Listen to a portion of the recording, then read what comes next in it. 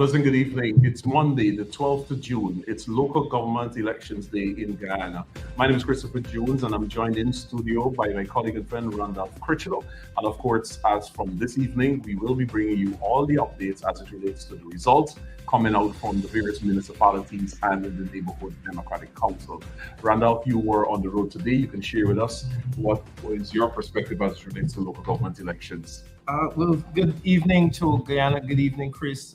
All those persons who are joining us online, remember that you can share the live stream and let others know that we are bringing information as it relates to local government elections this evening. Yes, Chris, I know both of us are on the road actually and moving about, seeing what is happening at the various polling stations. As usual and as expected, the turnout wasn't like general and regional elections. But I'm heartened to report that a number of our people came out, and I'm fairly confident based on what I saw in Georgetown. I don't know about the other regions. I know we'll get information later on in the evening about the other regions, but based on what we saw in Georgetown, favorable. So what I want to say to add to that, though, Chris, people have been lamenting the low turnout. But I will say to Guyanese that, we are now getting reacquainted essentially with this idea of local government. We've had sort of like an acculturation of no local government. The PPP starved the country of local government elections for close to 2 decades. So there are generations of people who grew up not even knowing what local government elections are about or why it's important. So after that reintroduction to local government in 2016, I think it was. That's correct.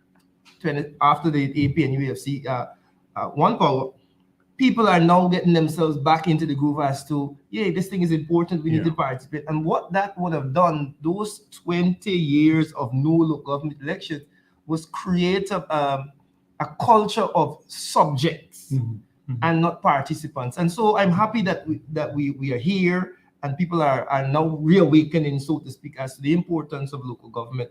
And I know you saw today, some of the people coming out very enthusiastically. Indeed. In fact, I started my day out at Turning Point because that is my polling place in which I have to cast my vote. And we were there from essentially about 5:30 this morning. And right up to 6:02 when the polling station actually opened, there was just 7 persons in the line. And what I witnessed throughout the entire day, literally, it was one, maximum 4 person at a time. And what outside of Turning Point as well, it was witnessed over at the Tocqueville Secondary School as well as the polling station in Last Entrance, is that you saw the majority of mature citizenry turning out to vote as opposed to the younger generation, of which we were all hoping that they become acquainted with local government election and go out. And I know particularly the People's Progressive Party Civic place all emphasis on the young, and they choose them with various trinkets and whatnot. But based on my observation, and this is speaking specifically for constituency 12, we saw a mature voter turnout, and that was consistent throughout the entire day. But that is emblematic of what I just spoke. This idea that the older folks would have experienced this prior to 1992. Exactly. Right? Exactly. So they understand it. And so that generation, the 90s, the 80s, late 80s, 90s babies who are now coming into their own, didn't get a chance to grow up in that culture that has a sense of community, that has a sense of participating in your local democracy. So it's a reawakening, so to speak, and you will see more of the more mature folks. In 14, I was there. I voted at South Secondary School, and I can say the same thing. The people are trickling in and they're voting, and you're noticing the age, right? So I think moving forward is important that for politics in a whole, and the idea of democracy being implanted in people's head, that we get a lot of those younger voters to a place or kind of feed them with this culture of participation in your local democracy. But there's a situation that we're in. Yeah.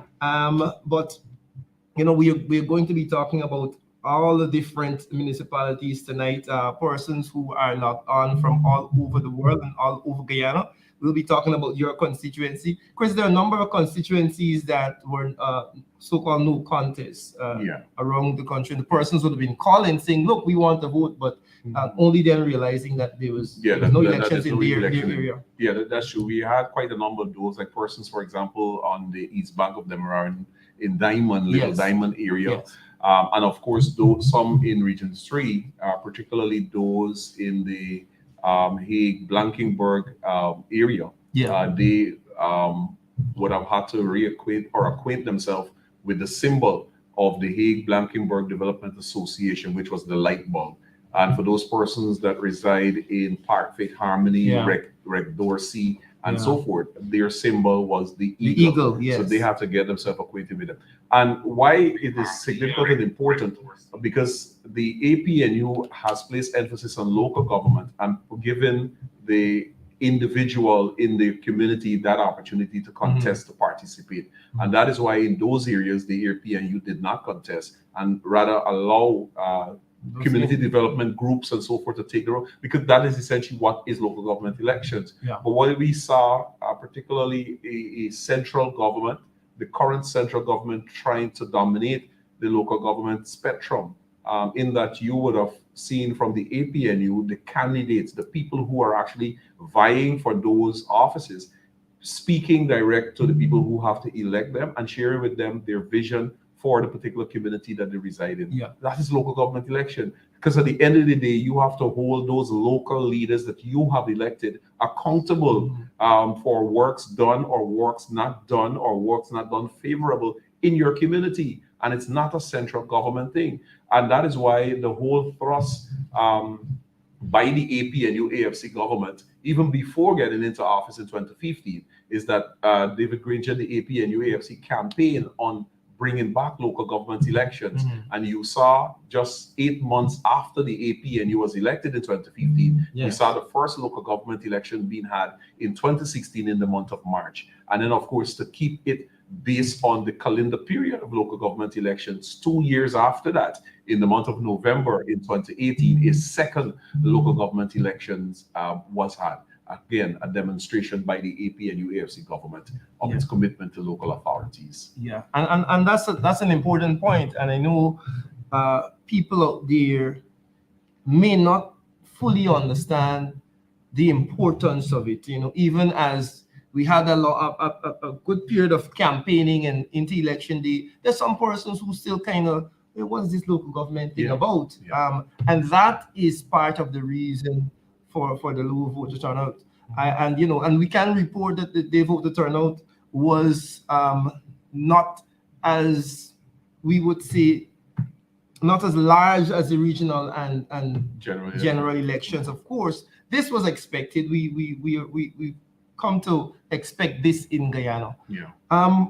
But today, Chris, what about incidents at various polling stations? I'm actually glad you raised that, because okay, so from the opening of the polls this morning, there were several hiccups as it relates to accreditation of scrutineers, based on the understanding that the political parties had. Their chief officer would prepare these letters, sign and affix the name of the person along with their national identification card. And those persons in turn will then present those to the DRU at the various polling stations, which will allow them to sit in the polling station to witness and observe the process.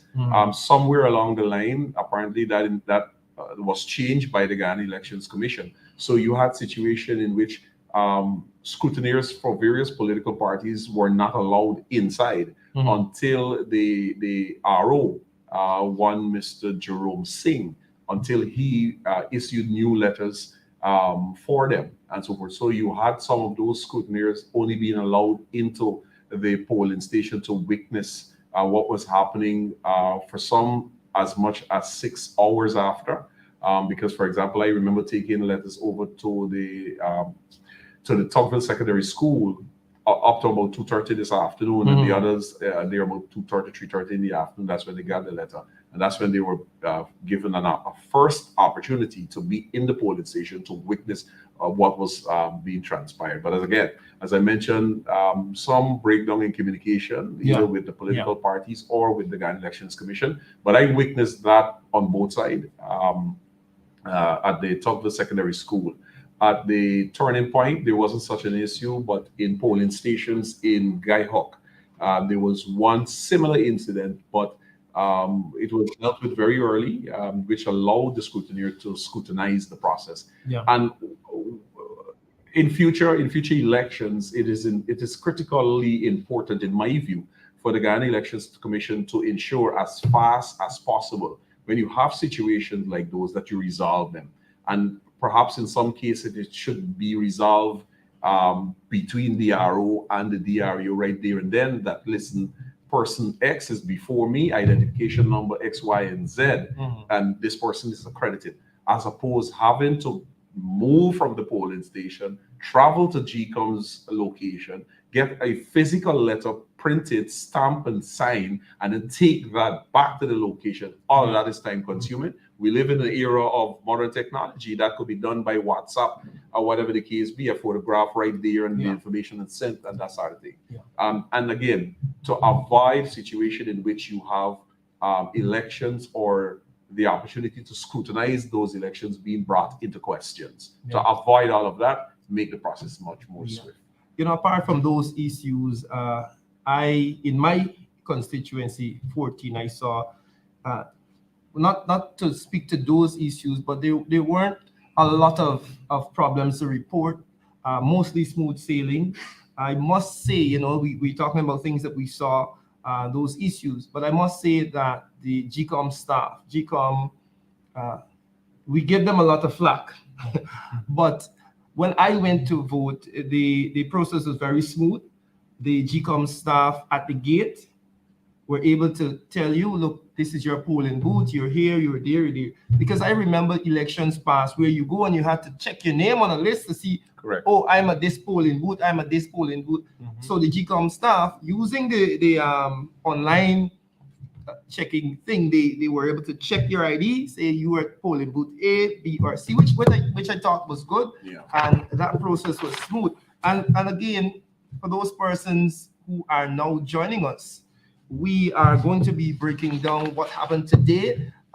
Chris and I, of course, give you a sort of summary of what happened in Georgetown.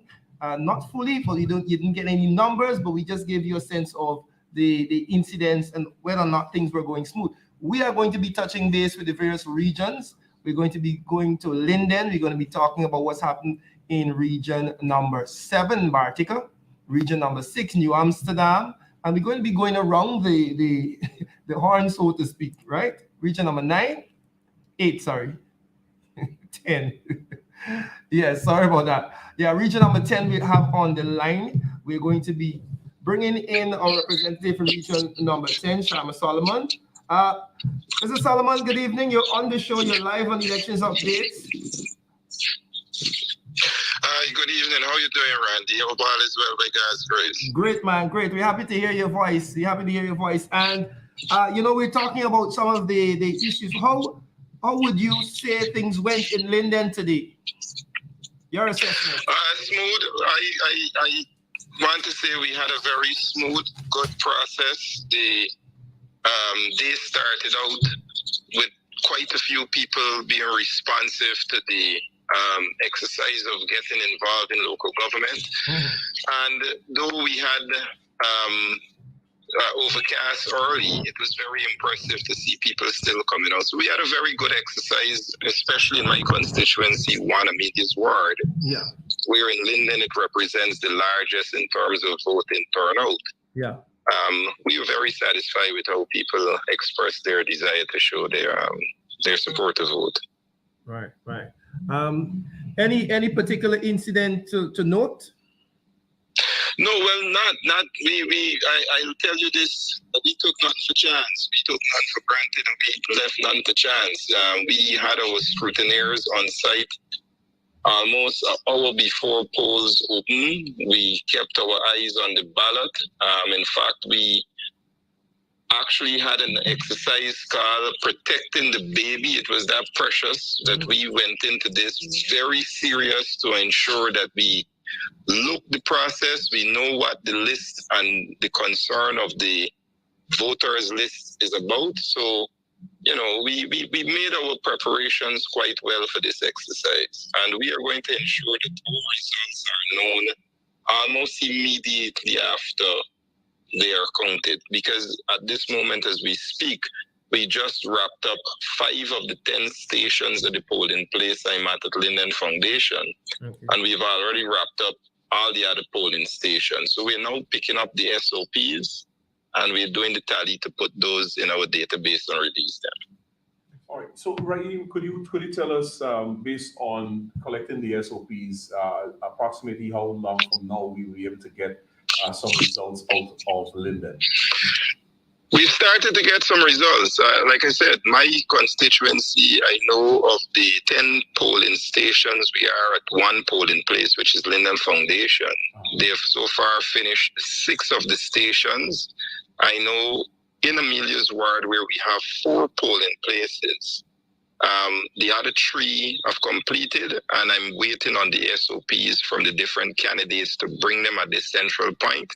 So we can safely say of the 15 polling stations in constituency 1, we've so far completed almost 10 or 11. So by the next couple of minutes, I think 15 or so, as long as they're finished, we will have those for constituency 1. Being the biggest constituency, I can assure you when I check in with the others, which I'll do shortly, those are the 7 constituencies should be wrapping up. So, like I said, in a couple of minutes, maybe in the next 15, half hour the most, we should have our results in. Excellent, excellent. And I think Randy had asked about voter turnout. So what was the percentage of voter turnout in Linden? Well, I'll say we had a very good turnout in terms of what the response was. And I'll give you reference to the past 2 local government elections. In 2016, you had 8,100 persons turning out, and the elections that followed that, you had just about 5,000 persons turning out. Now, my constituency, the polling place that I'm at, Linden Foundation, that alone is with 4,700 voters. So the turnout the last time was so low, it almost equated to 1 polling place in the entire town. So I think we have done far better than that in terms of that last figure. But I think looking at the circumstances and the reason why people will feel more energized to vote is what are some of the different factors. But we have gotten far more response from people to come out this time around. I am satisfied. We were looking to have a 2/3 of what we were estimating in terms of what we wanted to demonstrate,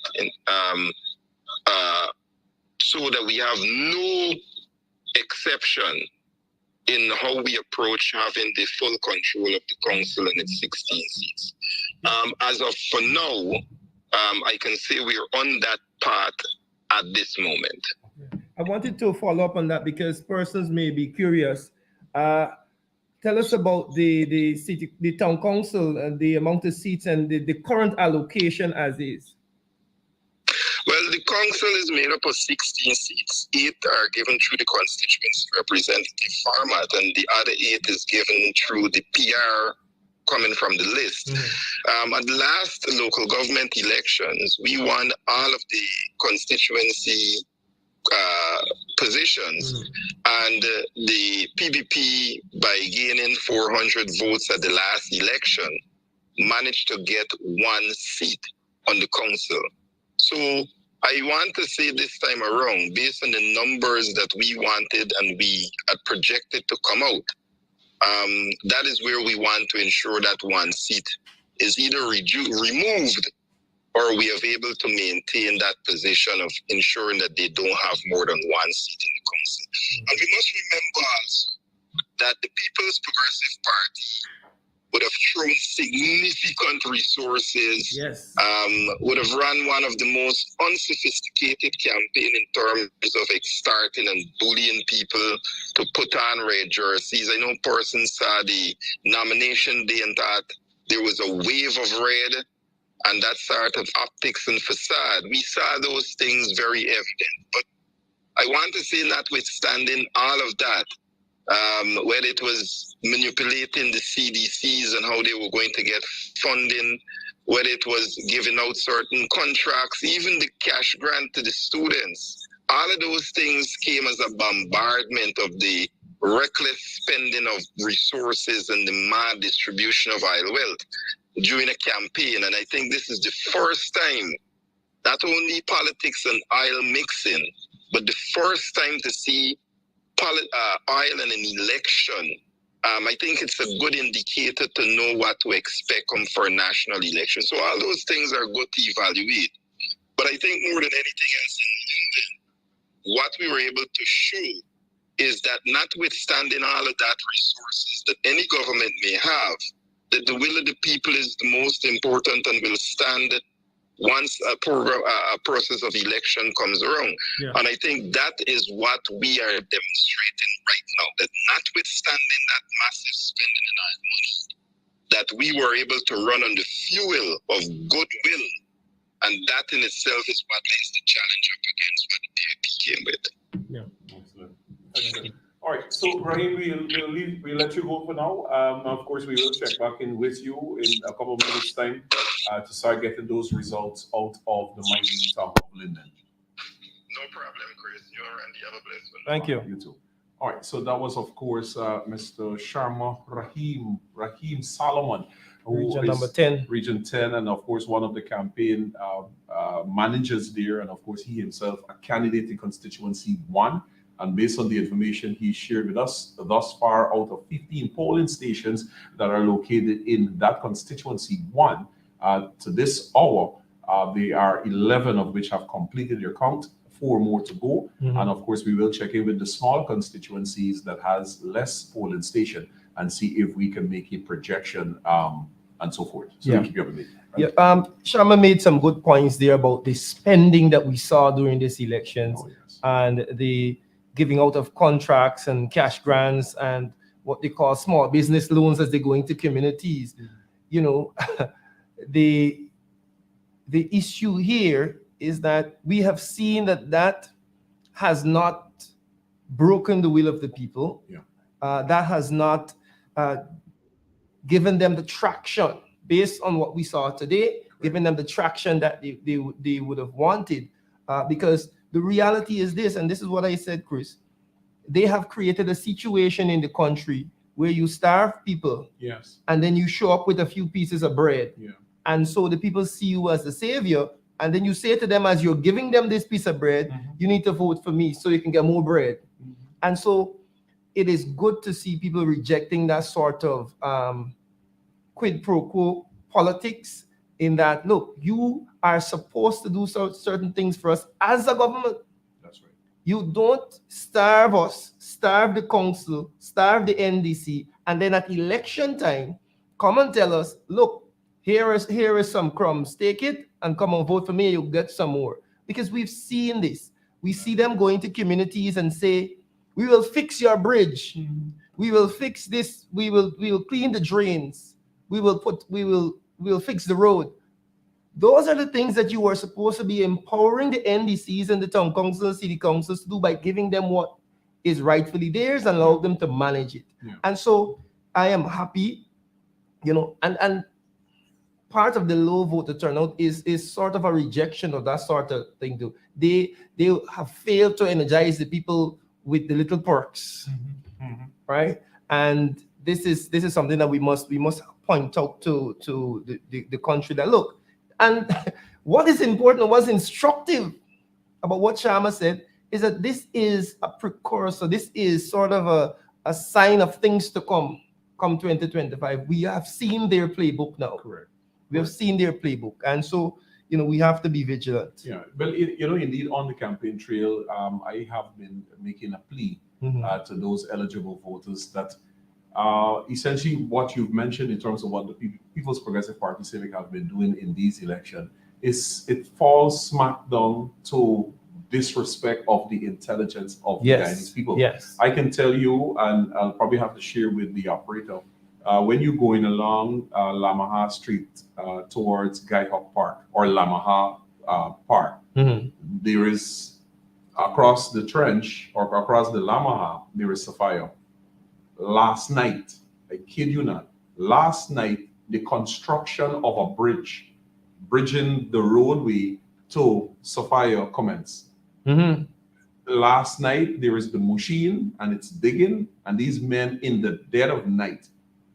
By morning, the bridge was not completed. But again, it was a push by the PPP to have this little makeshift bridge constructed in less than 12 hours to buy over votes from people. Yeah. And I said to people that when you go to the polls today to vote, is that you're voting to put and stop to the PPP's disrespect of your intelligence. Because the PPP is of the opinion that, listen, I could go in Lane Avenue, I can suddenly pave a road after how many years of never doing it, and the people of Lane Avenue come and vote for me. I could go in Sapphire and build a bridge and paint it up in colors, and the people, that's how disrespectful they are. And at the same time, you go in stronghold communities of the People's Progressive Party Civic. The PPP will never attempt such in their strongholds. They will never attempt it. You go into their strongholds, there are properly constructed bridge, which took a period of time, which had estimated engineers' eyes to ensure that it meets the specification and all of that. But you go in non-traditional supported areas of Guyana, the PPP will run up in there, throw 2 planks down, drop a board, paint it with some paint, and cut a ribbon. Yeah. You know, and it's that sort of disrespect. You go into the PPP stronghold communities, well-paved roads, beautiful street lights, proper drainage and irrigation, and you're happy as a Guyanese. But you go to other communities that are not stronghold of the PPP, it is the complete opposite. And as you rightfully said, the PPP starved these communities, these non-traditional support communities, of resources until it comes to an election time. Suddenly they run in, ministers hugging up people, kissing babies, and they're putting on street lights. Right. That is how disrespectful the People's Progressive Party Civic is to the Guyanese people. Yeah. And we said to people that on this day, Monday, the election day, you have an opportunity to vote, to put a stop to that, to say to the People's Progressive Party Civic that you reject their belief that you are ignorant people. Right. So, you know, I saw what you said there. Even in Tocqueville, I see them doing bridges and cleaning gutters, and they're doing all manner of things leading up to elections. But it is such, like you said, a disrespect, because we know that you have not fulfilled your end of the bargain, your obligations as it relates to funding the NDCs and the city councils and the town councils. So you have decided that you're not going to give them money. The elections come around, you do an ad saying, look, the city council is doing what they're supposed to do. Look, the garbage here. And then you're going to go into the community and say, look, I can do it for you. I can take the same money that I was supposed to give to the council, and I can come and do this bridge for you. Right? When you were supposed to give that to the council function as is. Chris, it is very clear what the playbook is, and we have to be vigilant. And this is why local government is such an important piece of our entire democratic pie, because you as citizens get an opportunity to be a part and have a say. I know that we said, folks, that we are going around the horn, we're going around the country. Chris is going to tell us we're in region number 6 now, and we're going to be on the phone with Javon Stevens from region number 6. Javon, good evening. You're on the show. Hi, good evening. All right. Tell us about what is happening there in region number 6, New Amsterdam, especially as we move to exit polling time. What has played out in your part of the woods? All right, we had an average voter turnout of about 40%. Okay. Numbers just start coming in. The countries are coming, various constituencies, and we are doing our internal tallies as we speak. Okay. I'm happy to say that thus far, New Amsterdam is looking for no change.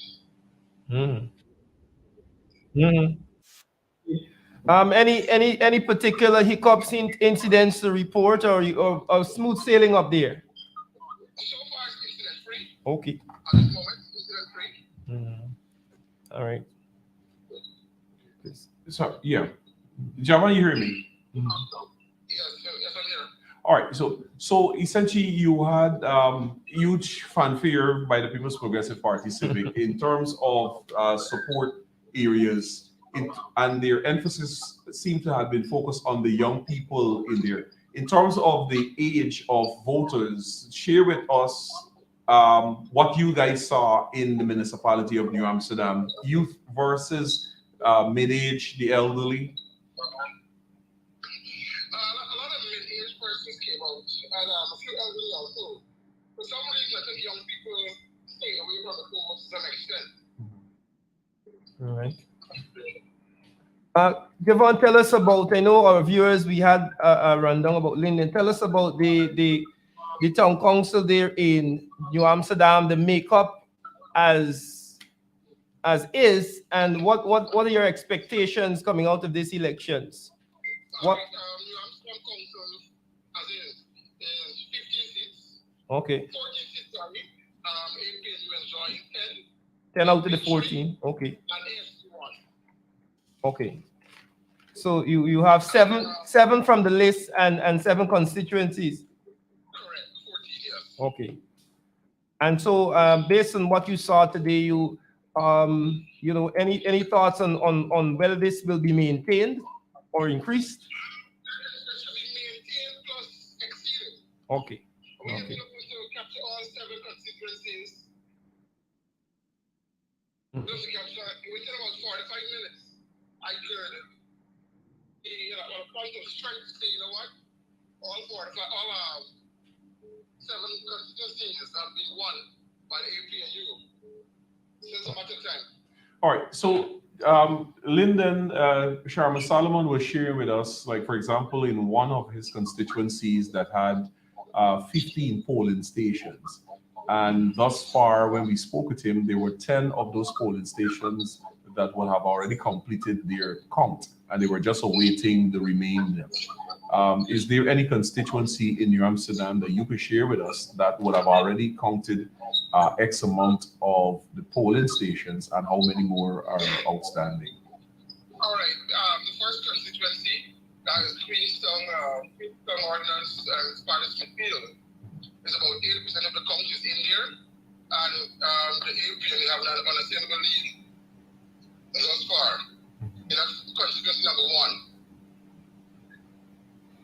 And any other? There was 120, exact. Yeah. He will become not victorious.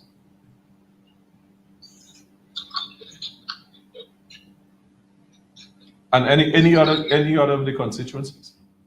No, I cannot tell you the authority at the moment. But very shortly.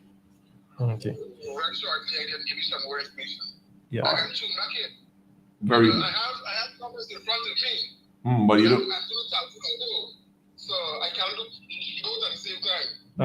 All right. So I'm quite excited at the moment also. All right. We can hear the excitement in your voice, but we will check back with you in a few minutes' time because we're preparing to do the projections in terms of those results. All right, thank you. All right, good. Thanks a lot.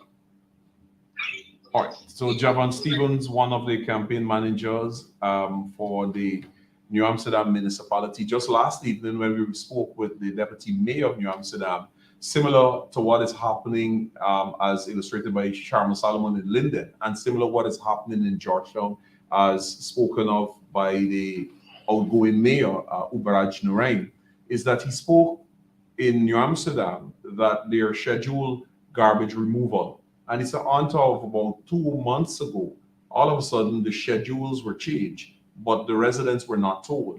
So they had a large buildup of garbage in New Amsterdam all of a sudden, resulting in himself as deputy mayor and some of the councillors he as deputy mayor drove a garbage truck and went through the streets and removed the garbage himself. So, and you saw that same pattern in Georgetown and Linden and Bartica. And we said to people that, of course, it is all part, or it was all part of a carefully orchestrated plot by the People's Progressive Party Civic to discredit the various town councils leading up to these elections. And then you had ministers of the government went into these areas and said, look, you see, they're removing your garbage and all manner of things. Even their subvention, some of them did not, even up to this, they have not received their subvention. And as a parliamentarian, I spoke to the fact that the parliament in the 2023 budget allocated hundreds of millions of dollars to rates and taxes. And to date, those taxes have not been paid off to the various areas. So we're live and we are speaking now with Mr. Viceroy Jordan. Region number 5. Viceroy Jordan is also the Vice Chairman of the People's National Congress Reform, a Member of Parliament out of Region 5. Viceroy, pleasant good evening to you. Good evening, Chris. Good evening, brother. All right, so could you share with us throughout the day's proceedings in Region number 5, the Mahaica-Berbice region, how has the electoral process been in that part of your woods? It has been a smooth one. We got off to a very early start, about 3 in the morning, getting boxes out of the container, being dispatched to all the different polling places, and voting started promptly at 6 at 99% of the polling stations, and from then we saw voters trickling in throughout the day. We had, of course, throughout the region, from my estimation at those our agents on the ground, a very low turnout in a number of areas. And so when you total it together, this is somewhat seemingly like a very low turnout in terms of the response to voters going out at this local government election. Apart from that, we found that in some instances, GCOM had some deficiencies in the areas of the folios. At one polling station in Bushland Village, they had folios with no photographs, and we could not identify voters. GCOM was clearly not prepared in that area to carry out an election. I would say free, fair, credible, transparent. In Litchfield Village, we had a very similar instance where we had a few of the stations without any but without any pictures, so that you can follow who is the voter and clearly identify the persons coming to vote. Across the region in District 1 in the Maikoni area, we had instances of broken 6-digit stamps. So we had a backup of voters. People were getting out of station. People had to go to work because they tried to vote before going to work. And so early in the morning, we had some difficulties and deficiencies on the part of GCOM. Outside of that, voting was very much smooth, and well, we're now in the process of counting, and so I believe we will await results in the nearest possible time. All right, so for the benefit of the viewers, Viceroy Jordan is in a region, and his region doesn't have a municipality, but rather they have NDCs. So we'll invite Viceroy, could you share with us how many NDCs were being contested, and how many NDCs were won by the APNU from the last election, and what is your projection for these elections?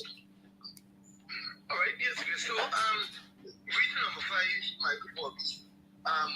We have 10 NDCs across the region, and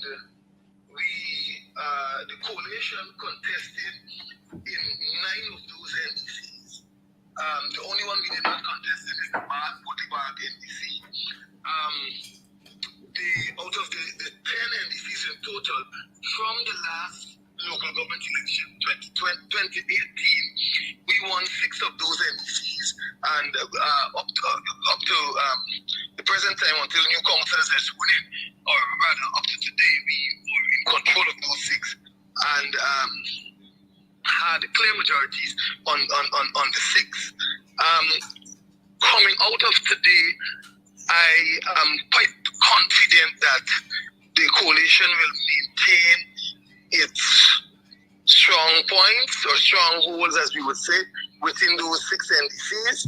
And so I'm quite confident that we would continue to manage those and lead those NDCs. And I'm also of the view that we would have made inroads in some of the smaller sections in terms of constituencies within the Woodlands Bellier, and so I'm awaiting results to confirm that. But that is an area that we would have worked very hard, and of course rejected it in 2 communities, 2 constituencies within that NDC, and so I'm hoping for very, very much favorable result in that particular NDC. Viceroy, Randolph Critchlow here. Yes, Randy. I know you mentioned the low voter turnout. Was it the same in region number 5, the PPP, splurging the oil money and giving all of these inducements to especially the younger voters? Was it the same tactics used in region number 5 as in the other regions, given the fact that we still saw low voter turnout? Well, yes, Randy, I think it is something that they did across the nation. And I mean, I would conclude it to be a waste of taxpayers' dollars. And it's simple. One of our NDCs, which is the Profit Rising Sun, the PPP came into that area. They spent a lot of money on people and not on development in the community. Yes. They looked at the welfare of a few people. Of course, I would call it vote buying. So they bought a few what they would consider significant, but we know as insignificant persons, and a few who have different characters and so on. And they basically just, like you said, splurge, use the money to their own likeness. And one of the things in that very, very community where you found that when the minister and the prime minister came and they walked, they had hundreds sometimes people coming into the community. They brought a whole lot of people, and then you see a whole lot of red shirts and all sorts of things. But surprisingly, when I just saw had a glance of one of the statements of one polling place, the results for one, and I saw out of approximately 150 votes cast, the PP got about nine votes, and the coalition got the rest. But you know, outside of that, you still find that even the people that they were spending this money behind, even those people were not even seen today. You couldn't even locate, you know, as to whether these people are still alive and that sort of thing. So it was essentially a rejection of the PPP, though they spent this large amount of money and splurging on the people. Of course. Interesting. You know, and we spoke about this because they came into the community, and I you know, I went at length to tell the ministers of local government, the public service, and the arts and sports and culture, look, you don't come into a community and do what you want to do in a community. You come to a community, you ask the local leaders what they want, and then you work with them so that the community can properly benefit. You can't come to my community and tell me that I need a community center grow when I am telling you that I need a training center for young men to learn some skill. Mm-hmm. You need to understand the culture of my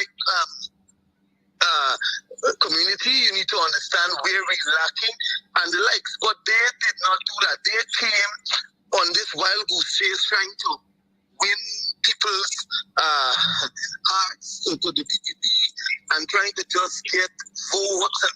But it didn't work, Randy. I can tell you, Chris, it didn't work. With all of the PPP it didn't work. And I know probably tomorrow morning, you know, Barrett might be telling Sony Prague was responsible for region 5. You did some messy work. Some people might be getting some slaps and so on, as you know, the type of poorest who would do those things, But it didn't work.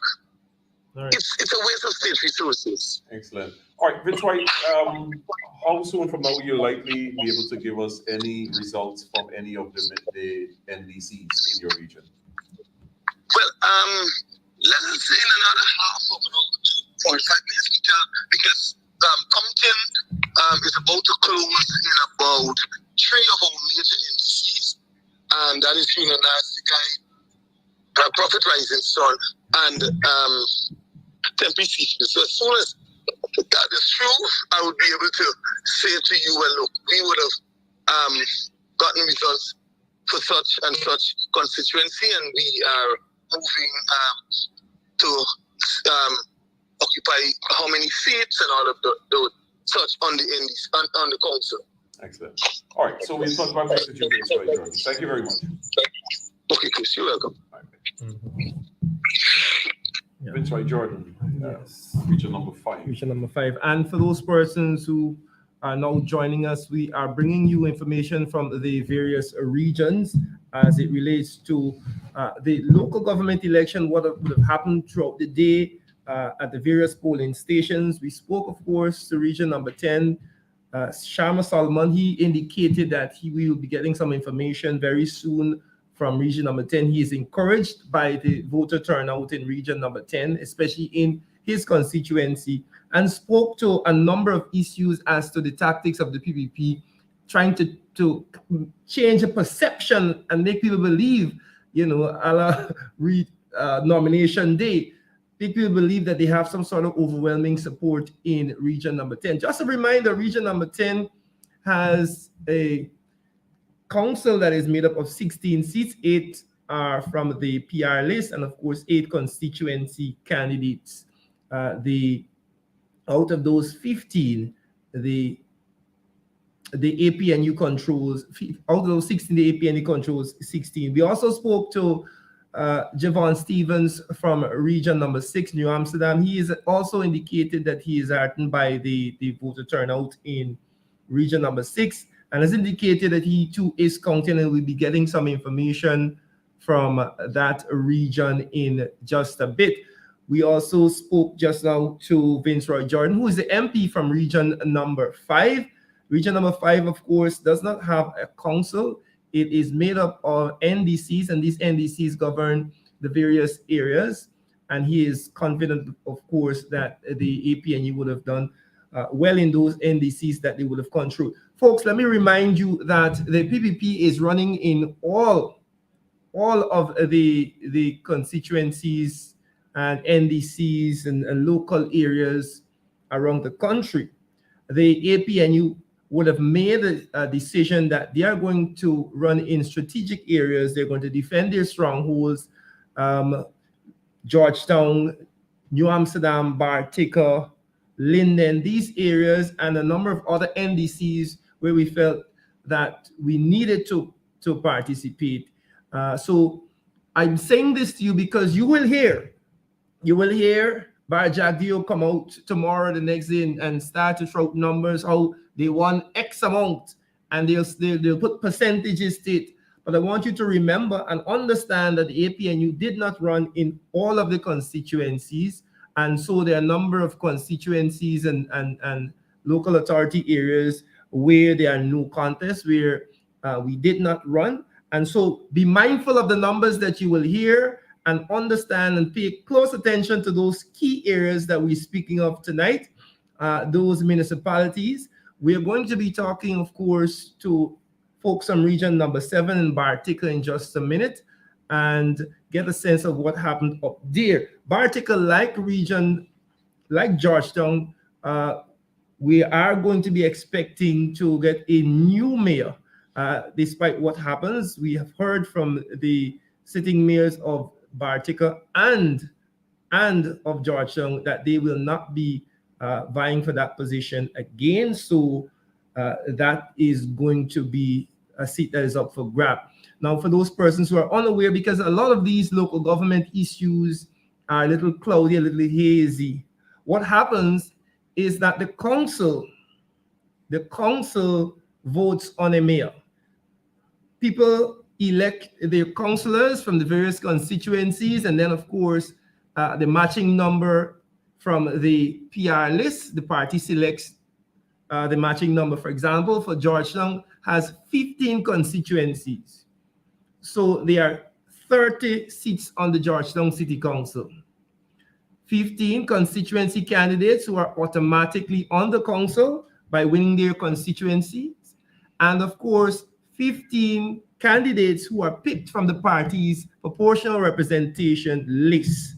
And so the party has an opportunity to pick 15 PR candidates or pick PR candidates based on the amount of seats that they would have won. And so those 30 seats on the council, when the council convenes, the councillors decide who amongst us will be the mayor, and a vote is cast for the mayor. Similarly to what happens in Parliament, as the opposition decides on who will be the leader of the opposition, that vote is cast in Parliament. So similarly, this will happen in region number 7 in Bartica. When that council is convened, the councillors will pick or vote on their mayor. And of course, we know that both Georgetown and Bartica are expecting to have new mayors come next few days as we wait the results.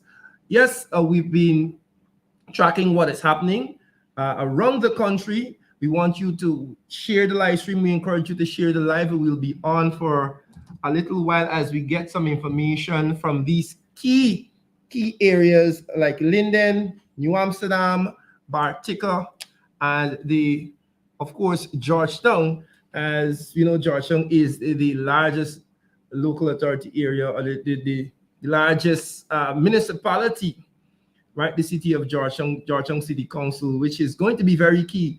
As we said, the PPP would have spent a whole lot of money trying to convince people that they should vote for them after spending over 2 years stifling.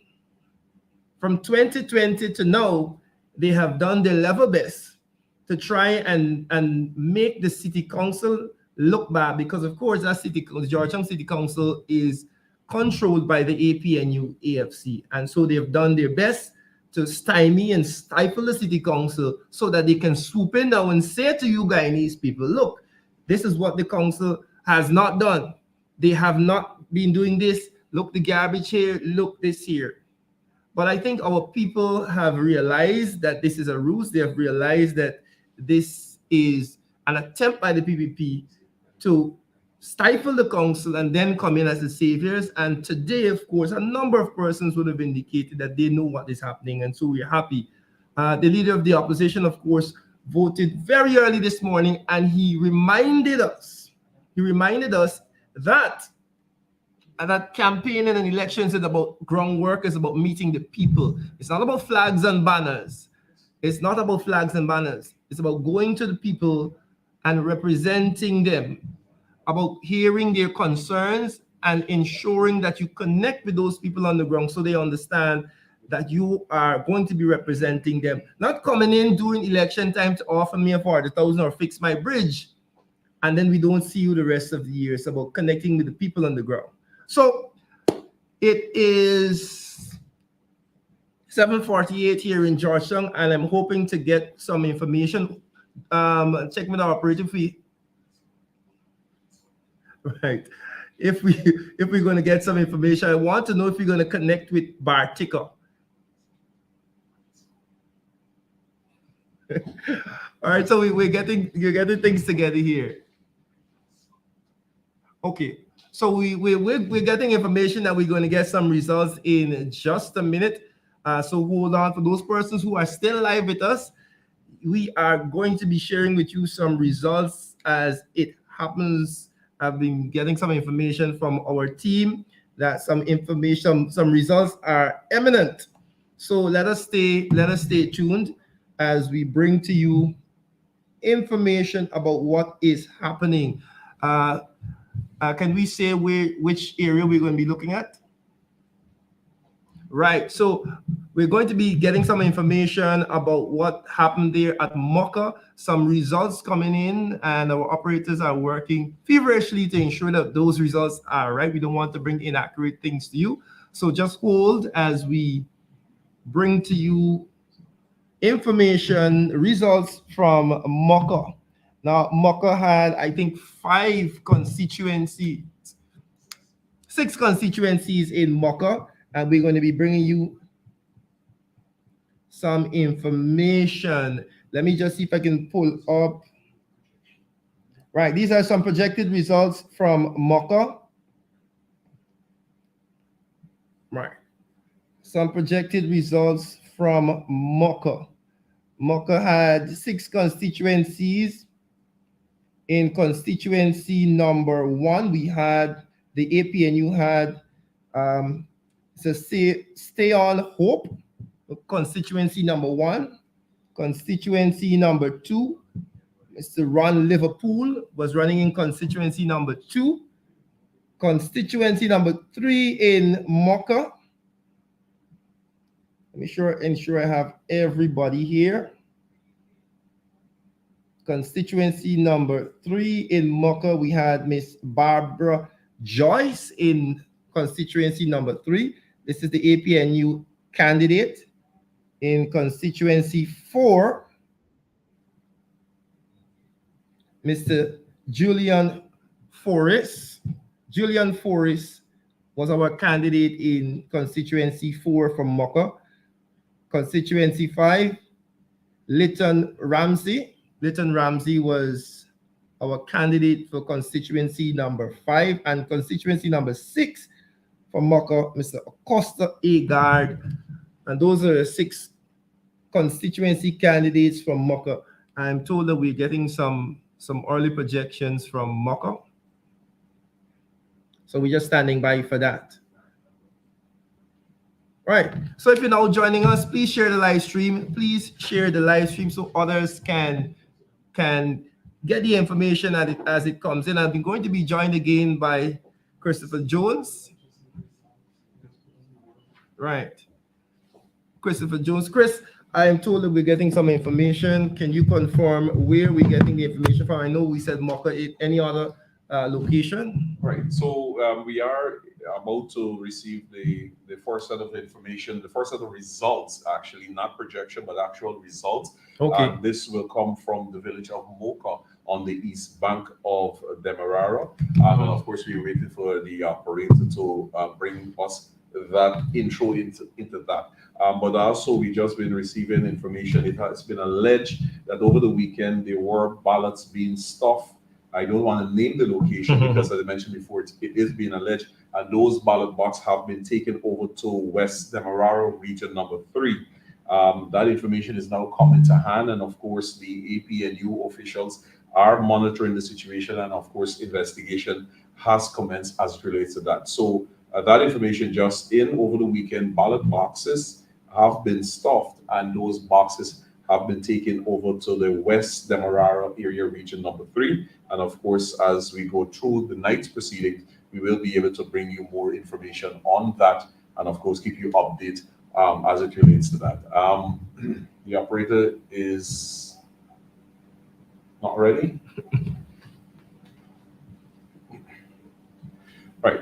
So, Randy, so we got the results that we're going to be had from Mocha Village, and of course, then we're going to go to Bartica, where we have the Kayoni Mazuni representative are standing by to wait for that information and update from that in terms of what is happening there. Yeah. Well, we still waiting. You want us to take the call before? Yeah, we should. All right. So we'll those persons who there, we're going to So just bring it in and just bring it in. Just bring it in. Yeah, let's get the information. Come in. It's coming.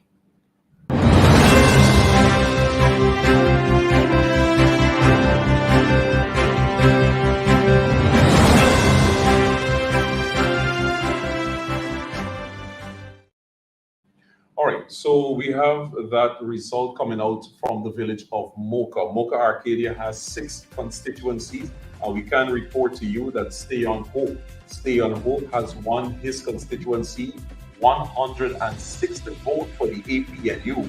The People's Progressive Party Civic, 40 votes, and there were 13 votes that were rejected. Again, coming out of the village of Mocha, 6 constituencies. 1 constituency has been won by the APNU, and that constituency candidate is Stay on Hope, and he won with a result of 160 votes for the APNU candidate Stay on Hope, and the People's Progressive Party Civic 40 votes, and there were 13 votes have been rejected. That is constituency 1 in the village of Mocha. There are 5 other constituencies, and just in a few minutes we will get the results from those constituencies. So again, for those of you just joining us, in the village of Mocha, there are 6 constituencies. The APNU has just 1 constituency 1, and this goes to the young candidate by the name of Stay on Hope, and he won that constituency with 160 votes for the APNU, People's Progressive Party Civic, 40 votes, and there were 13 votes that were rejected. We will go to the phones and speak here to the Member of Parliament with responsibility for the East Bank of Demerara. And as you know, she has been doing some work throughout many of the constituencies on the East Bank of Demerara, and that person is Apnu Lge. Apnu Lge, good evening to you. Good evening to you, Comrade Jones. All right, so first let me just say congratulations to you and your team thus far, winning 1 out of 6 constituencies there in the village of Mocha.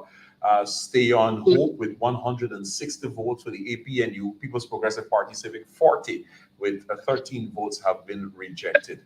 How has the day been in terms of voter turnout in the village of Mocha?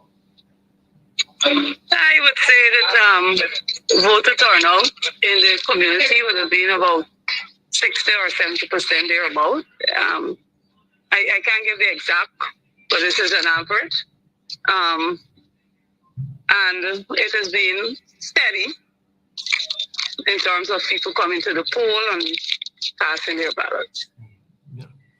MP Randolph Critchlow here. I want to know what are your thoughts on your projections for the other 5 constituencies. How has the exit polling been? Do you feel confident about the other 5 constituencies in Mocha Arcadia? Yes, I am.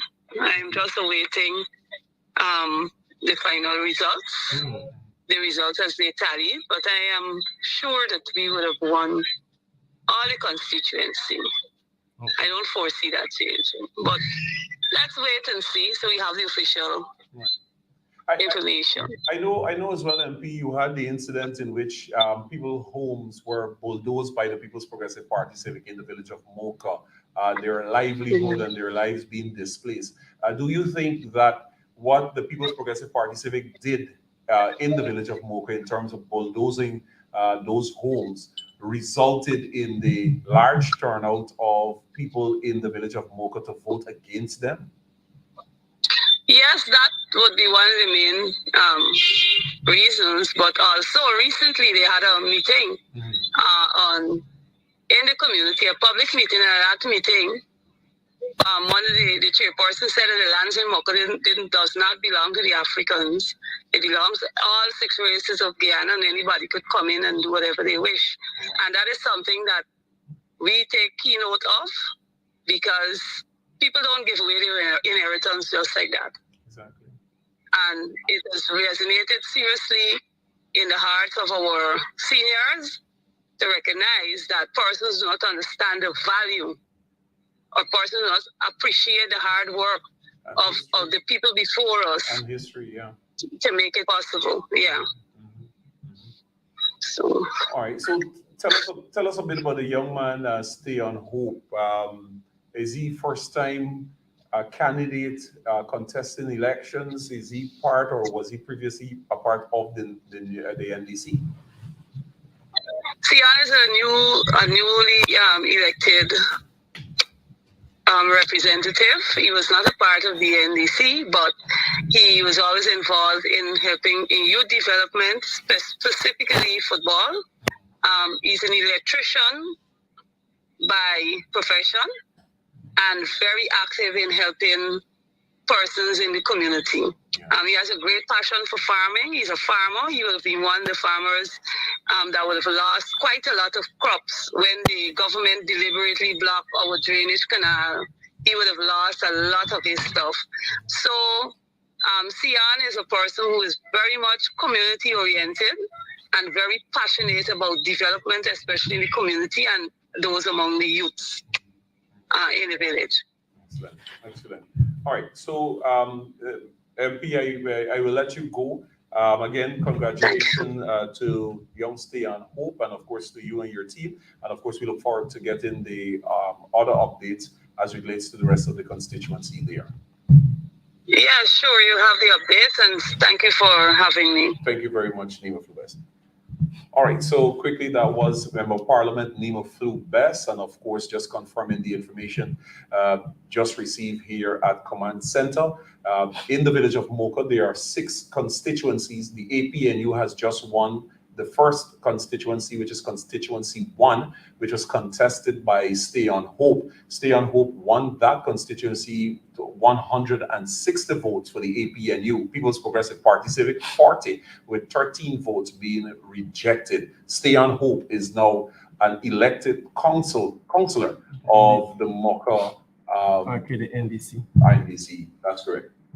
User and yeah, definitely. And even being on the campaign trail in Mocha at one of the public meetings that I spoke at, you saw these young people. Yeah. This is almost an entirely new council, all young, fresh faces.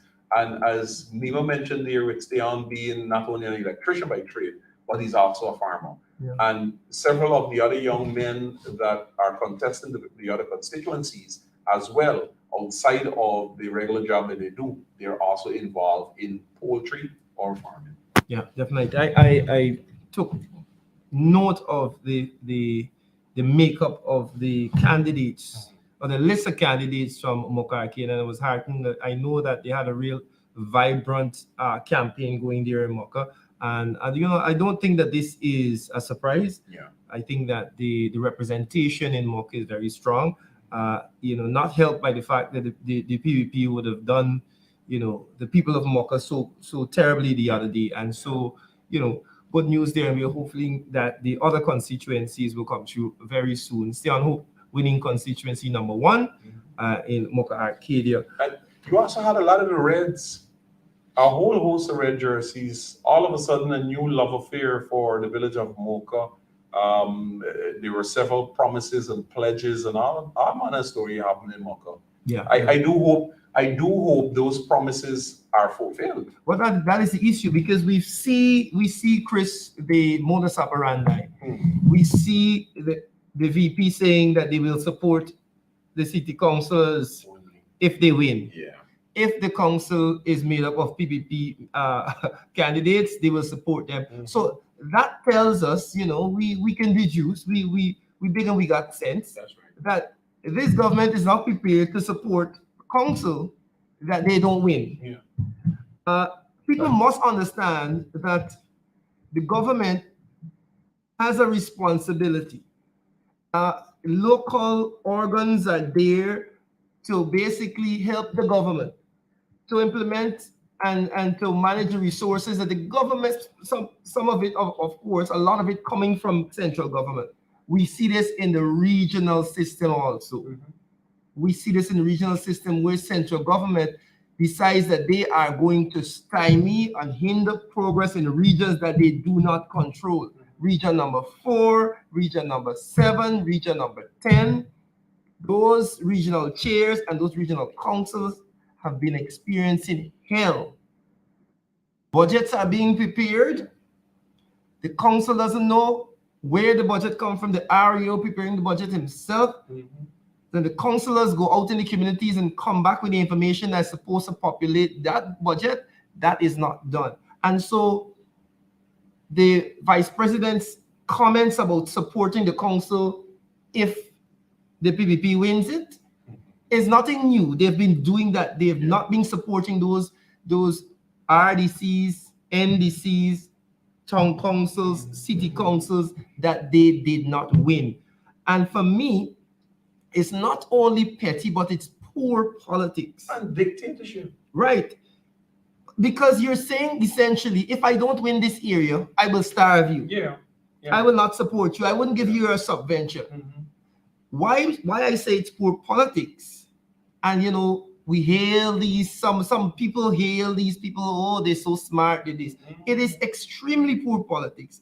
Because at the end of the day, if you as the central government stymie and hinder the progress of development in region number 4 because your party doesn't control the RDC, and then if you had projected to be here in terms of your development at a point X by 2025, you will not hit that target because you have essentially self-harmed by not allowing region 4 to blossom, by not allowing the council to do what they have to do and function effectively. Now imagine if region number 4's council was given the freedom to do and work in the communities as they should and not being controlled by Dharamlal and Bharat through the RU, Gadraj. Imagine if the RDC had the resources to do what they had to do. Now imagine if the city council, which is controlled by the APNU, AFC, had the resources, had Dharamlal given them the resources that they're supposed to give them. Just imagine how much work could have been done, how much development could have been had in Georgetown. Now, this is why I say it's poor politics. Exactly. Because you are essentially harming yourself as a country. Exactly. All right. So we have some breaking news coming into the desk right now. And this is as it relates to Attorney General Anil Nandalal. Report states that Anil Nandalal, just a few minutes ago, the mandate to go into the Melanie North School, but was blocked at the gate. The school has 6 polling stations. He tried to bluff the police at the gate by telling them that he's a senior party scrutineer without showing any GCOM letter or documentation to that effect. The community decided, that is a community of Melanie. They then decided that if Anil Nandalal was allowed to go into the polling station, then all of them must be allowed to enter as well. Anil Nandalal apparently was accompanied by comrades from the village of Enterprise. After being refused entry into the Melanie North School, Attorney General Anil Nandalal then drove off from the polling station. Again, information now reaching the news center. Anil Nandalal, Attorney General of Guyana, just a few minutes ago, demanded to go into the Melanie North School, but was blocked at the gate. The school has 6 polling stations. He tried to bluff the police at the gate by saying to them that he is a senior party scrutineer without showing any GCOM letter or documentation to that effect. The community decided that if he was allowed in, then all of them must be allowed in too, to go into the polling station. They said that he wanted to check on what is going on in the polling station. Anil Nandalal, the Attorney General, was accompanied by comrades from the village of Enterprise. And of course, this happened just a few minutes ago at the Melanie North School, in which the Attorney General, Anil Nandalal, accompanied by comrades from the village of Enterprise, tried to enter the school compound, but was blocked at the gate by the police presence there. And of course, the community came out in their numbers. Now, this is nothing new. We saw similar and different incidents allegedly involving Anil Nandalal during the last election, where it was alleged that he was distributing voters' identification card. The allegation was played on social media and so forth. So here it is again, just a few minutes ago, for those of you just joining us, a report reaching the news desk. It is alleged that Attorney General Anil Nandalal demanded to go into the Melanie North School, but was blocked at the gate. The school has 6 polling stations. He tried to bluff the police at the gate by stating that he is a senior party scrutineer without showing any GCOM letter or documentation to the effect. The members of the community came out in their numbers and demanded that if Anil Nandalal was allowed in the school compound, all of them will have to be able to get into the school compound as well. And at the time, Anil Nandalal, it is alleged, he was accompanied by comrades from the village of Enterprise. We will keep you abreast as it relates to this incident happened just a few minutes ago at Melanie North School, allegedly involving the Attorney General Anil Nandalal. Yeah. Randy, this feels like deja vu. Yeah. ID card gate. This feels like deja vu. Feels like ID card gate all over again. We also getting some information that there was an incident at the South Bromville Primary School where some GCOM agents, they were looking at the letter given to the APNU polling agents, and they were suggesting that the letter didn't give them accreditation to stay and count the votes. Fortunately, the leader of the opposition and some other APNU personnel, they arrived and the situation has been resolved. Of course, these are the things that we're seeing around the country. And this is why we tell people they have to be vigilant. What you just read there about what these attempts by the PPP to kind of frustrate the system, to cause chaos and confusion so that they can do what they have to do. This is why 49 ballot boxes disappeared. Not that disappeared, but the contents of the ballot, or everything except the ballot disappeared last elections. And so this is why we have to be vigilant and we have to be careful. And you know, just earlier I made the point, GCOM, this is 2023. There are quick and swift ways in which you can resolve an issue. Every political party that is contesting an election, whether it's local government elections or general and regional elections, are entitled to have scrutineers to scrutinize the process throughout the entire day. At the close of the poll, every political party that is contesting that election has a right to have a person who's there to count the votes. So this whole thing, what is being said here in terms of a letter, it is absolute foolishness. So if you attempt to ask a counting agent of a political party to exit, leave this space while the PPP remains in this space, and we will count the votes together. It is literally like lighting a time bomb, and more so in South Georgetown. In my constituency, the entire elections could be brought to a complete halt from that constituency alone. So I am happy to hear that the matter has been resolved, but it should not have even become a matter. The DREOs who have authorities in those areas should off the bat resolve the issue.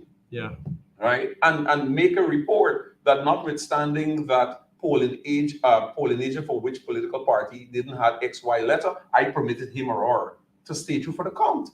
How could you, in an election, ask someone who is there from a political party to leave the space while they are about to count the votes? And they're going to be counting the votes with the People's Progressive Party Civic alone. It makes absolutely no sense.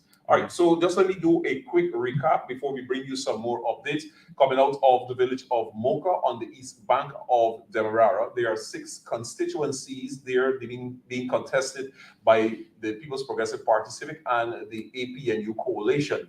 The result thus far is that the APNU has won one of the constituency number 1, and Mr. Sion Hope has just been elected or council-elect in that constituency. The results of the votes are Stay on Hope, 160 votes, APNU, the People's Progressive Party Civic, 40 votes, with 13 votes being rejected. That is coming out of the village of Mocha. There are still 5 constituencies results to be had. And of course, we had that breaking information coming out from the east coast of Demerara, in which it is alleged that Attorney General Anil Nandalal attempted to enter the Melanie North School. but was blocked at the gate by the Ghana police force.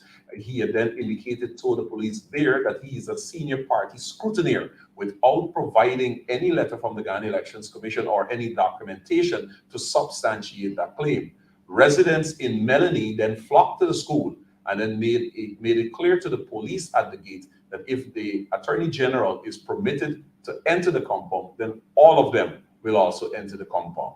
It is also alleged that the Attorney General, Anil Nandalal, was accompanied by comrades from the village of Enterprise. After being rejected or denied entry by the Ghana police force at the Melanie North gate, Anil Nandalal, it is alleged, drove off. And of course, we will continue to bring you information from the East Coast of Demerara as it relates to that.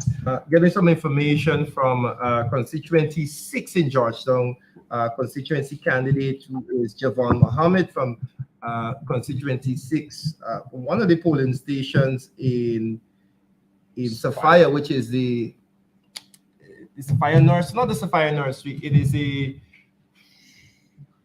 Commons Park Nursery. The figures are not confirmed as yet, but the APNU is firmly in the lead there. APNU firmly in the lead at the Commons Park in Sophia, the constituency number 6 in Sophia. Some positive information coming out there. Right, we also getting information from constituency 9, Lodge, Meadowbrook, Durban Backlands. Lodge, Meadowbrook, Durban Backlands. We have results coming from constituency 9 in Georgetown that the APNU has won that constituency, constituency number 9. We don't have the figures yet, but we can confirm to you based on our exit polling that constituency 9 in Georgetown has been won by the APNU candidate. Let me just confirm the candidate from constituency number 9 for you. So those persons who are looking at us, we have some positive information there coming out from constituency number 9, which is Lodge, Meadowbrook, Durban Backlands. Kyle Solomon is the constituency candidate, and we can confirm as the exit polling suggests that APNU would have won constituency 9 in Georgetown. So bringing some good news here for you. And as we would have said, constituency 6, positive information coming out of Sophia there that the APNU is firmly in the lead. The Javon Mohammed, that candidate in constituency 6, which is Sophia.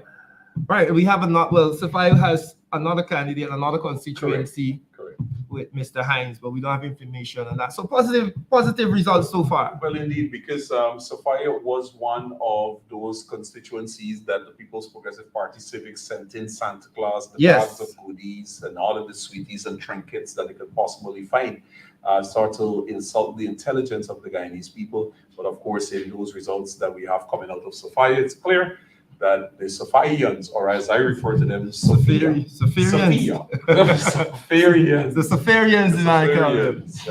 rejected that. So we'll continue to monitor that situation.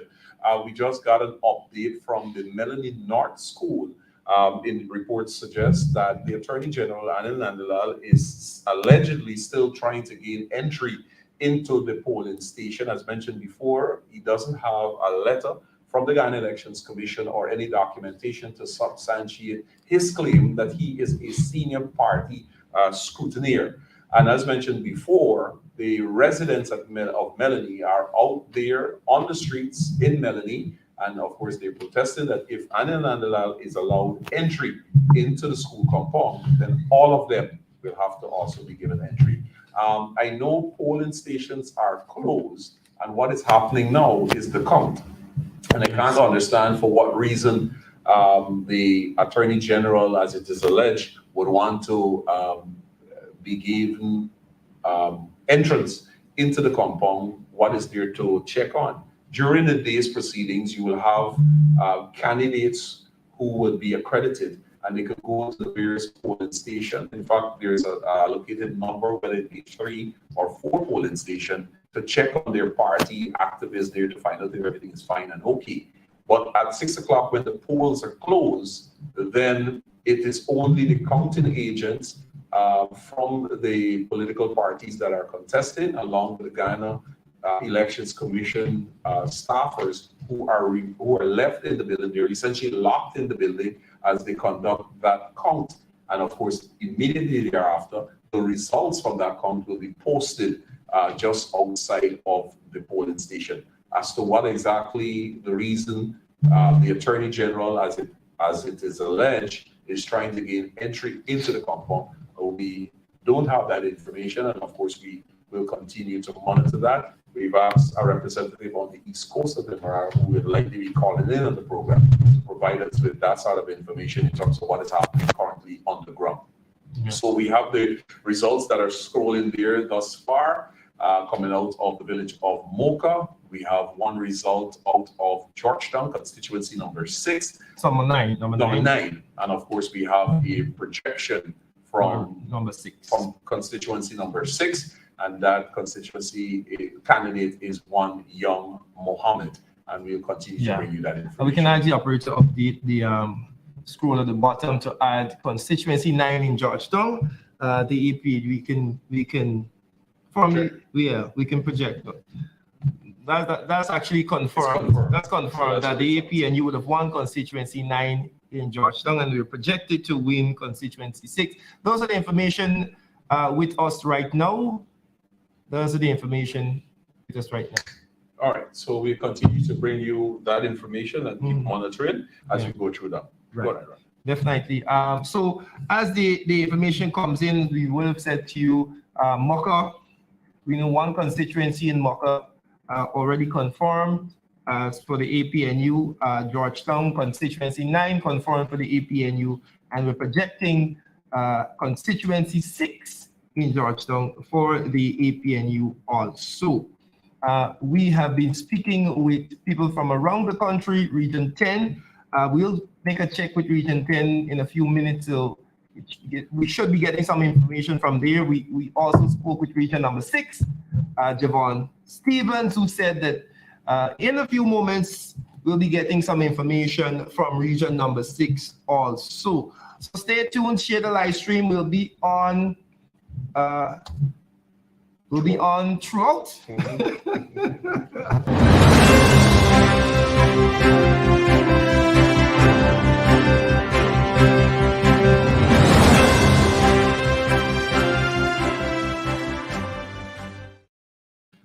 All right, so we have some updates coming out of region number 10, and this is the Wisberg Secondary School. I don't have the candidate name right at hand, but the results we have is APNU 103, People's Progressive Party Civic 36, and this is from the Wisberg Secondary School. We now have another result that is coming in again from Linden, and that results read, it's live as it's come, so we'll take it in this format and then we'll tabulate them up. This is from the new, give me 2 seconds, the new Silver City Secondary School, and the results here, APNU 57 votes, the People's Progressive Party Civic 11. Again, from the new Silver City Secondary School, the results read APNU 57 votes, People's Party Civic 11. That's from the new Silver City. We will bring you the full tabulation, but we're just giving you the statements of poll as they come. We have another result here, and this is from the Wisberg Secondary School. APNU 107 votes, People's Progressive Party Civic 12. This is the Wisberg Secondary School. APNU 107, People's Progressive Party Civic 12. We will tabulate all of that and tell you exactly what it means, but we're just going through the statements of poll as they are made available to us from the mining town of Linden. Another result here, APNU 86 votes, People's Progressive Party Civic 16. Again, APNU 86 votes, People's Progressive Party Civic 16. And that is just the statements of poll out of the mining town of Linden. Some of them, yeah. And we're going to tell you exactly which constituency those figures represent. But those are actual statements of poll that that have been posted on the various buildings. Again, for this statement of poll, and this is from the Wisbury Secondary School. Wisburg Secondary School. It's APNU 103 votes. People's Progressive Party Civic 36. Another statement of poll read APNU 57 votes. People's Progressive Party Civic 11. Another statement of poll APNU 59 votes. People's Progressive Party Civic 8. Another result here, APNU 107 votes, People's Progressive Party Civic 12. Those are just some of the statement of poll coming out of Linden. And this final statement of poll, APNU 86 votes, People's Progressive Party Civic 16. Those are some of the statements of poll coming out from the mining town of Linden. And of course, we will tabulate those and give you the exact result for which constituency and which is the candidate that was contesting that specific constituency. But thus far, we have two results. One from the village of Mocha, constituency 1, has been won by the APNU, and that NDC has 6 constituencies. In Georgetown, there are 15 constituencies. The APNU has 1 constituency, number 6. Number 9. Number 9. Number 9, And it's projected to win number 6, and we are holding for some information from our Boys Town, which is constituency. Let me just confirm. Constituency. Right. Yes, constituency 10. Yes, we're holding for some information from constituency 10, which is our Boys Town area. The interesting thing to note, Chris, is that we saw a push in especially these APNU strongholds, Georgetown, New Amsterdam, Linden. We saw a deliberate push to try and sway especially the younger voters. That's right. Right? That's right. We have not seen, it doesn't look as if, given the exit polling that we're seeing right now, that it has borne a lot of fruits. Yeah. But the youngsters got a lot of fruits, and I'm happy. Right? It doesn't look like it has borne a lot of fruits for the PPP, though the fruits that they gave away, but it has, we see it.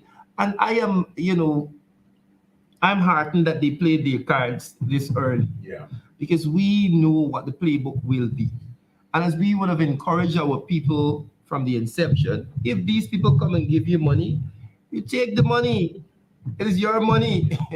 And so don't be carried away, because they come now to give you the money, then they take over the city, and then they bulldoze your house. That's right. So you have to be vigilant. No, Randy, that same point that you made in terms of bulldozing house, I think I want to the APNU credit all of the candidates, all of the MPs that have been out there on the campaign trail and so forth, to the APNU credit in terms of bringing that information as it relates to rates and taxes and prime real estate.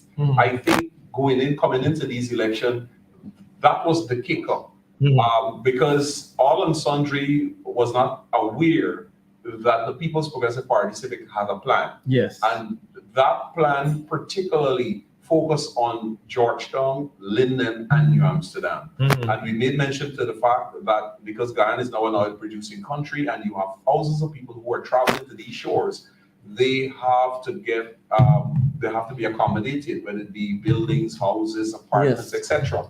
And many of the People's Progressive Party Civic friends, family, favorites have their eyes on prime real estate in Georgetown. We did mention to the people there in Pontrench and Lane Avenue, for example, many of those areas have houses and empty lots that have hundreds of thousands of dollars in outstanding rates and taxes.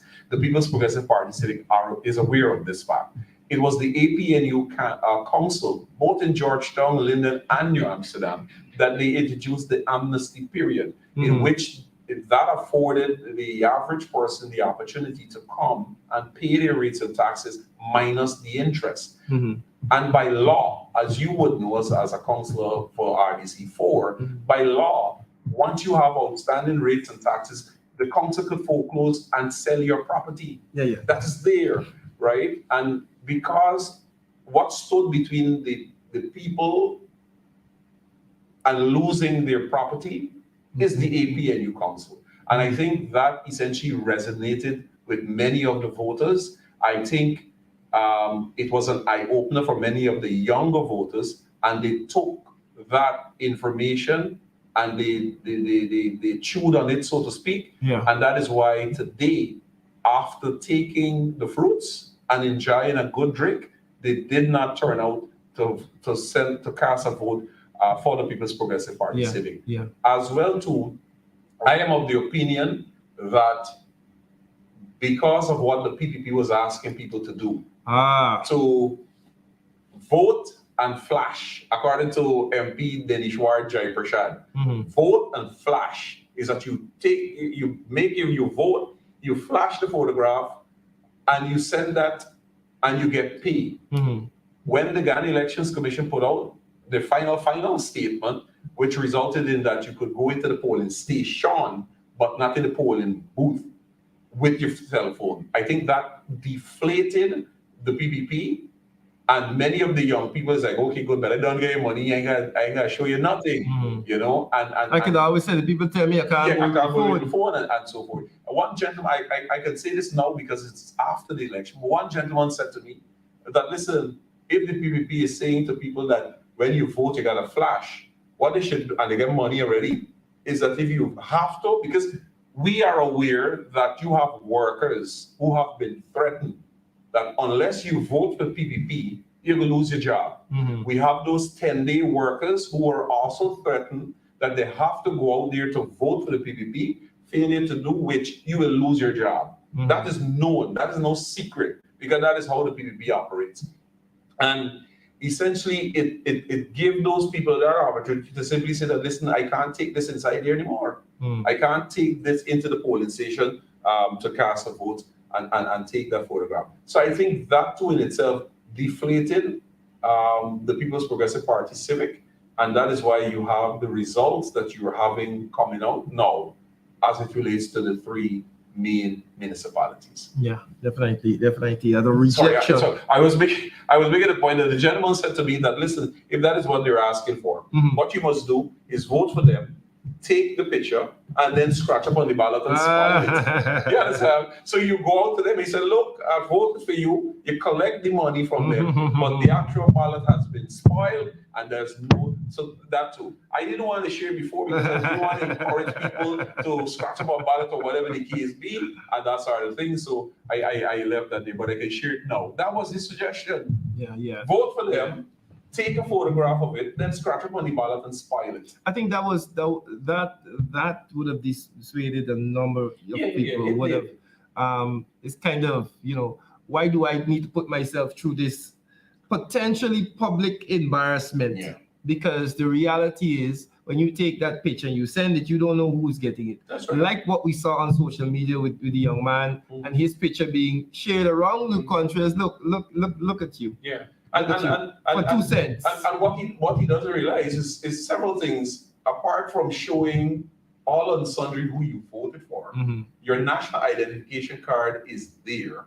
We were able to type in his identification number in the GCOM site, and we know that he voted at the Dolphin Secondary School.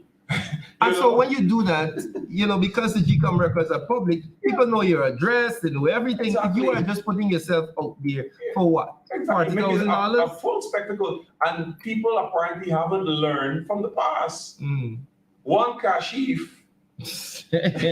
from Kashif and Shanghai did that some years ago. Took a photo, voted for the PPP, placed his ID card, took a photograph of it, and to this day, Kashif and Shanghai has not been able to host a successful football tournament ever since. And I do believe that in no near time in the future, they will be able to do so. So this young man, like the policewoman who shared during the discipline services vote, and everybody knows who she is by the fancy, sexy nail that she had. So I wouldn't share the name here, but she's known. So this young man is now out there. He's a full public spectacle for the rest of his life.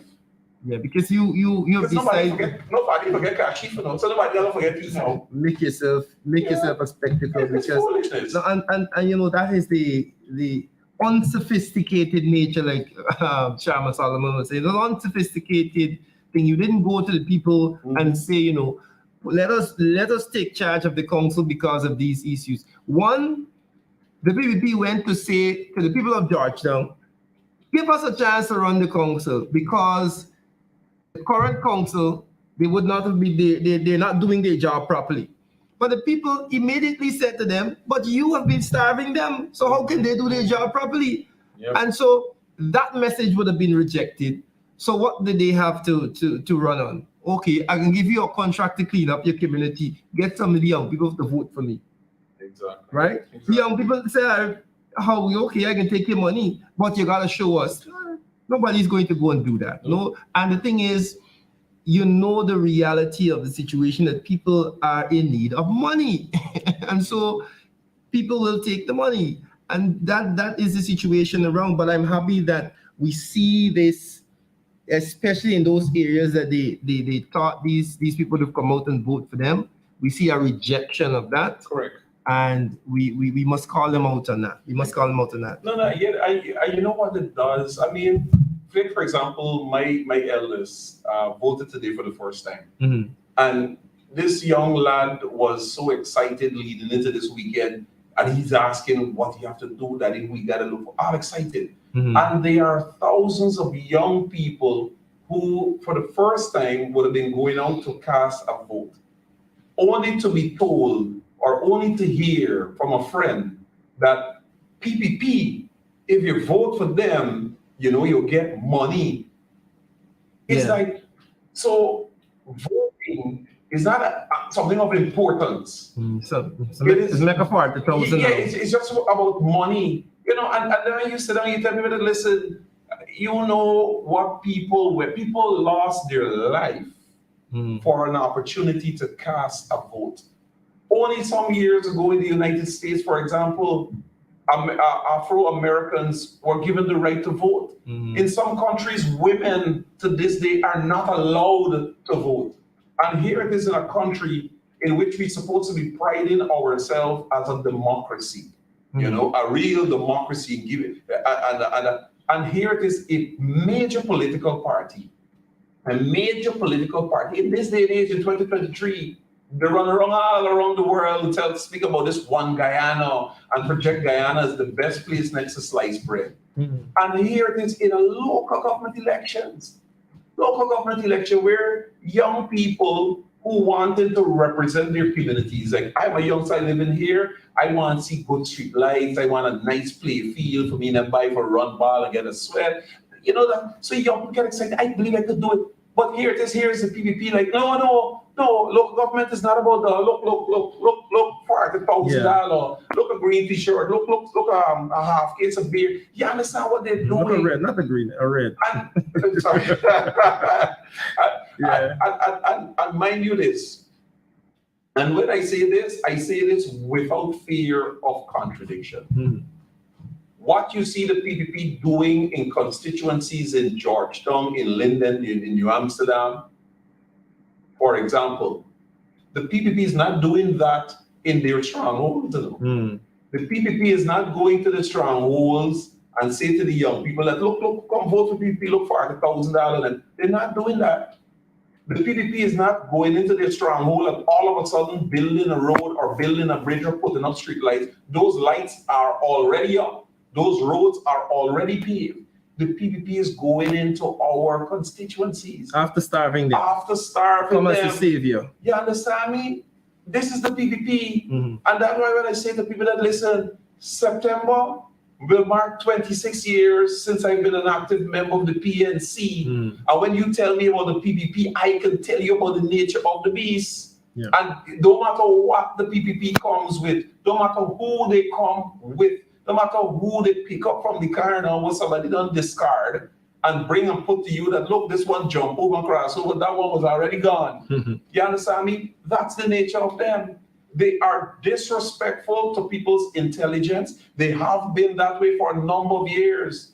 And you know, I may have been saying this ad nauseum, but Fox Burnham always made the point that it is a sign of maturity when you read not only what is on the lines, but what is between the lines. And when you read between the line, it is pellucid in terms of what the PPP does, where the PPP does, why the PPP does, and how the PPP views certain people in the community in which they do these things too. You understand me? Yeah, I get you, and I want to go back on a point. I don't want to miss it. This idea of the inclusion or the infusing of money. We've seen what money has done to politics in way more advanced democracies, way more mature democracies, where they are now trying to, you know, curtail or regulate money in politics. Not at this little level where you're giving people 40,000. I'm talking about big money in politics, big lobbyists and firms dedicated to raising funds and swaying voters. Now, we are an emerging oil state. We've gotten our hands, the government coffers are full with oil funds.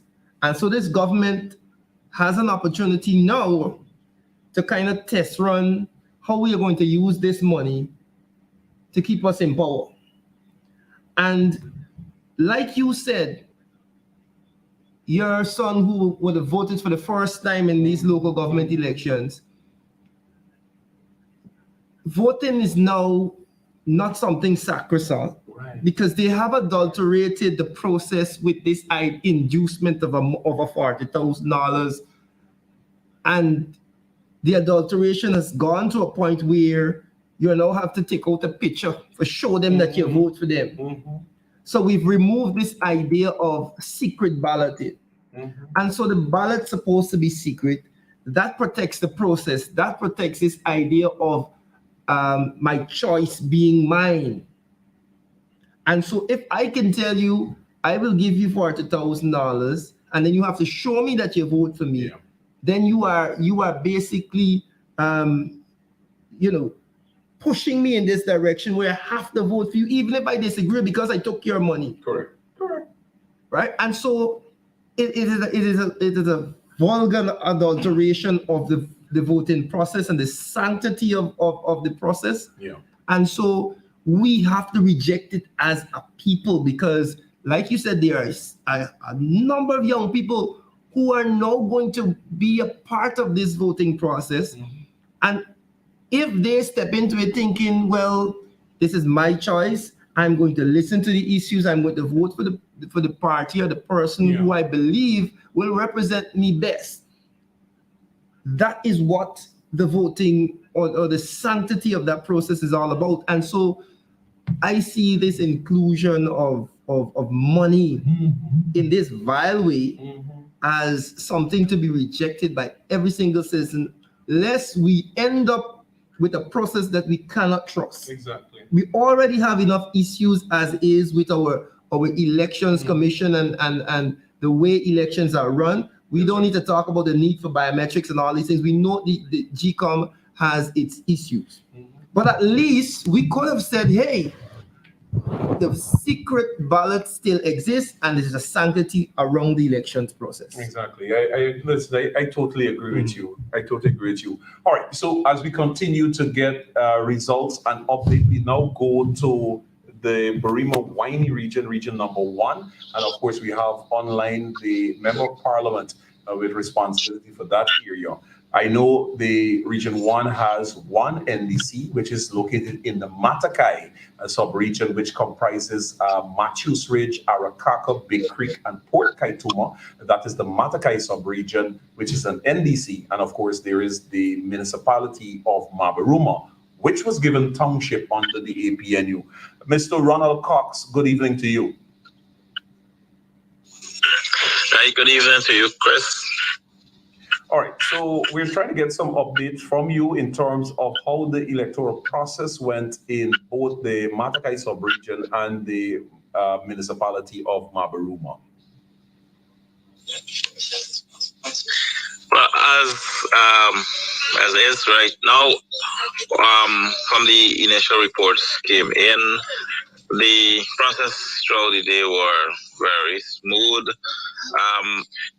For minus a few incidences, everything went well. The turnout was not a high percentage, probably around 50 or 60% of the total number of persons on the voters list for the various constituencies. Well, we had a few incidences which I would wish to highlight here. Yes. One was in constituency 3 in the municipality of Mabaruma. There was an incident where the mother of one of the PVP candidates was eating staff, polling staff at the Mabaruma Nursery School, and so there were several objections, and eventually which resulted in that person being removed from the polling station as a staff. That was one. In constituency 5 in Mocha, it was reported too that persons who are well-known residents of other communities within other constituencies were seen voting in Mocha. So that also can be verified. So we had situations where persons were, I guess when they had the claims and objection registration period and so on, PVP engaged in transferring names from various constituencies to pack the list of the APNU stronghold constituencies in order to cheat us out of those constituencies. And so those are the highlights of the day so far.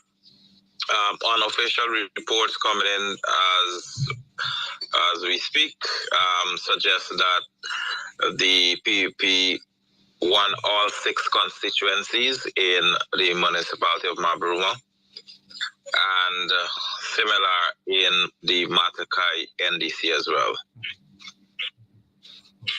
All right. And what was the? Is it a case that you lost any seat? What was the council comprised? Before the NDC in Matakai, 12 seats of the 12 APNU had 5 seats. In the municipality of Mabaruma, it is PVP 8, APNU 4. So the 6 was just the constituency candidates. So the PR, there's no results on the PRs yet. Those reports are unofficial as we speak. All of them are unofficial. Okay. For the constituency, yeah, but we don't have any on the PRs yet. Okay. But those are all unofficial reports so far. So share with us, was there any similar inducement in terms of people going out and vote? Because I know in the last elections, in the last local government elections in 2018, we had situation in which you had vote buying, blatant vote buying in both the Matakai sub-region and Mabaruma. Was there a similar case this time around? Well, Chris, vote buying was done over the last 2 weeks in Region 1. Mm-hmm. Let me explain. So there was the, there was the student cash grant, because we care cash grant. We all know that was used as a means to get votes. That's one, because they campaigned heavily on it for this local government election. Then there was the SLED grant, I think it was, the $250,000 for small business and so on. Up to yesterday, those were distributed in various communities across Mabaruma here. Yes, so, and even up to yesterday, yes, and we had some persons who were undecided. Voters who were floating voters, they undecided about who they're gonna cast their vote for. And so I know one of them did said to me, well, she received the 250,000 now, so she knows who to vote for now. So yes, to answer your question, yes, it was vote buying all across, but not in a sense where, like the last time they come and pay you $20,000 or so and say vote for us, but this time it was actually using taxpayers' money for in the form of different grants, projects, and so on to get votes. So yes. Wow. All right. So, in terms of a timeline, how long from now would you project you're going to get the actual results that you could share with us? Well, maybe in the next 30 minutes or so. We have so far one counting agent from constituency 3. He already brought in his report, but that is an alpha split. So we are waiting the other half, and then the combined results of those two alpha splits. Excellent. All right, great. Thank you very much, Ronald Cox. We will check in with you later before the evening is out. Thank you very much. Thank you, Chris. You're welcome. All right, good. Right. So that was, of course, Ronald Cox, the Member of Parliament with responsibility for the Barima Winey region. And of course, up there are two. There's one municipality, which is Mabaruma, and then there is the Matakai sub-region, which comprise Matthews Ridge, Arakaka, Big Creek, and Port Kaituma, which is an NDC. Mr. Ronald Cox is indicating that it's projected that the PPP will retain the township of Mabaruma. And of course, he's still awaiting the official results from there, so we can actually share the numbers with you. Yeah. Same to be had for the Matakai sub-region, which is the NDC, which comprise Matthews Ridge, Arakaka, Big Creek, and Port Kaituma. Yeah. Right. So 12 seats there in the Mabaruma Town Council, 6 from constituencies and 6 from PR. The APNU AFC, well, the APNU AFC, would have controlled 4 of those 12. We can basically say that might be the same again, because they have not tabulated the PR numbers yet. So that's where the 4 may come from. So no big movement to speak of in region number 1. Basically the same, because the region was controlled, the town council was controlled by the PPP before. And listen, if I tell you, I can tell you because I serve as campaign manager in that region, and I can share with you some, it may not necessarily be horror stories, but when you speak about blatant vote buying, as in the People's Progressive Party civic representative with a duffel bag in various villages and literally physically paying cash the night or the day before the elections. So it's no secret what's happening there. All right, so we try to get on the phone Amanza Walton Desir, who throughout the day's proceedings was on the east bank of Demerara and of course parts of Georgetown. Amanza Walton Desir is no stranger, and she has been in the hostel. Amanza, good evening to you. Good evening, Chris. Good evening, Randy. Good evening.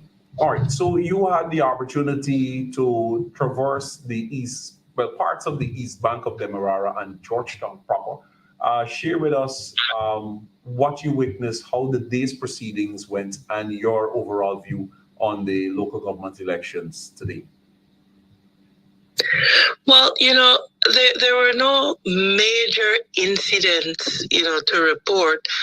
I think earlier in the morning, we were a bit concerned because we had at Eccles Primary School here an agent of the PPP dressed in full campaign gear with a red Vote PPPC t-shirt.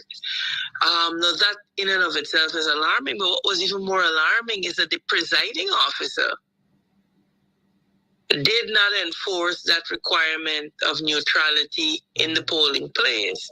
And that person was allowed to function until our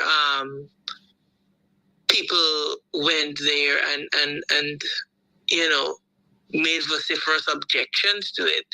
So that was alarming that the PO did not understand their scope of responsibility to extend to that, and they were quite content to allow that. There were a few other, I think, minor hiccups based on the stations and the polling places that I would have visited.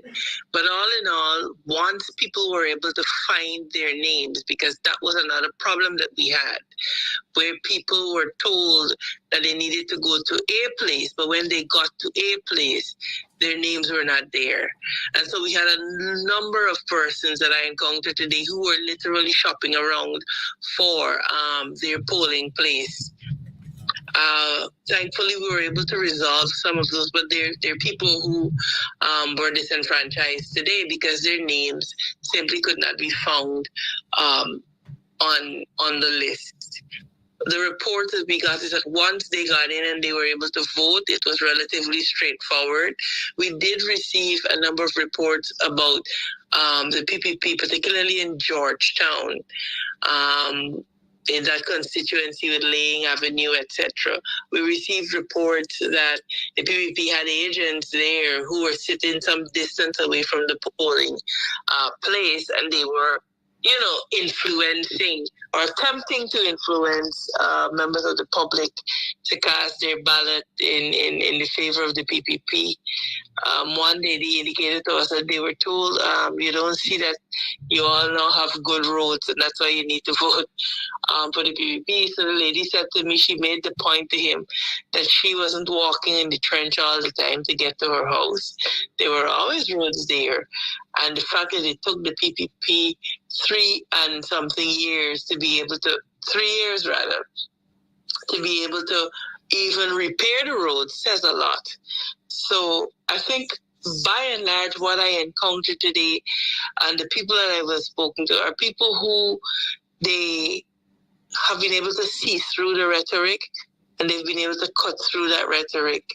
I know that, you know, we're following Linden very closely, and it appears that the PPP, their attempts to buy Lindeners would have fallen flat on its face. So, optimistic, cautiously optimistic. I know that there polling places that are still doing their tallying.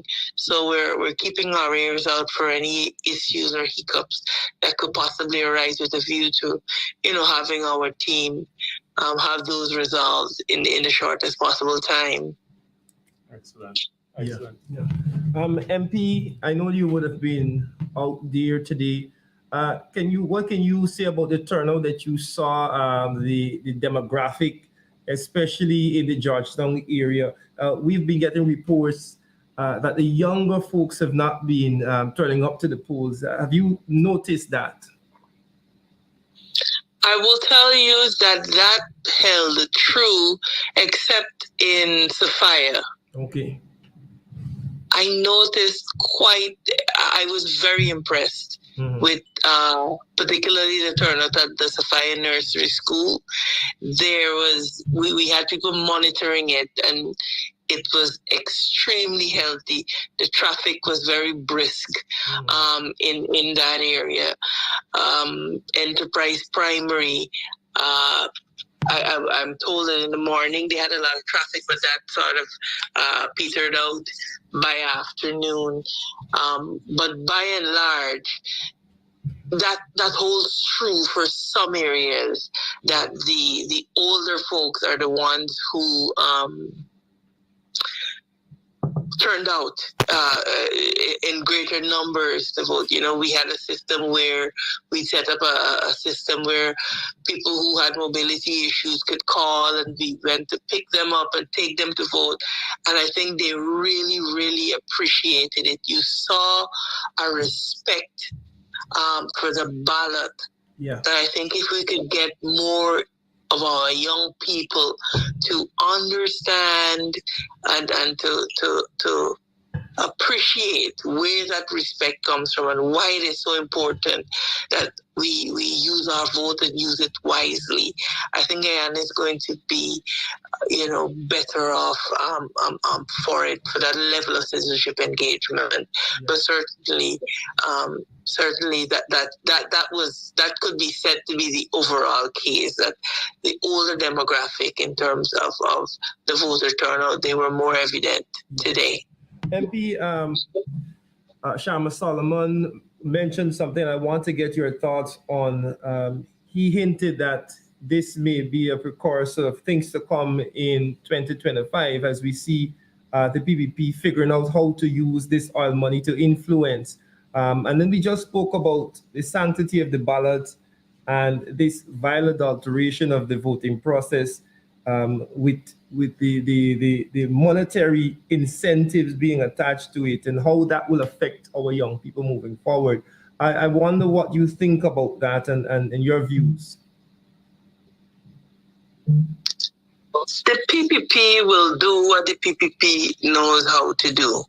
We must do what we need to do. And a lot of it has to do with us being continuously in the community, interacting with our young Guyanese and helping them to understand their roles and responsibilities as citizens, helping them to understand that this right to vote, it is something that their foreparents fought and died for.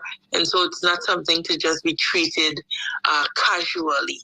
But I believe that once you can sit and you can reason with them, I believe that our young people are smart and they have this ability to grab concepts, I think, much faster than maybe we did in our time. They have a wealth of information at their fingertips and they're able to be discerning.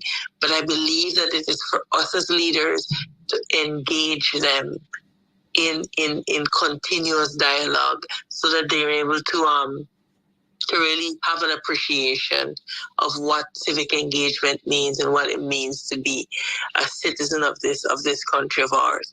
So I'm always the eternal optimist. I think the PPP will smart very badly from the rejection, and it'll indicate to them that Guyanese are not available for sale, but that they need good governance. They need a government that governs in the interest of all Guyanese and not just in the interests of a few friends, family, and favorites. Excellent. All right, lady, in any closing remarks before we let you go, because of course we will ask you to join us back later this evening because we have some results that are going to be revealed in just a few minutes. No, I'm here. I just really want to thank the people of Guyana who went out there today, who voted, and we'll continue to do our part, I think, as leaders to represent their interests. And of course, I'm always here, guys, so you can patch me through at any time. Excellent. Thank you very much, Amanda. Awesome. Have a good one. You too. Randy, Amanda was mentioning the difficulty that some voters had in not finding the names. And I've had, I think it's 3 encounters. One with a lady who resides in Trinidad and Tobago, came back home in 2016. And there was a young lady who just turned 20 years old. And another adult, I can't remember his circumstances, but essentially all point back to during the period of the house-to-house registrations. And all of them said that they have the pink slip. Now, we would recall that the Ghana Elections Commission ceased that house-to-house registration exercise that was happening. So it appears that there are a large number of people. We haven't seen all of them today because local government is normally a low voter turnout. But there seem to be a large number of persons who would have been registered during that house-to-house exercise. Didn't get it updated on the list. Correct. So I encountered that because, as I mentioned, the lady returned home from Trinidad in 2016, and during the house exercise, she was registered. Yeah. The young lady who is now 20 years old, she was registered during that period. My son was one of those as well, too, who was registered during the house.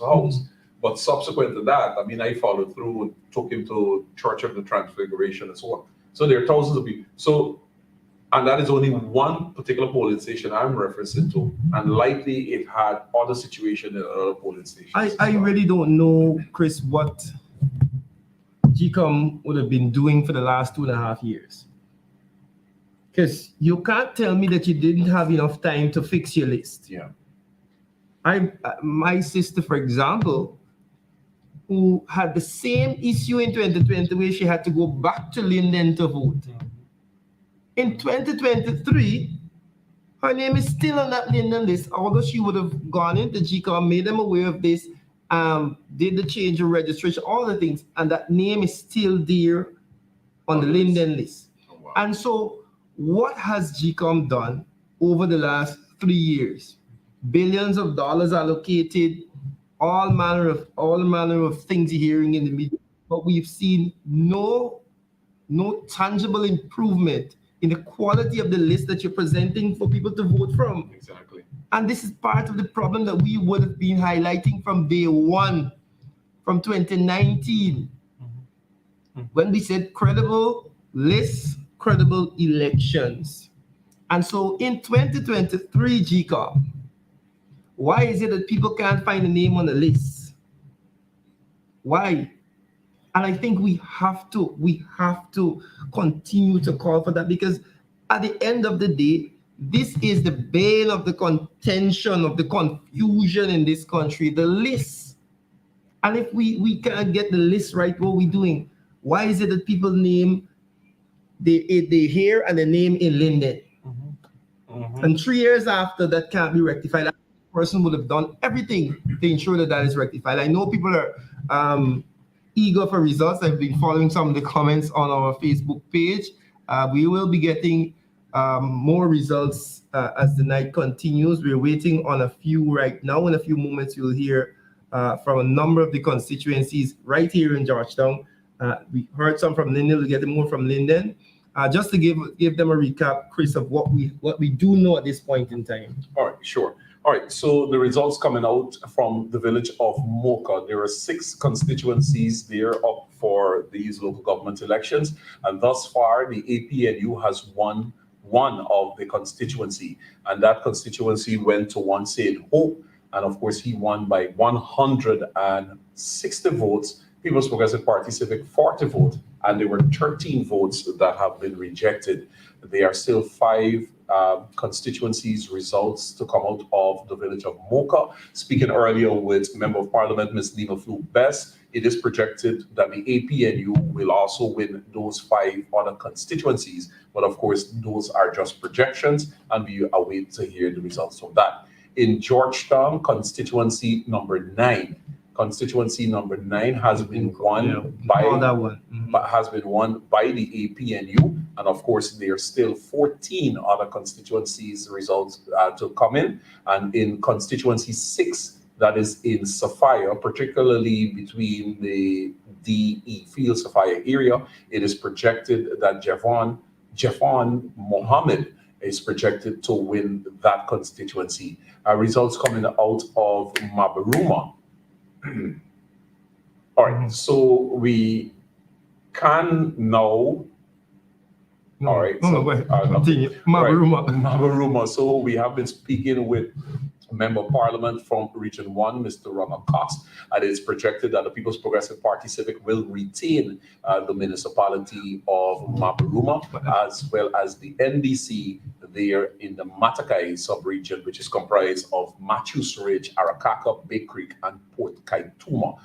We will go back to the phone between region number 6 and region 10 to speak directly to Mr. Sharma Rahim Solomon, who is the campaign-led person there in the mining town of Linden, and Javon Stephen, who is the campaign-led person in region number 6, to bring you those updates. I just sent to the operator a video coming out from a polling station. We are unable at this time to say to you which polling station this occurred, but it appears that a person who was intoxicated was allowed as far as going to the polling booth to cast a vote. I know there are electoral laws that prohibits individual who well, seemingly to be intoxicated not go through the process, but instead that person is actually turned away from the polling station. But in this particular instance, this individual was allowed in the polling station, was given a ballot slip, and even went to the booth to cast a vote. And clearly, from what you are about to see in this footage, indicates that the individual was intoxicated at the time. Once we get the information in terms of which polling station that incident occurred, we will, of course, reach out to the Ghana Elections Commission to provide us with much information. As the operator gets that, let's just clarify for those persons, the Mabaruma, the constituency, they're projected to win the constituency seats. Correct. There are no results yet on the PR seats. So the 6 constituency seats, the PP is projected based on unofficial results to win those. Just to be clear, there are 12 seats. Still, 6 more seats still up for grabs. Correct. And of course, MP Cox had indicated to us that there was a situation in which persons were transferred from one constituency into gerrymandering. It's nothing new. To bolster numbers in different constituencies. And you had, of course, the back and forth with Minister Nigel Narmalal, where he changed the boundaries for some constituencies, resulted in a bigger win for the People's Progressive Party Civic. All right, so it's now 10 minutes after the 9 o'clock hour. And of course, we want to go back into the fields to bring you some results from these local government elections that concluded at 6 p.m. this afternoon. But as I mentioned before, for those of you just joining us, in the village of Mocha, Arcadia, there are 6 constituencies up for grabs. Thus far, the APNU has won 1 of the constituency, and the results is 160 votes for the APNU, 40 votes for the People's Progressive Party Civic, and 13 votes were rejected. Randy. Right, so we're getting some information from region number 3. The APNU would have reclaimed the Hague-Blankenburg NDC. So region number 3, Hague-Blankenburg NDC, we would have reclaimed that NDC. In Wakenham, the APNU would have won overwhelmingly in Maria Joanna, and which of course is one of the APNU stronghold up there. The other areas in Wakenham are still counting. So we're getting information coming from region number 3, Hague-Blankenburg NDC, held by reclaimed by the APNU, and in Wakenham, Maria Joanna, the APNU winning overwhelmingly in that area. So that's information coming out of those 2 areas. All right. Right, we're still waiting on some more information from Georgetown. As soon as we get those information, folks, we are bringing them to you. I know persons are a little, on the edge of their seats, wondering what is happening. We are waiting and we are getting it in. We have to confirm. Remember, we just can't give you this information. Correct. as people send it to us. We have to ensure that our team at the back confirms, and we are positively telling you, look, this is what the case is. So when you see we give you a piece of information, know that it's confirmed. That's correct. And of course, you will not be able to sleep unless you know the results of these elections. And the APNU will bring it to you right here on Elections Update. All right, so we go to that video and we come back on the other side and we continue the discussion.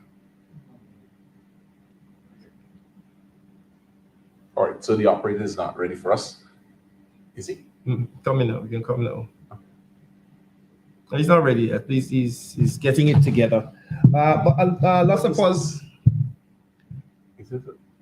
All right, so we'll ask the operator just to hold on that video until we could confirm some more information on it. as well. So we'll go back to the phones and we'll have Mr. Javon Stevens from region number 6 with some results coming out of that municipality.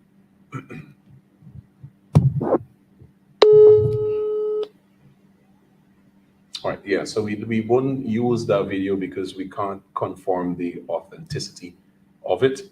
So we will not be sharing with you at this time until we are able to confirm that.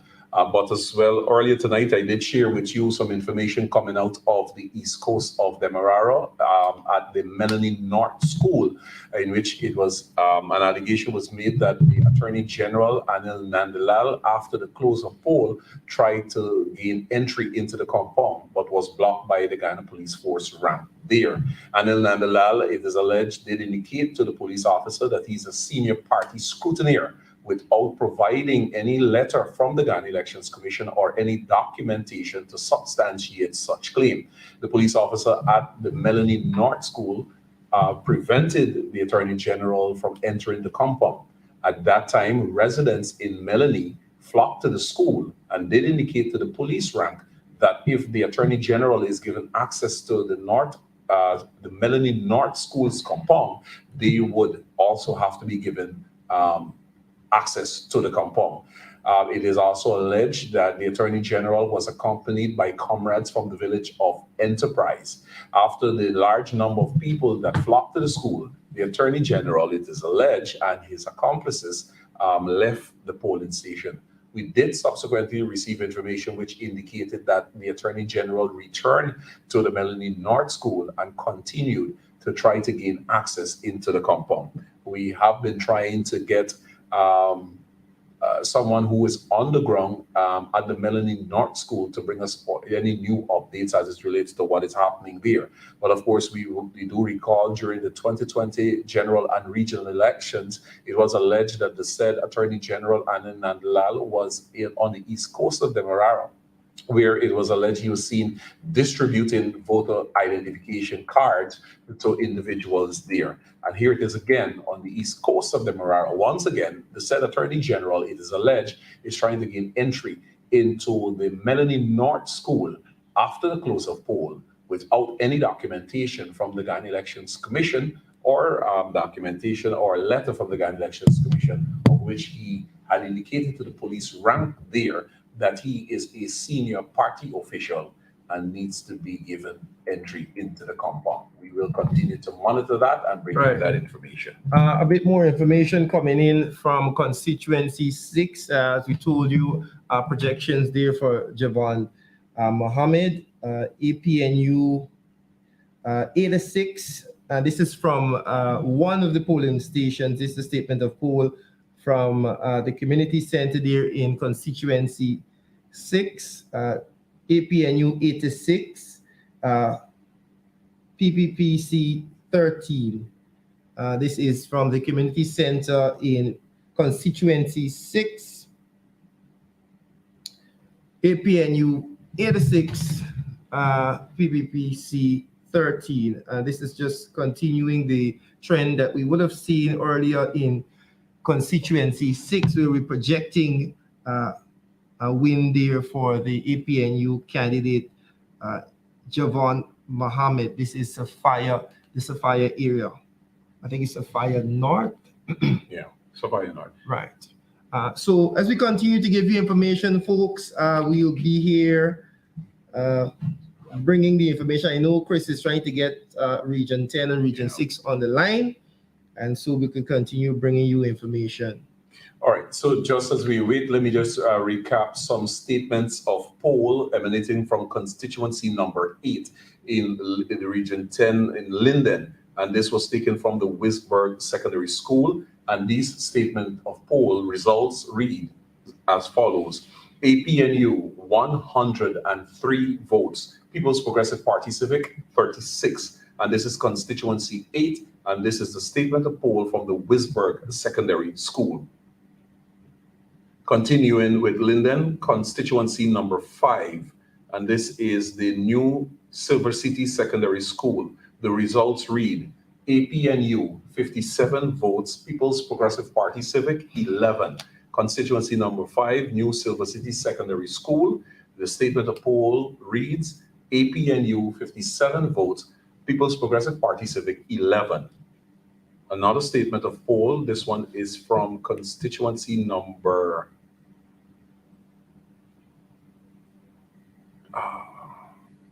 right, we don't have, okay. So it's from the New Silver City Secondary School. Again, this is a second polling station in that constituency, and the results read, APNU 59 votes, People's Progressive Party Civic 8.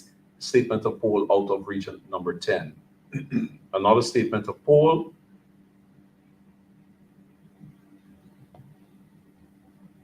And this is the Newburgh Secondary School. The results read, APNU 107 votes, People's Progressive Party Civic 12.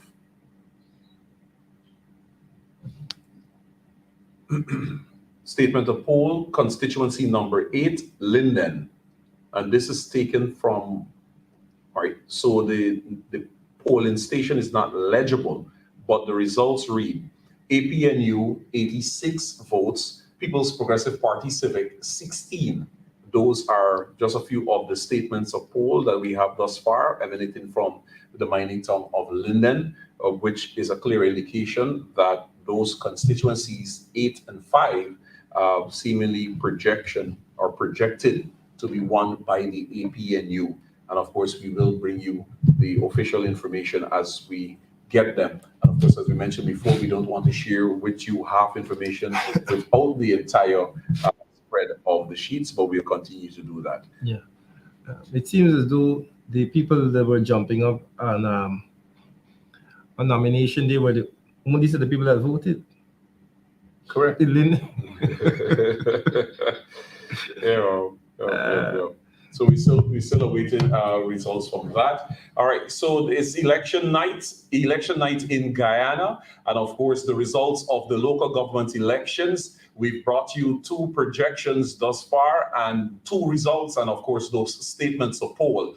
Stay tuned. We're gonna be back with you. We're gonna take a quick 5 minutes break, and of course we're gonna come back to you with some results from the local government elections across the country. We're now going to turn our attention to the neighborhood democratic councils. And of course, we spoke earlier with Member of Parliament, Mr. Viceroy Jordan, out of region number 5. And we're going to go back to him to get the results of those NDCs. And of course, we're going to check in on the NDCs on the East Coast and East Bank of Demerara. And of course, we're going to go to other regions to get you information. We're still awaiting the update to bring to you from the Cayuni-Mazaruni region, region number 7, and the Bartica Township. So stay tuned. 5 minutes. We're going to have the operators going to share with you some of the constituency candidates in no particular order and who they are and the constituency that they contested in these local government elections. And on the other side, we're going to come back and bring you those results coming out from Georgetown, Amsterdam, and Linden.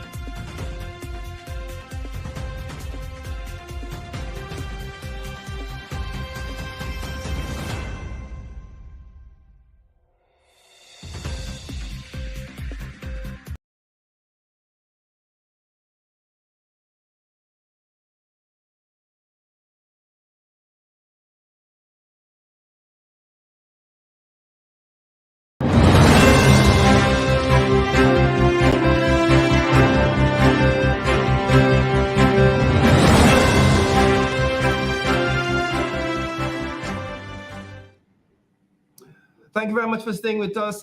When you hear that song, you know it's results time, folks. We can confirm right now that constituency 14 in Georgetown would have been won by the APNU. Kibwe Copeland, young man out of South Ronville, we can confirm has been elected to the council, the Georgetown City Council. So congratulations to Kibwe Copeland. So we have results for constituency number 9, which is Lodge, Meadowbrook, Durban Backlands area, and constituency now number 14, which is South Ronville area. We can confirm that the APNU will have won constituency 14. The constituency candidate, if you can have him back on the screen there, Kibwe Copeland. Right, Kibwe Copeland would have won that constituency. Congratulations to Kibwe Copeland. Right, so there you have it, folks. Chris is going to be back in just a few. He has some results from region number 6. A number of constituencies in the New Amsterdam area would have been completed, and he's going to bring you that information in just a few. But again, recapping, Mocha, we have one constituency won by the APNU. For Georgetown, we can confirm that constituency number 9 and constituency number 4 would have been won by the APNU.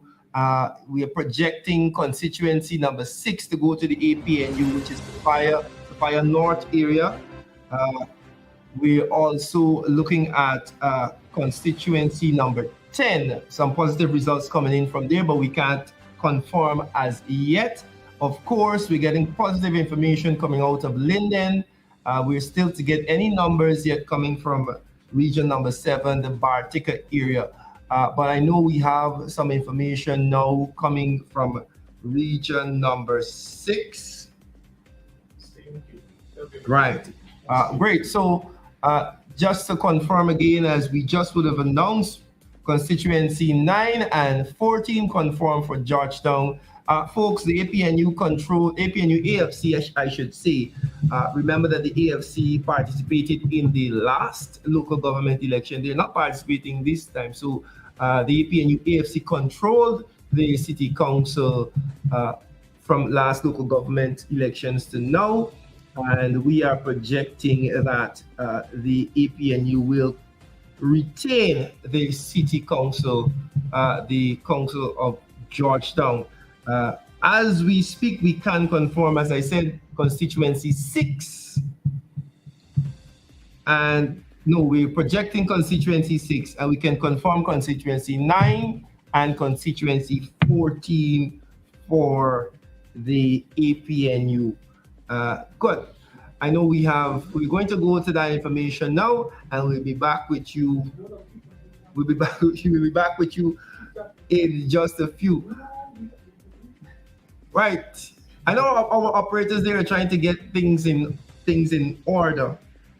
We are getting some more information from region number 10. But let me say again, of course, congratulations are in order to Kibwe Copeland and Kyle Solomon and Kibwe Copeland, of course, those two confirmed at this point in time as winning their constituency, namely constituency 9 and 14. As we get the information, folks, we are bringing them to you. As we get the information, we are bringing them to you. Let me just give you a bit of recap of what we said in region number 3, the Hague-Blankenburg NDC reclaimed by the APNU, Hague-Blankenburg NDC reclaimed by the APNU, and in Wakenham, the Maria Joanna NDC won by the APNU. Again, more as information come in. Right.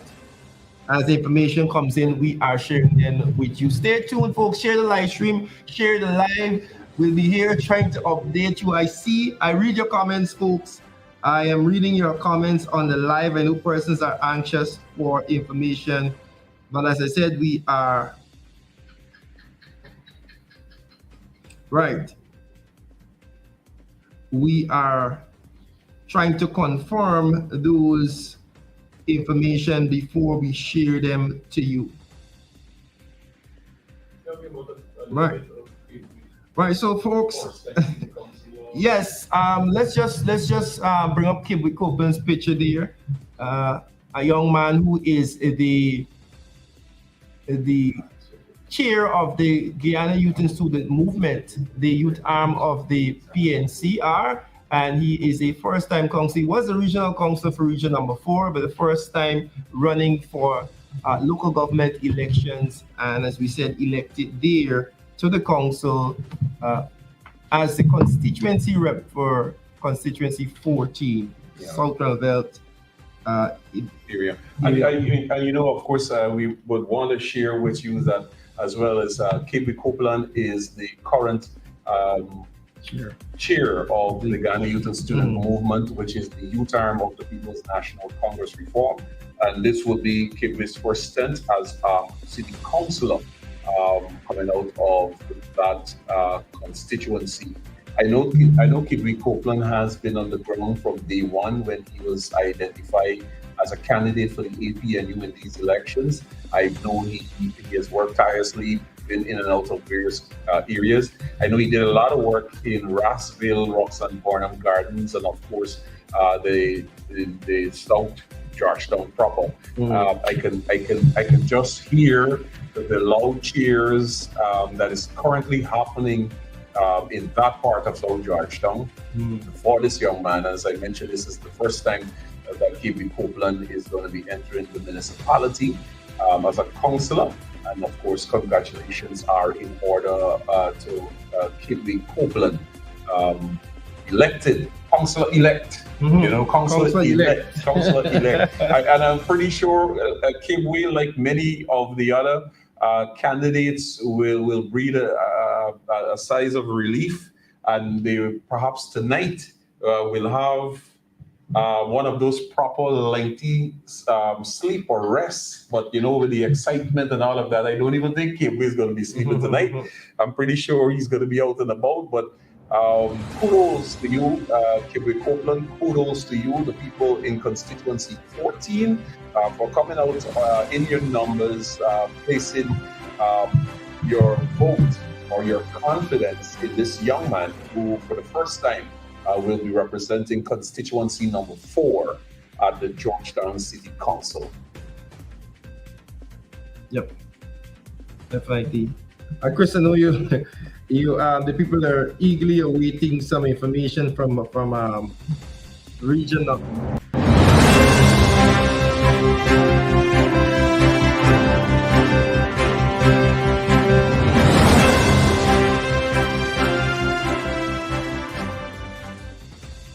All right, so not just results, but rather breaking news. Breaking news coming out of the municipality of New Amsterdam. The Partnership of National Unity has retained control of the municipality of New Amsterdam. New Amsterdam has 7 constituencies. Thus far, 6 of the 7 constituencies, the results are already in, and the APNU has won 4 out of the 6 counted results. As such, the APNU will retain the control of the municipality of New Amsterdam. Those results are Mr. Kirk Fraser, who contested constituency number 3. He has won that constituency, as well as Mr. Wayne Wright McIntosh, who is the current, former deputy mayor of the new municipality of New Amsterdam. He has also won his seat. And of course, there is newcomer, Mr. Ezzy Isaacs. Ezzy Isaacs is from constituency number 1. He has won his constituency. And of course, there's Oceana Blake, popularly known as Ezzy. Constituency number 4, he has won his constituency. As mentioned before, the APNU has retained control of the municipality of New Amsterdam. 6 out of 7 constituencies results are in. The APNU has won 4 out of that 6 that I've already counted. There's still 1 constituency results outstanding, and of course, we will bring you that information.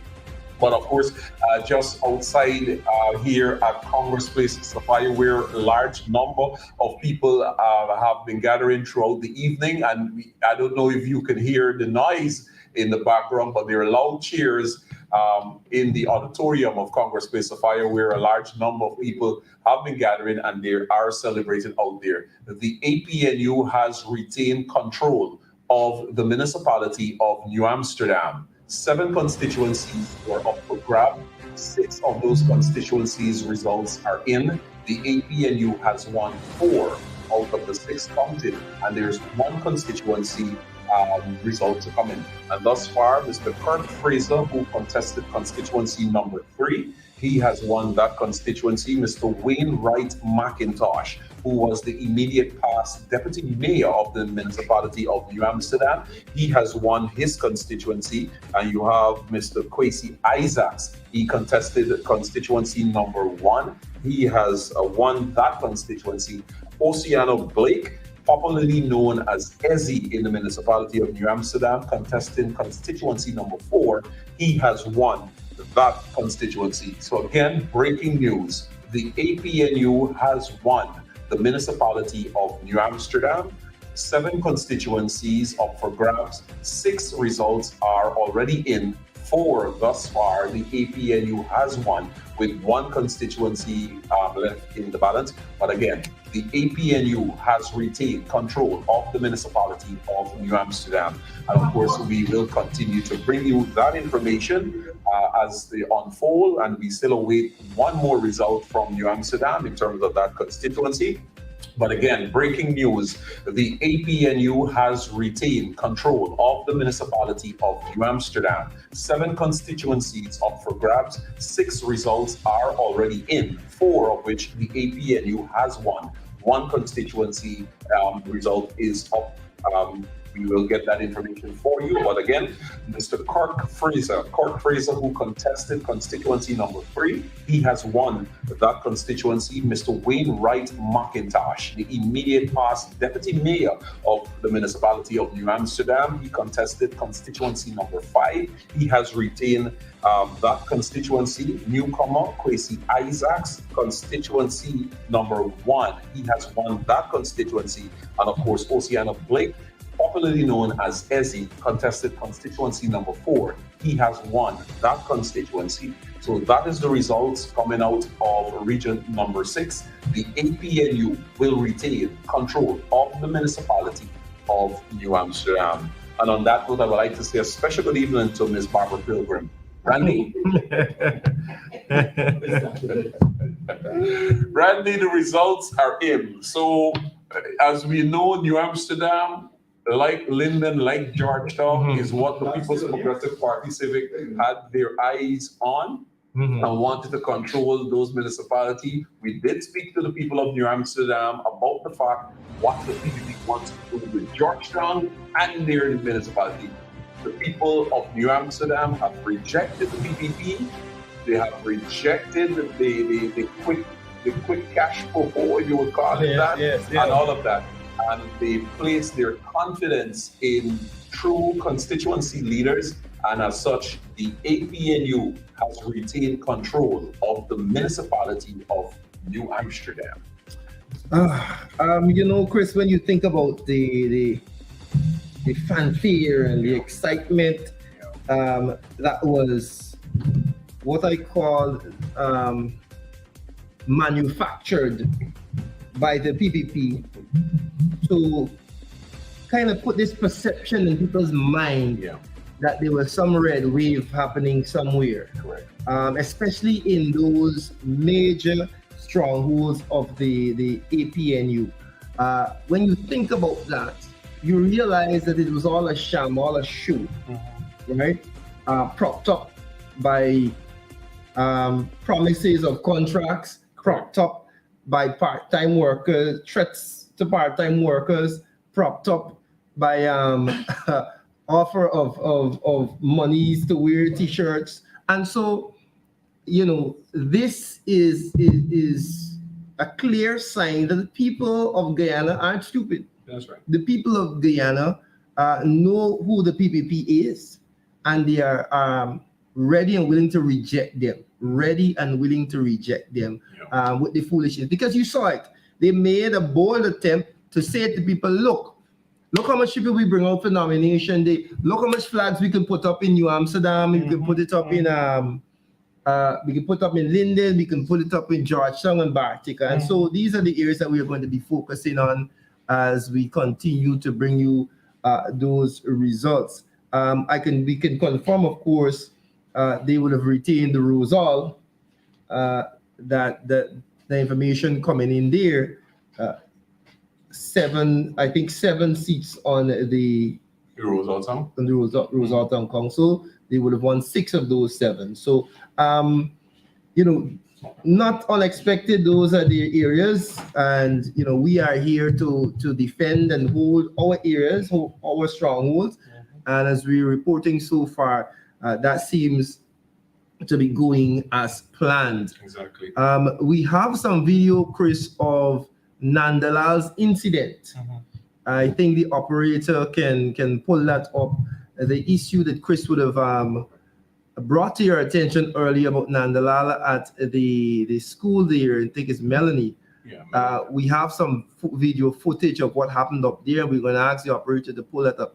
As we wait on some more results, we ask, we'll look at the video and see what would have happened there tonight at Melanie. Yeah. So, sorry. Yeah. No, I was actually just going to comment on the video, because you see there, and this is typical PPP. You see all of the men there with the white security. Oh shit.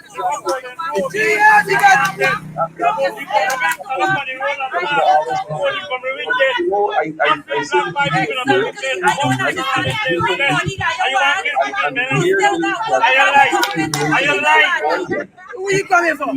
Because your position? General Anil Because your position, y'all don't feel them kill black people, children? Y'all don't feel them killing black people, children? Y'all don't feel them killing black people, children? We can't look. Yeah, you feel them killing black people, children? Misled me ancestors. Me mother I never seen this yet. I never seen this yet. Black people are open your eyes. Black people are open your eyes. I get show overboard for we black people get right. Black people are open your eyes. This is local government election. What about the shit? General election, what they gonna do to me? Are you open your eyes? We come mass modernity like fucking black people. Really? But why that's so one Melanie? I read. Not there. Not there. Not there. Not there. Not there.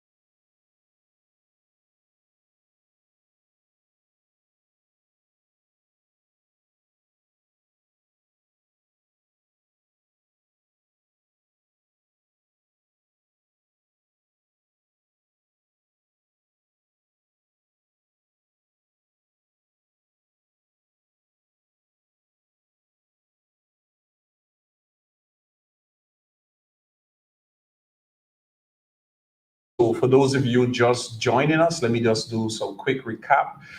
Constituency number 14 we start with Georgetown. Constituency number 14 has been won by the APNU and Kibwe Copeland.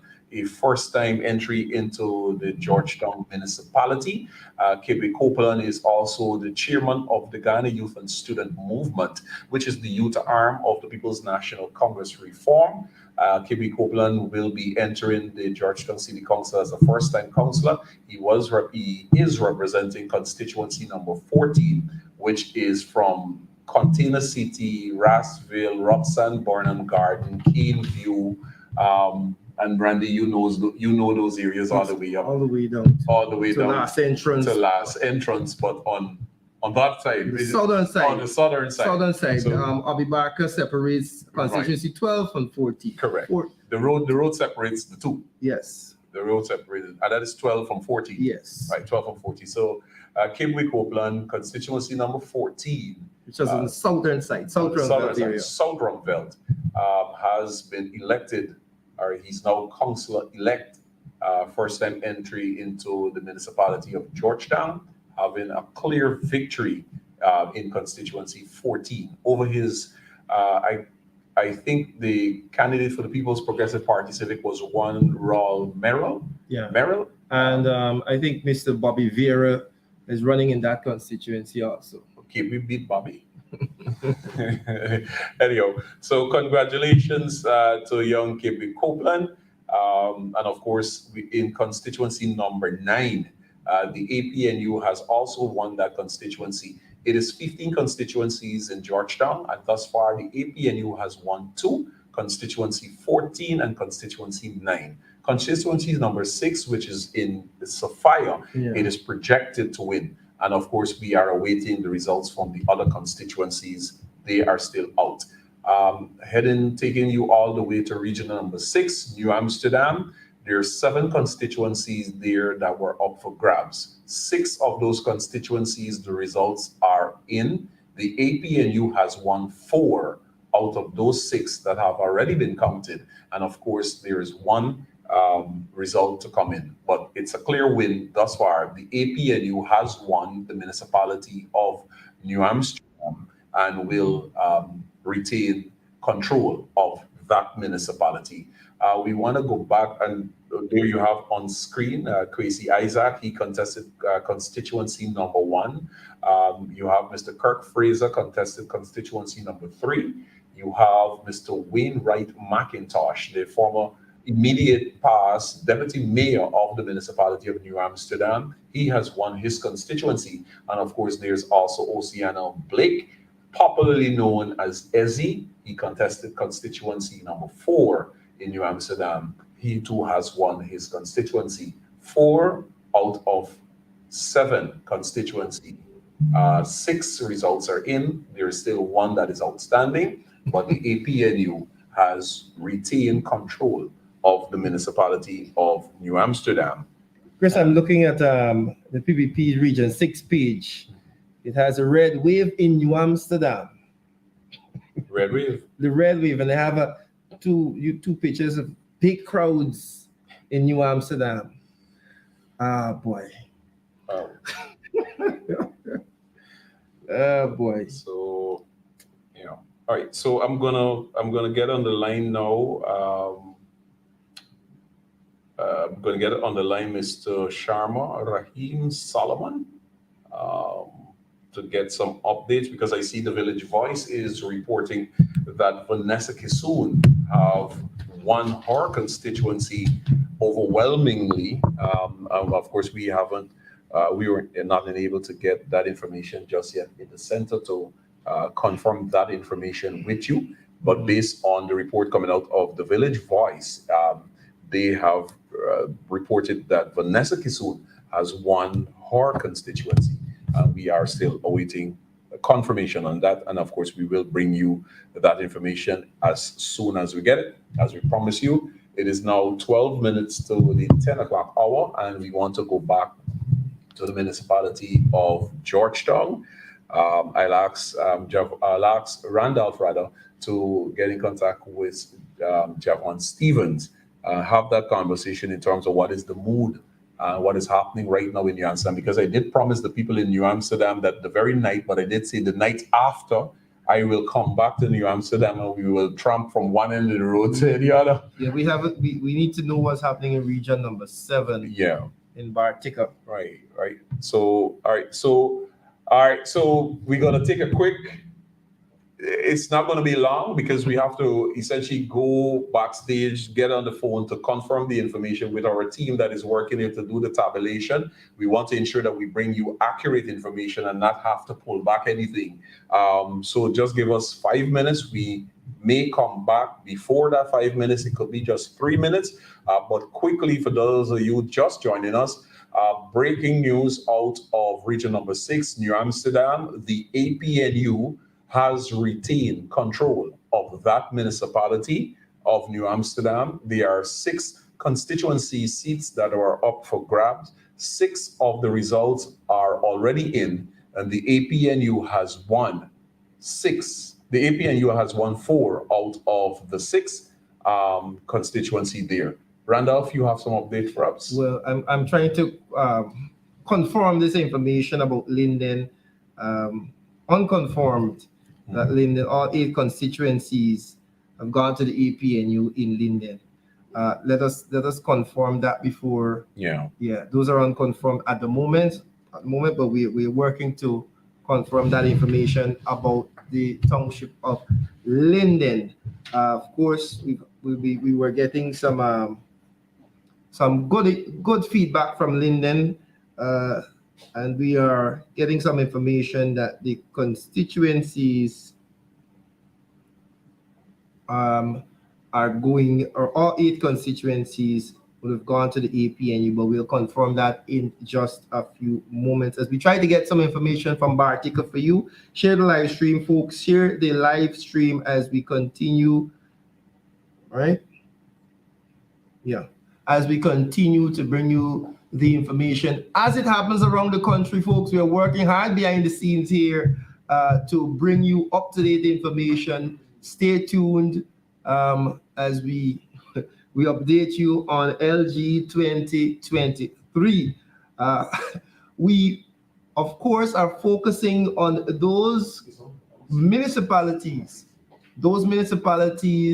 controlled by the APNU AFC currently. We're focusing heavily on those because, of course, we would have articulated very early in the campaigning that we intend to hold on to our strongholds, as well as make some inroads into some areas that we were not traditionally strong in. But the major thing was to ensure that we hold those areas. In the face of those of the push and the attempt by the PPP to make inroads into those areas.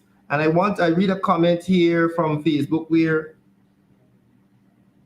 one person said that the people of Linden have basically said that the noise in the market don't tell you anything about the sale. The noise in the market don't tell you anything about the sale, because we saw the confusion on nomination day. We saw the attempts. We saw the fluff and the bluff by the People's Progressive Party Civic to kind of shape the narrative in their way. But we are seeing as the numbers come in, folks, we are seeing that the people would have rejected that fluff, would have rejected that bluff, and they are voting solidly in our strongholds for the APNU. All right. Let me just, operator, if you could just play something. We'll be back in about 1 minute. We'll be back in 1 minute, as I think we're getting some additional information here.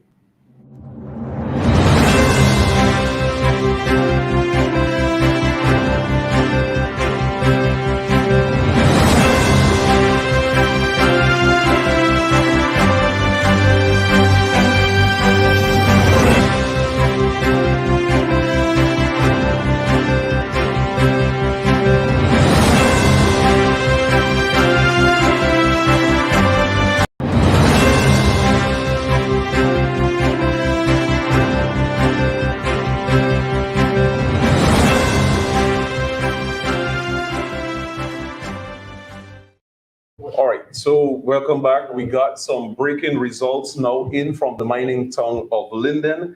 Linden town, 8 constituencies up for grabs. We can report to you that the APNU has won all 8 constituency seats in the mining town of Linden. Therefore, the APNU has retained control of the municipality of New Amsterdam.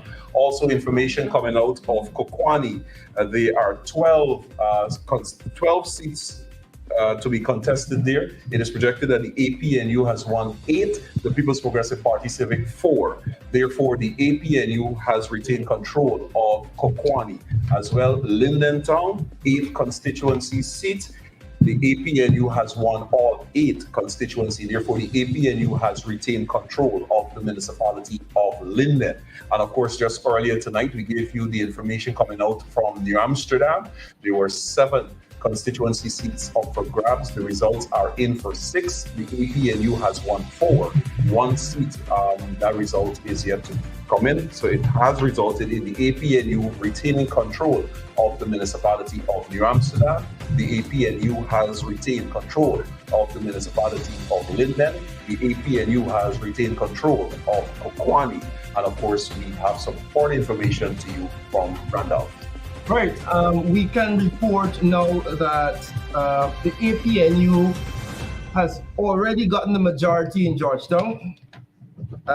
We can confirm that the APNU would have won constituency number 5, number 10, number 11, number 12, number 13, which was hotly contested with Tricia. Is that her name? Richards. Yes. Tricia Richards, who would have switched from and gone over to the PSP, would have won that constituency. 14, as we would have just reported, Cape Copeland, South London area, and 15. We are waiting 1, 2, 3, 4, 6, 7, and 8. But we have already gotten results out from 15. We've had 8 of those 15. So the APNU would have already gotten the majority of constituencies, the constituency seats. 8 out of the 15 so far. So good results coming out of Georgetown, and we can project that the APNU will retain control of the city based on the information coming in so far. So we have New Amsterdam, we have Linden, and we have Kokwani, and we're getting positive results coming in from Georgetown. I'm especially heartened when I hear 13, which is the West Roundvet area. West Roundvet area. The PVP made a big push there. Constituency 12, which is the constituency of Chase Green. She was chased. She was chased. She was chased to red pastures, not greener ones. Oh my God! Right. So, Troy Garway from constituency 12 winning there. Should I shout that's my constituency? Oh yes. That's my. So Chris, you would have contributed to Troy Garway. Of course. There. Let me just get the names of the other persons, the other constituencies. I think my operator is on the wall already. Constituency 11, Miss Ferguson there in 11, winning that constituency. So constituency number 5 is going to be Sophia, and that is going to be Mr. Clayton Hines. Retaining his seat. Retaining his seat, and of course, Clayton is a veteran in these games. Right. Constituency number 10, that is all Monster. And that is where Malcolm Ferreira went red. Yes. That has been won by the APNU, and that candidate there is Mr. Travis Ellis. Yes. Travis Ellis won all by strong. Constituency number 11, Miss Janet Ferguson. Yvonne Ferguson, she has won that constituency. We did mention constituency number 12, which has been won by Mr. Troy Garway, who is up on screen. And that is, of course, Chase Green area. Constituency 13 has been won by Winston Hardin. Tricia is over Tricia. And this is over Tricia. Constituency number 14, Mr. Cape Copeland. Yes, who ran against Bobby Vera. Who ran against Bobby Vera. And constituency 15.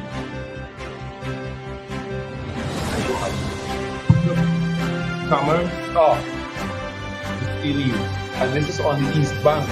This is the constituency which comprises Macdoom, Agricola. So I can imagine the celebration in the village of Agricola. I know Vice Chairperson of the PNCR, Ms. Elizabeth Niles, and of course Nima Flupes. They have been doing a lot of work on that lower East Bank of the Norano. So this is 1, 2, 3, 4, 5, 6, 7, 8.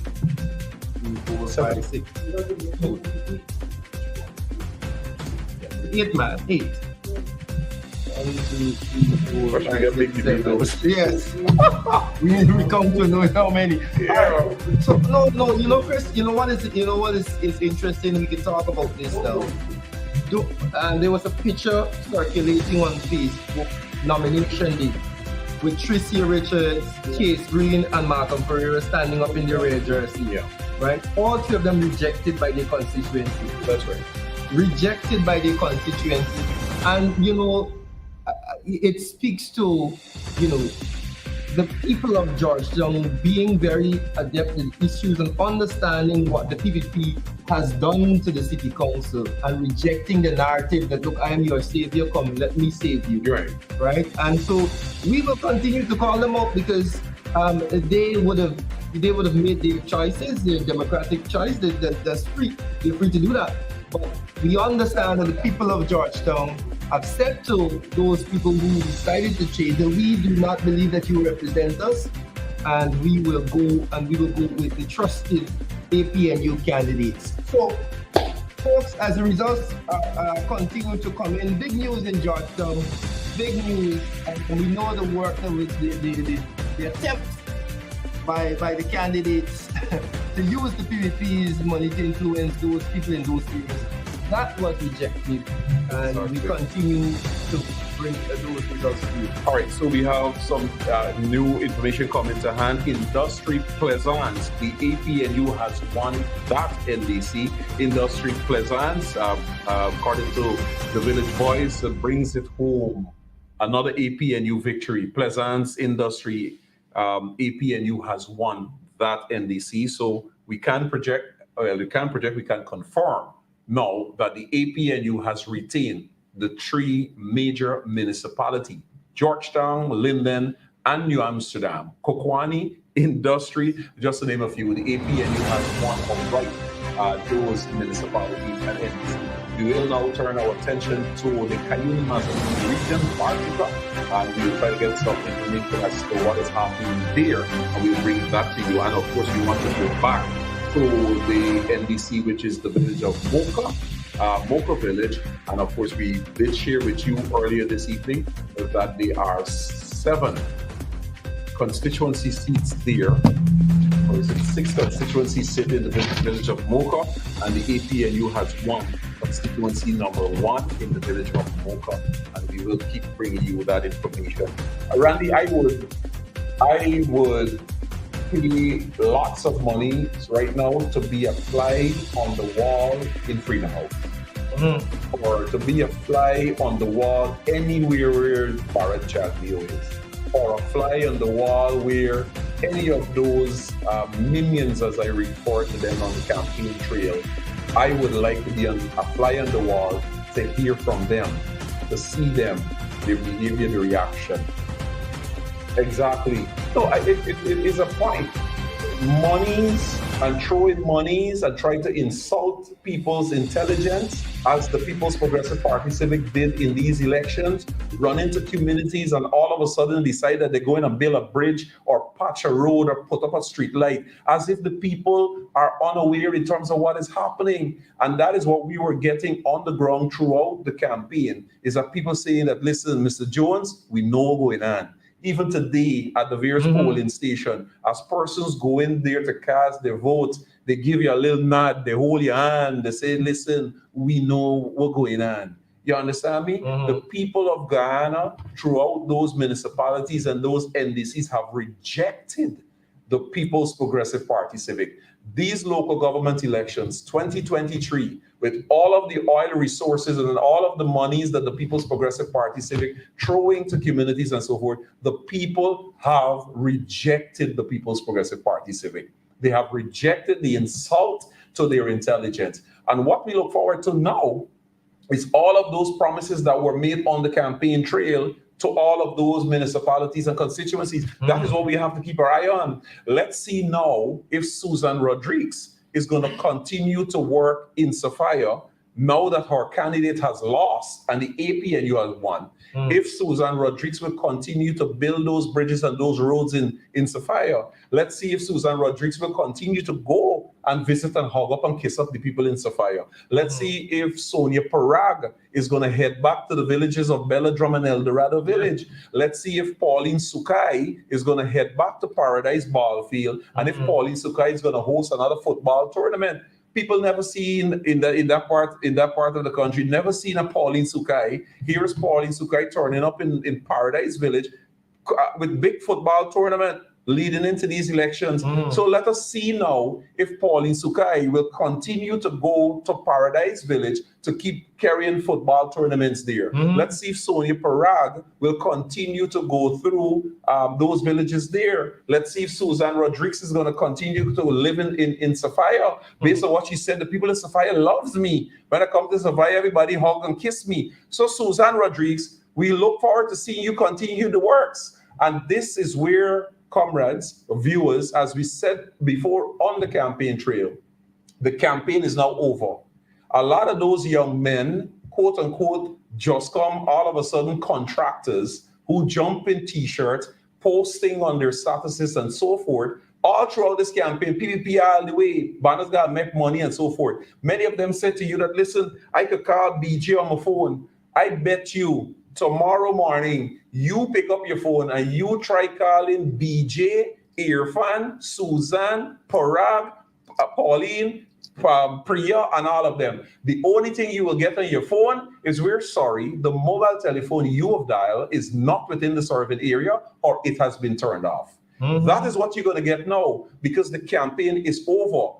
You have been used by the PPP, as I have witnessed in the past. And that's why I said to people on the campaign trail, 26 years, come September, I know the nature of the beast. They use people, they use you, they throw all sorts of things to you, and you go and throw yourself forward. The campaign has been lost. They haven't achieved what they want. You are now just a used utensil, and you have to go back in the cupboard. But what you have to live with is the fact that you attempted to sell your community cheap, just for a few dollars more, just for what you personally was getting in your own pocket. So because they make you a contractor, quote unquote, and put a little money in your pocket, you run through your community and tell everybody, yeah, vote for them, they're good people, the money in your pocket, not their own. Tomorrow morning, I challenge you, pick up the phone and call BJ, like how you used to get BJ on speed dial, or those ministers, Parag and Susan and all of them. You try calling them tomorrow. All you will get on the phone, we're sorry, the mobile telephone you have dialed is not within the serving area, or it has been turned off. The campaign is over. The PPP is done with you. That is the reality. That is the nature of the beast. And I am most pleased with the Guyanese people that went out to these polls and voted resoundingly for the APNU candidates, is that you have said no to the insult to your intelligence, as the People's Progressive Party Civic has been doing. They believe that money can buy anything, you understand me? And they believe that monies can buy any community, certain type community. And as I mentioned before, that type of behavior that you've seen displayed by the People's Progressive Party Civic in certain areas, in certain communities, the PPP will never do that in their stronghold. They will never be so disrespectful to their supporters that 2 days and 6 days before an election, suddenly they're going to build a bridge. They will never be so disrespectful to their constituency as they have been to these constituencies that they have been contested. Just yesterday afternoon, you take a drive going down that road, Lamaha Road, going into Guy Hawk Park. Yesterday afternoon, construction of a bridge to bridge Sophia to that road started yesterday afternoon. Before the elections, plank throw down and wood gone across, all sorts of things, all sorts of behavior, all sorts of disrespect to the people's intelligence by the PPP has taken place in these elections. As I tell people, I've seen PPP this time around at their worst. At their worst. And as I said to the people in New Amsterdam, the current People's Progressive Party Civic that we're seeing now, it is not the same PPP as Dr. Chedi Jagan and Janet Jagan. It is a completely different thing. This is an animal. This current PPP is a mafia. Believe that monies can bribe any individual, can buy out any community. But today, in these elections, the people of Guyana have rejected that sort of behavior. They have rejected the People's Progressive Party Civic. They have rejected those minions that put on red jerseys and run around the community. They have rejected being bribed by you. They have rejected your gross disrespect to their intelligence leading up to these election campaigns.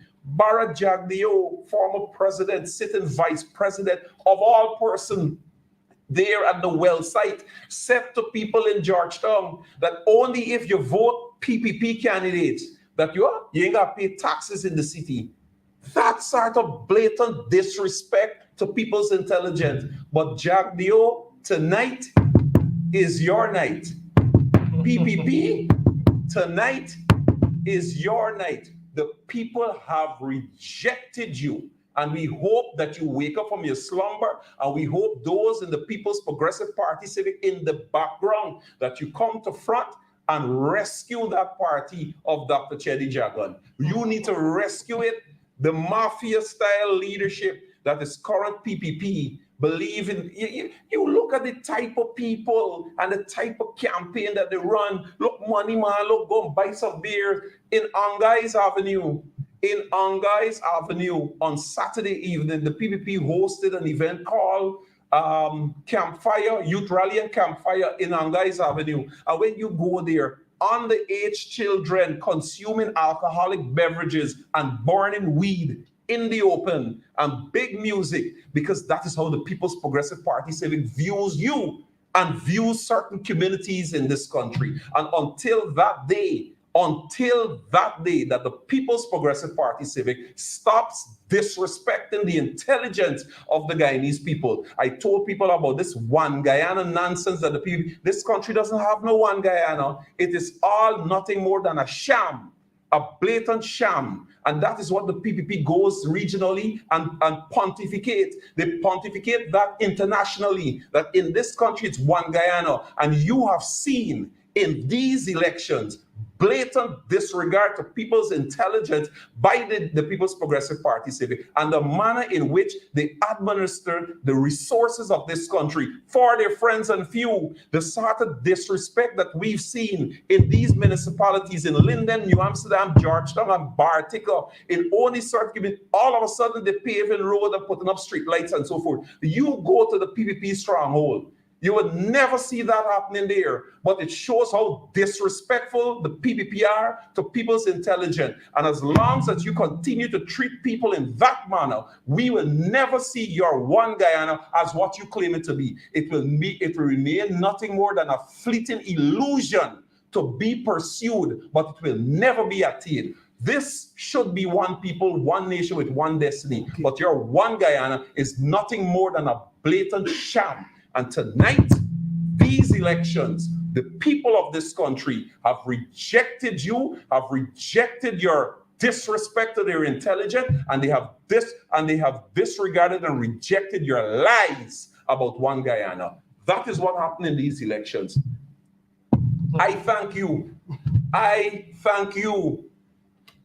Whether you is the youngster that just before you went to work this morning, you went and voted, I thank you. Whether you're the person who was at work and got out during lunchtime to go and vote, I thank you. Like the young lady that I put in the car this afternoon because she went out earlier but couldn't find her polling station. She came back there minutes to 6. We jumped in the car. We ran up in South and tried to find, I think, George's residence somewhere in South Rumveld. We didn't find it, but the other young lady came back. We drove all around to find. I thank her, even though she was unable to cast a vote. I thank you for your attempt. I thank the elderly I thank the elderly citizens. I thank the children and grandchildren of the elderly citizens that picked up grandma, picked up grandpa, and they walked one for dollar until they meet the polling station and afforded those persons the opportunity to cast a vote. And when they were going out, I saw the smiles on their face that they had the opportunity to vote for their local representative, not vote for cash, not vote for money, not vote for red t-shirt, not vote for a box of Coca, right? Not vote for a bottle of Heineken. Went and vote for representation. That is what local democracy is about. And that is what the PPP doesn't like or doesn't understand. And that is why for 20 years when they were in power, this country had no local government elections. It is nothing more than a sham, the PPP. The people have rejected you whole night tonight in all of those municipalities and constituencies. Once you have won or once you have rejected the PPP, go celebrate. Go celebrate. I give you the night. Go celebrate. Give the Almighty, whoever he may be to you, give the Almighty praise and thanks because you have rejected the PPP. Jack, you don't have to sleep tonight, but we can sleep on cloud heaven because we know we rejected him. We thank you on behalf of all of the candidates that you cast a vote. Whether some of them were not successful in these elections, we thank you. We thank you, and we will work with ensure that they continue to represent you in those municipalities and NDCs. Guyana, we thank you. All right.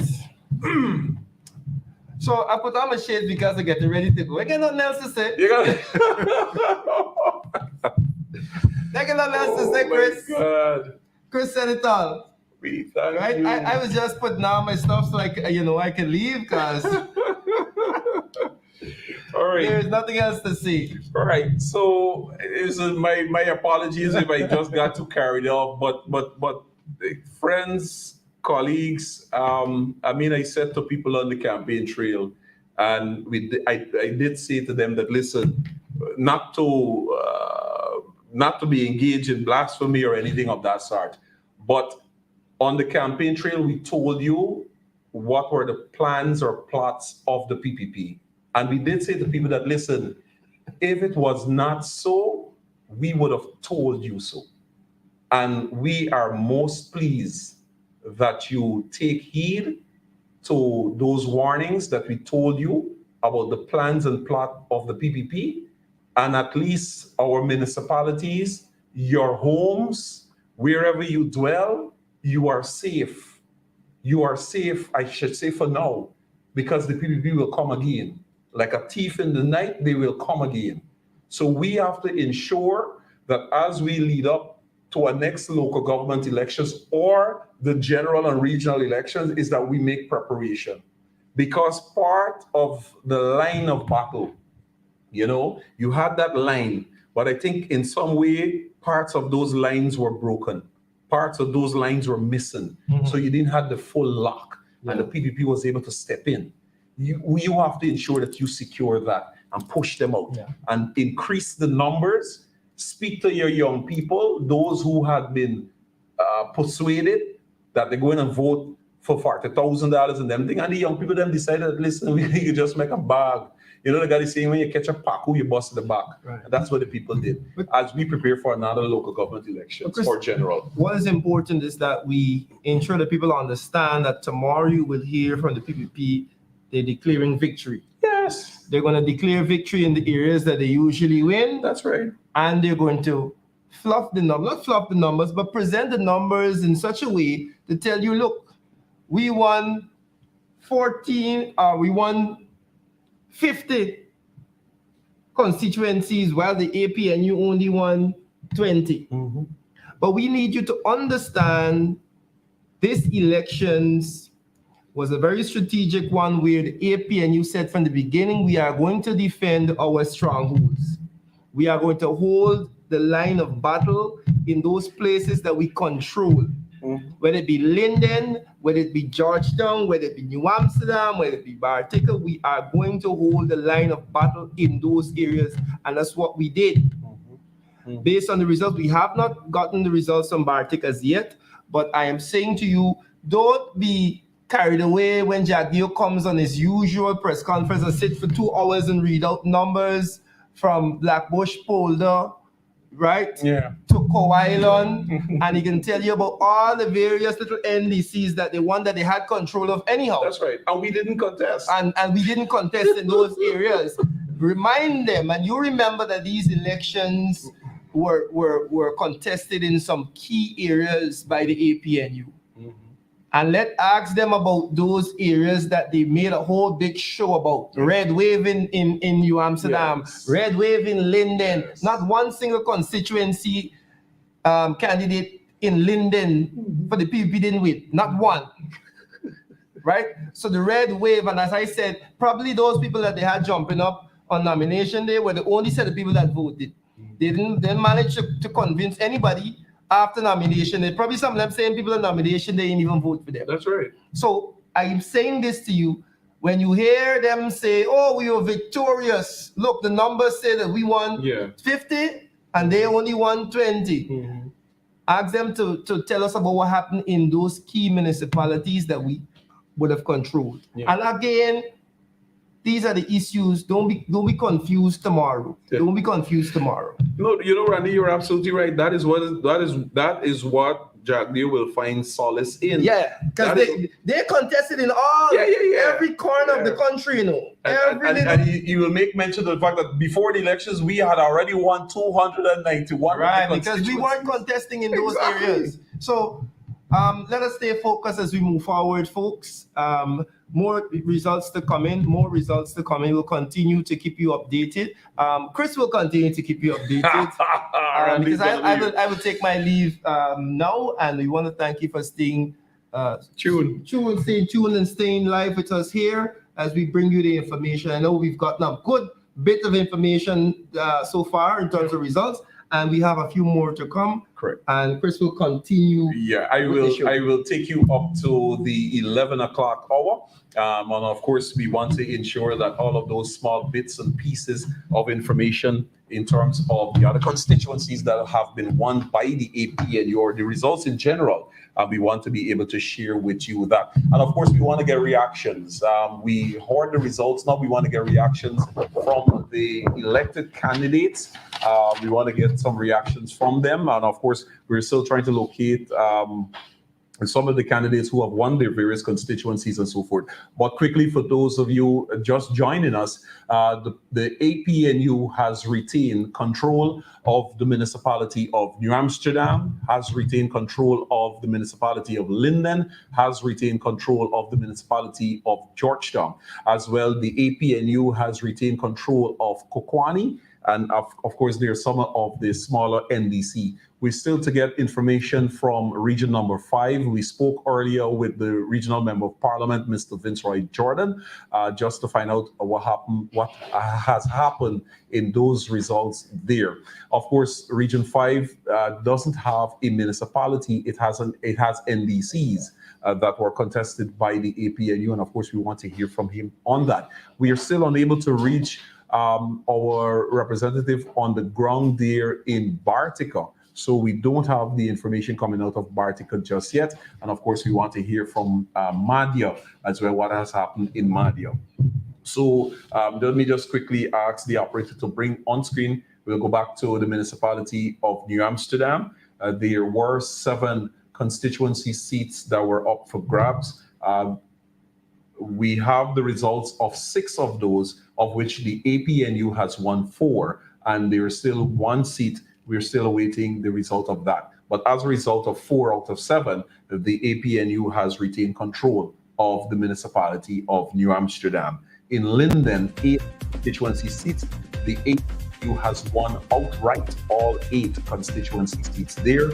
In Kokwani, there were 12 seats that are up for grabs. The APNU has won 8. The People's Progressive Party Civic 4, and of course in Georgetown we have the results are in for constituency number 5, number 10, number 11, number 12, number 13, number 14, and number 15. Those are the constituencies in Georgetown, and of course there's 1 constituency outstanding that I don't have here, constituency number 6, and of course there's 15 seats being contested there, and just on this result, we're still awaiting the others. The APNU has won 8 out of the 15. We're still awaiting the results from the others. And just to share with you, constituency number 13 was won by Winston Harding, and that is the very constituency in Lane Avenue, which comprised parts of Lane Avenue. And you had, that is where the PPP had the Tricia Richards contesting that seat. And of course, you know, Tricia Richards was an APNU AFC councillor on the city council, and she have jumped ship and she joined with the People's Progressive Party Civic. But the people there in constituency 13 and her very own home district of Lane Avenue have rejected her outright. Constituency number 10. Constituency number 10 was contested by Travis Ellis, and this is in All Boys Town, Untrenched. And of course, we share with you in terms of what attempts were being made by the People's Progressive Party Civic to dispossess the people of their properties there in Untrenched and parts of All Boys Town, because those areas are now prime real estate. But the people of All Boys Town, constituency number 10, have rejected Malcolm Ferreira, who in the last local government election contested as an independent candidate, and Malcolm Ferreira had jumped ship and joined the People's Progressive Party Civic and contested All Boys Town. So the people in All Boys Town have rejected Malcolm Ferreira in favor of Mr. Travis Ellis. Travis Ellis is a first-time councillor to the Georgetown City Council, and of course we congratulate Travis Ellis and of course the people of All Boys Town, Untrenched, Middle Street, etc.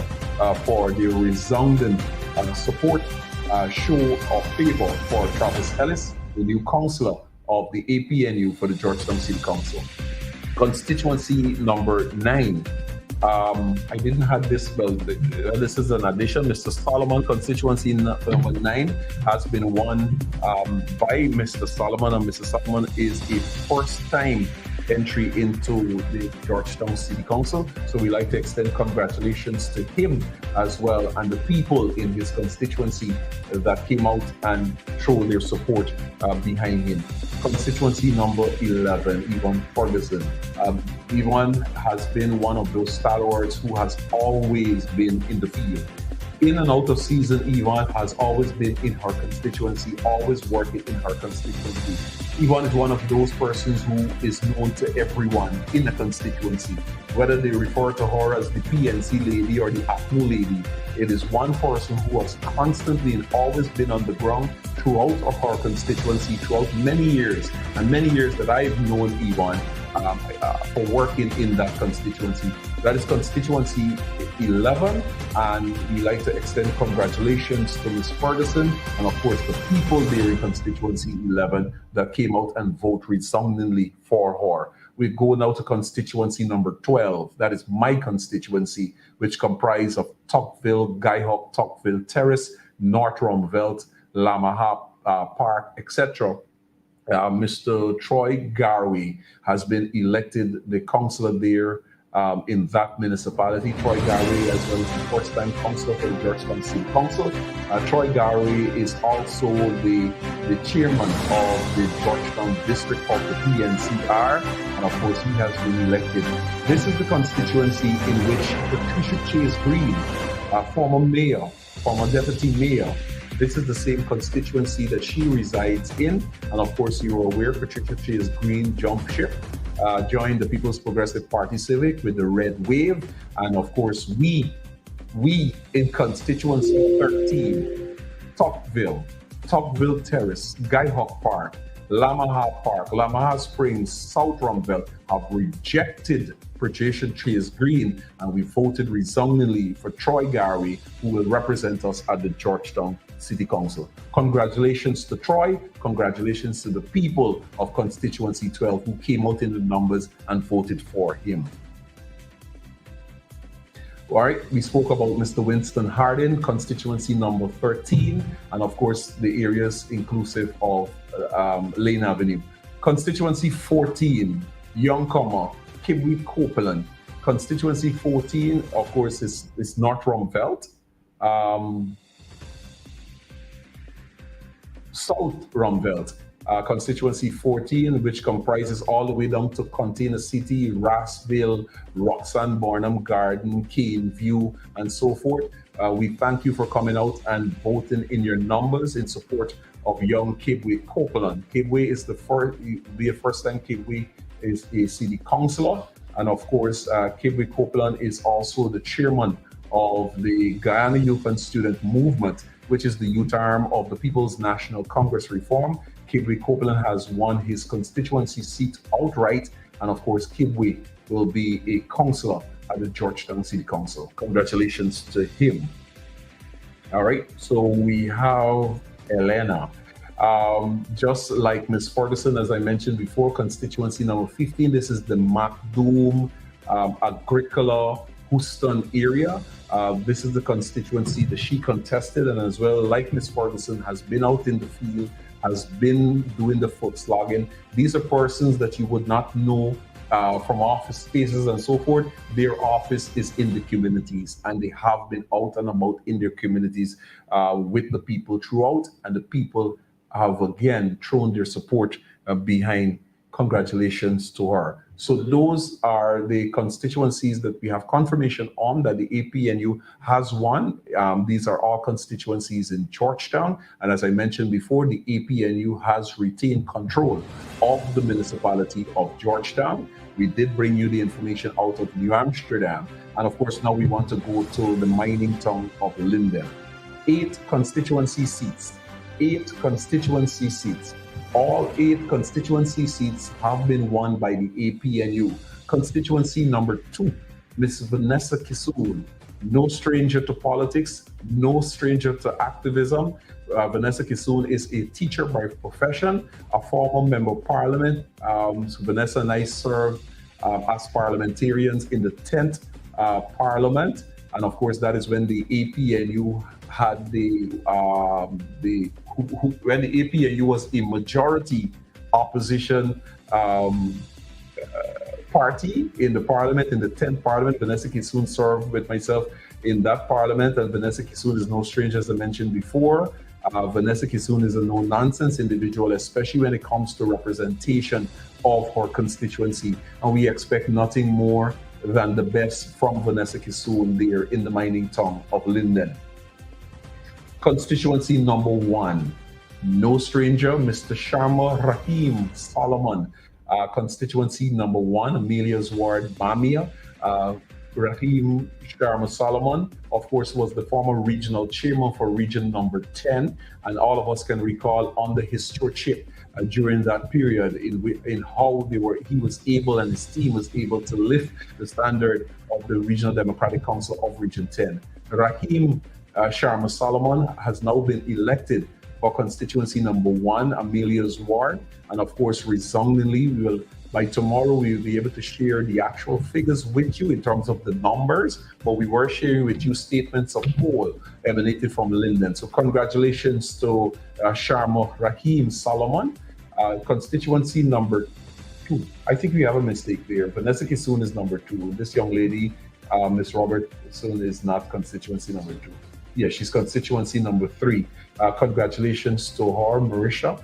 And of course, to no stranger to the people of Linden, no stranger to people in terms of her activism there in the mining town of Linden, and she will be serving the people on the municipality of Linden. Alicia Bentic, her constituency 4 represent Old England.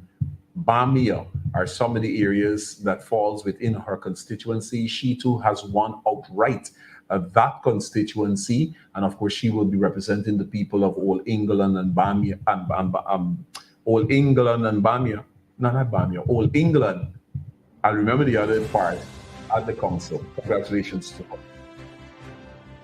All right, Kwesi Parks, constituency number 5.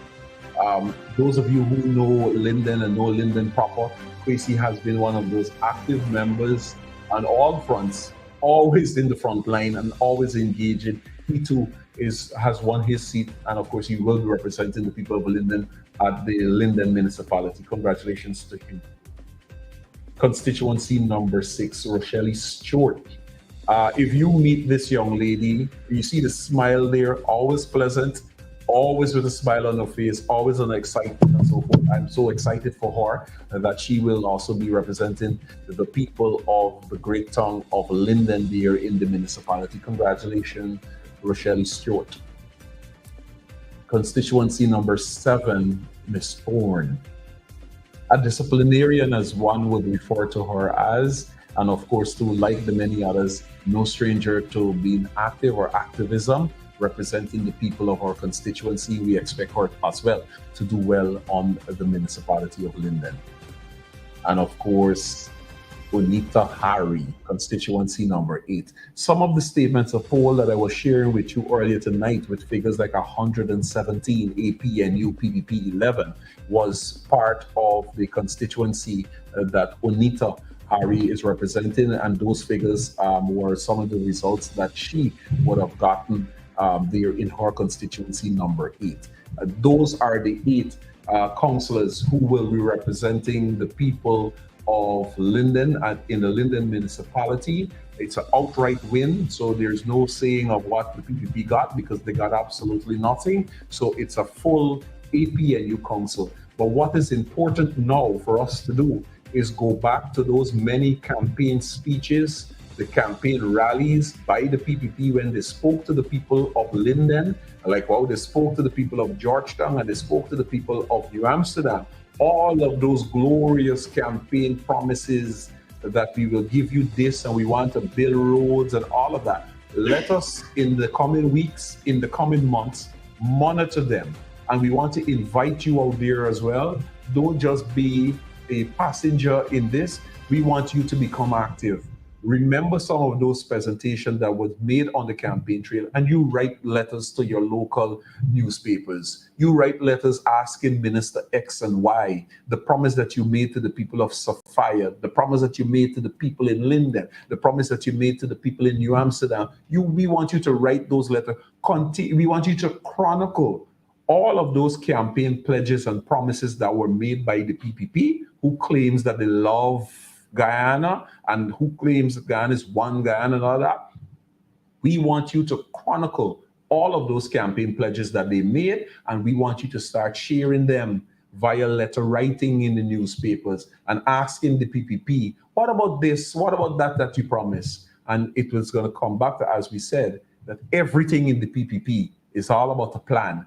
And unless that plan for the PPP is successful, nothing that they promise you will ever come to fruition. It's always been that way. That is the nature of the beast. Jaglio promised the people of Georgetown, but he was specific that if you vote for his candidate, then the people of Georgetown, you won't have to pay any rates and taxes. Okay, the people didn't vote for your candidate, so what happened? The people of Georgetown aren't Guyanese. The people of Georgetown aren't a part of your government's one Guyana. What is so different with the people of Georgetown that now that the people of Georgetown said, okay, we heard you, but we want these individuals. Aren't we now going to get tax-free? Aren't we going to not pay taxes for Georgetown as you promised Bharat Jagdeo on the campaign trail? What happened?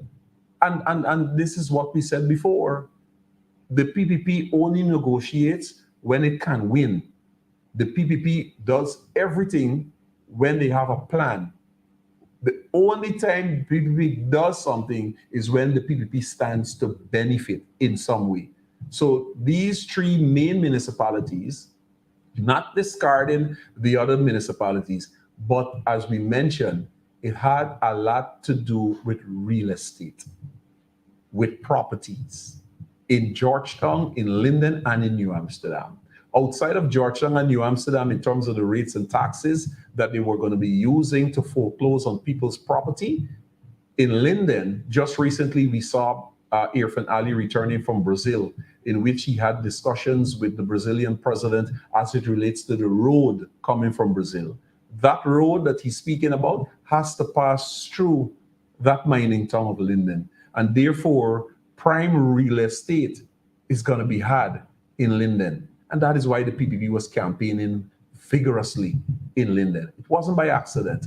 Similarly, in terms of the oil industry and the setup of shops here in Georgetown and many of those prime real estate in Georgetown, we happen to reside in them. We happen to reside in those very areas. The property value has skyrocketed. And that is what the PPP doesn't want you to know. And we said to people that all of you that live along that belt, that Mandela roadway that starts from the cultural center and wraps away down the back road, all of the people that reside on the east and western side of that road, if the property of your house was a few years ago $15 million, with that road infrastructure, with the current oil industry at work, your property value has tripled. It is now $45 million.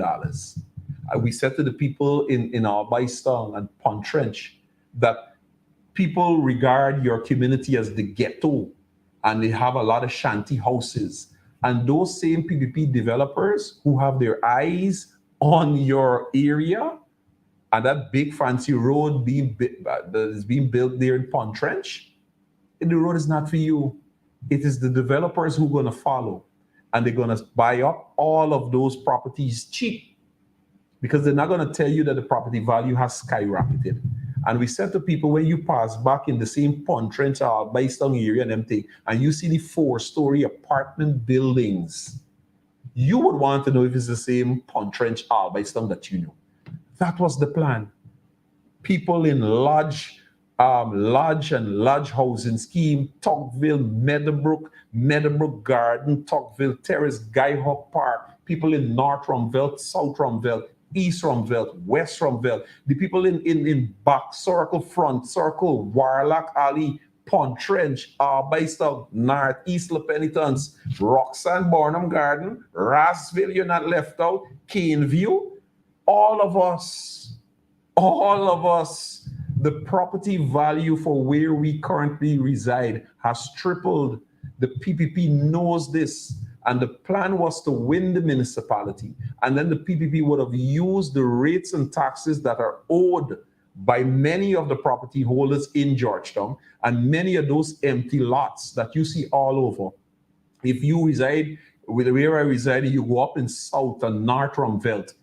After every 4 houses, you pass an empty house lot or an old house. All of those lots have outstanding rates and taxes. The PPP, once they would have gotten their hands on the municipality, they would have used those same rates and taxes to lobby to foreclose on your property and sell them cheap. And they have their financiers and people who pocket big up with enough money and then prepared to buy every land cheap. That was the plan. And that's why when I spoke on the campaign trail, that it was the APNU councillors that introduced the amnesty period, which gave people the opportunity to pay off just their taxes minus the interest. Jagmio, of all persons, I mean, when I saw Susan a few nights ago come up on Facebook responding to me, and then a few days after that, Kwame Mackay issued a whole statement that was read on the Ghana Today about me. And then after that, Barra Jagmio on his press conference spent over an hour speaking about me. That's when you know you pinch the PPP, you pinch them back, that right up to the top come hollering. Jagmio himself, because we did exactly what we did. All right, so we're going to go to some footage that the operator is sharing with us, and we're not certain where this is. Oh, it's in Linden. So this is footage coming out of Linden. The people are dancing in the street of Linden. So we want to listen to some of that. The people are dancing in the street.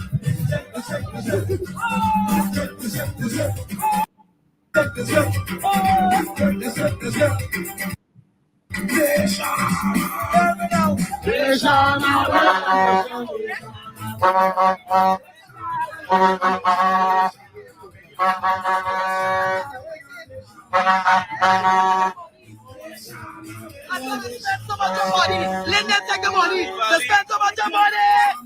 Emmett, interview me. What you say about it? So I said, man, the amount of money to spend is the amount of money. There's the amount of force to get over them. The amount of money to spend. But you see story to them. I walk this line. I walk around. I walk. To celebrate. I'm tired. Marlon! What the boss up there?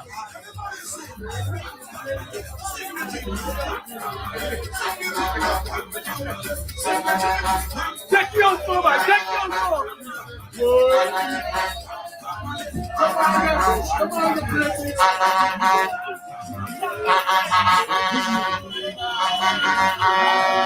What's wrong with them there? They come down here?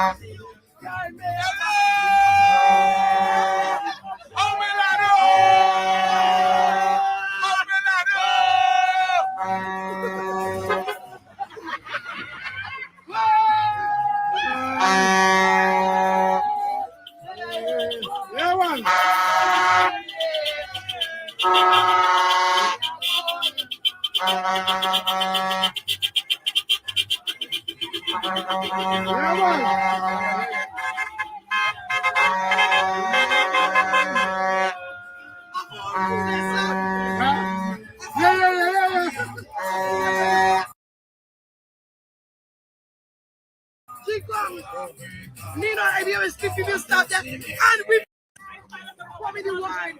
We voted for Cup. We voted for Cup. We voted for Cup. We voted for Cup.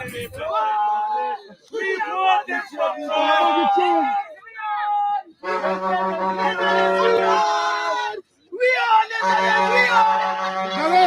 Hello. Come tell me. What about the all the cash grant and all the thing with the great victory for you? There's no other. There's no other business them people. You give me $1 million of your lashy head and bust it.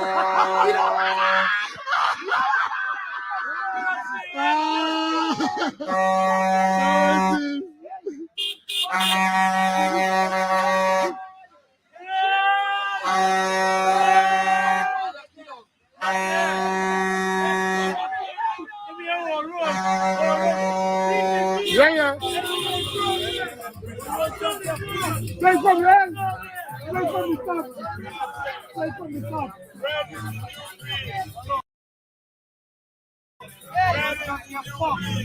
Yeah, the ball was. The ball was the ball.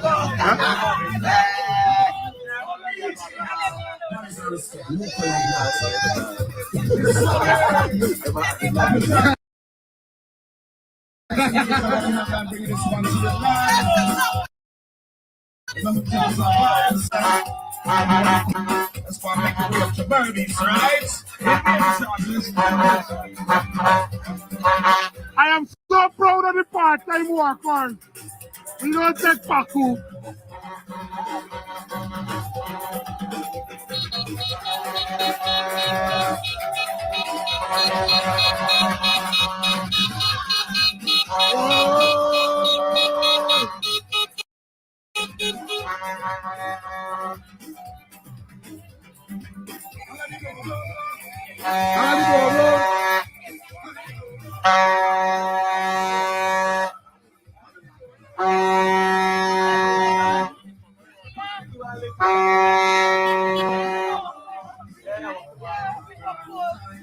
All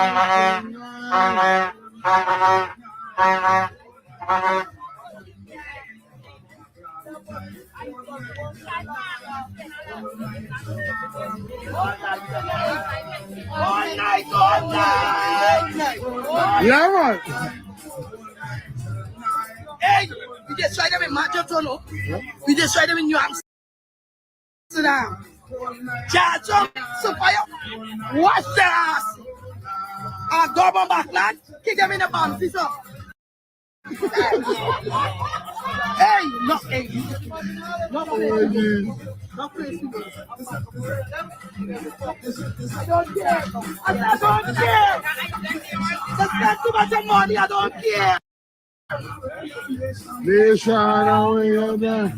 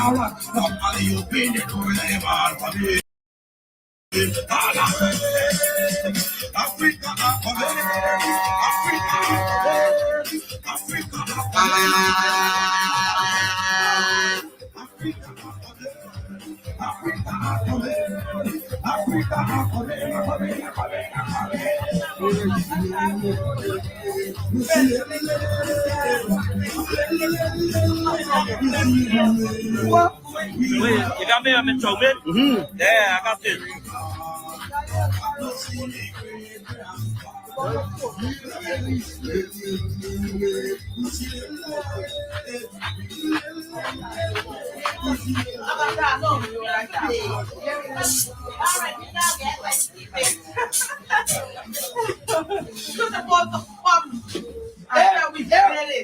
Hello.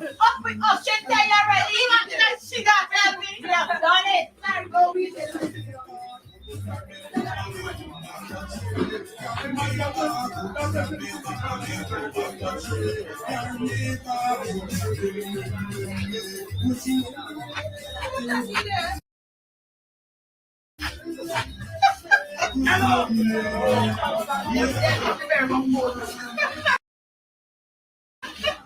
Why you be he's a senior to you now all the people lost.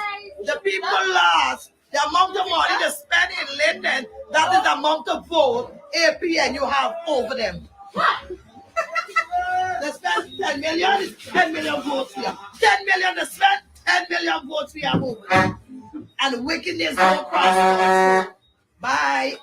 Bye.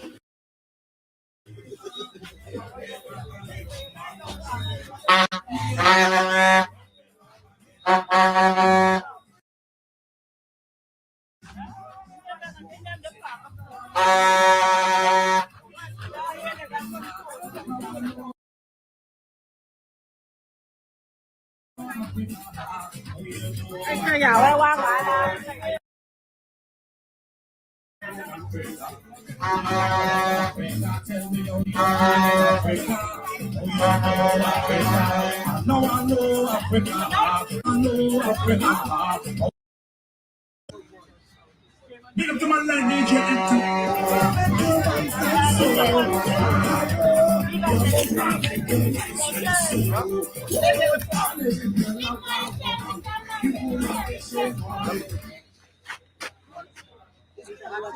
accident. This is sheriff by something of that. No, I don't like.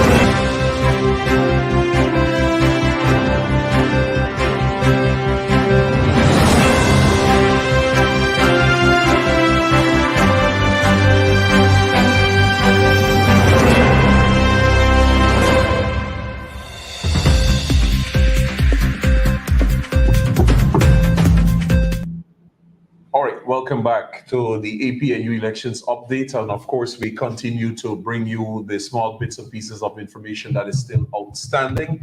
Let me just quickly share with you the Georgetown municipality with 15 seats up for grabs. And let me just quickly share with you the seats that have been won.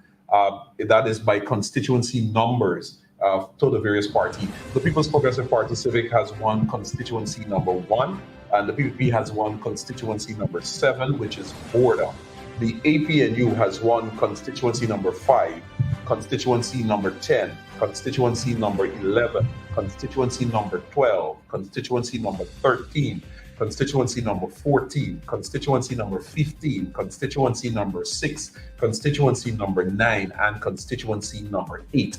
Those have been won by the APNU. We are still awaiting the results for constituency 2, 3, and 4.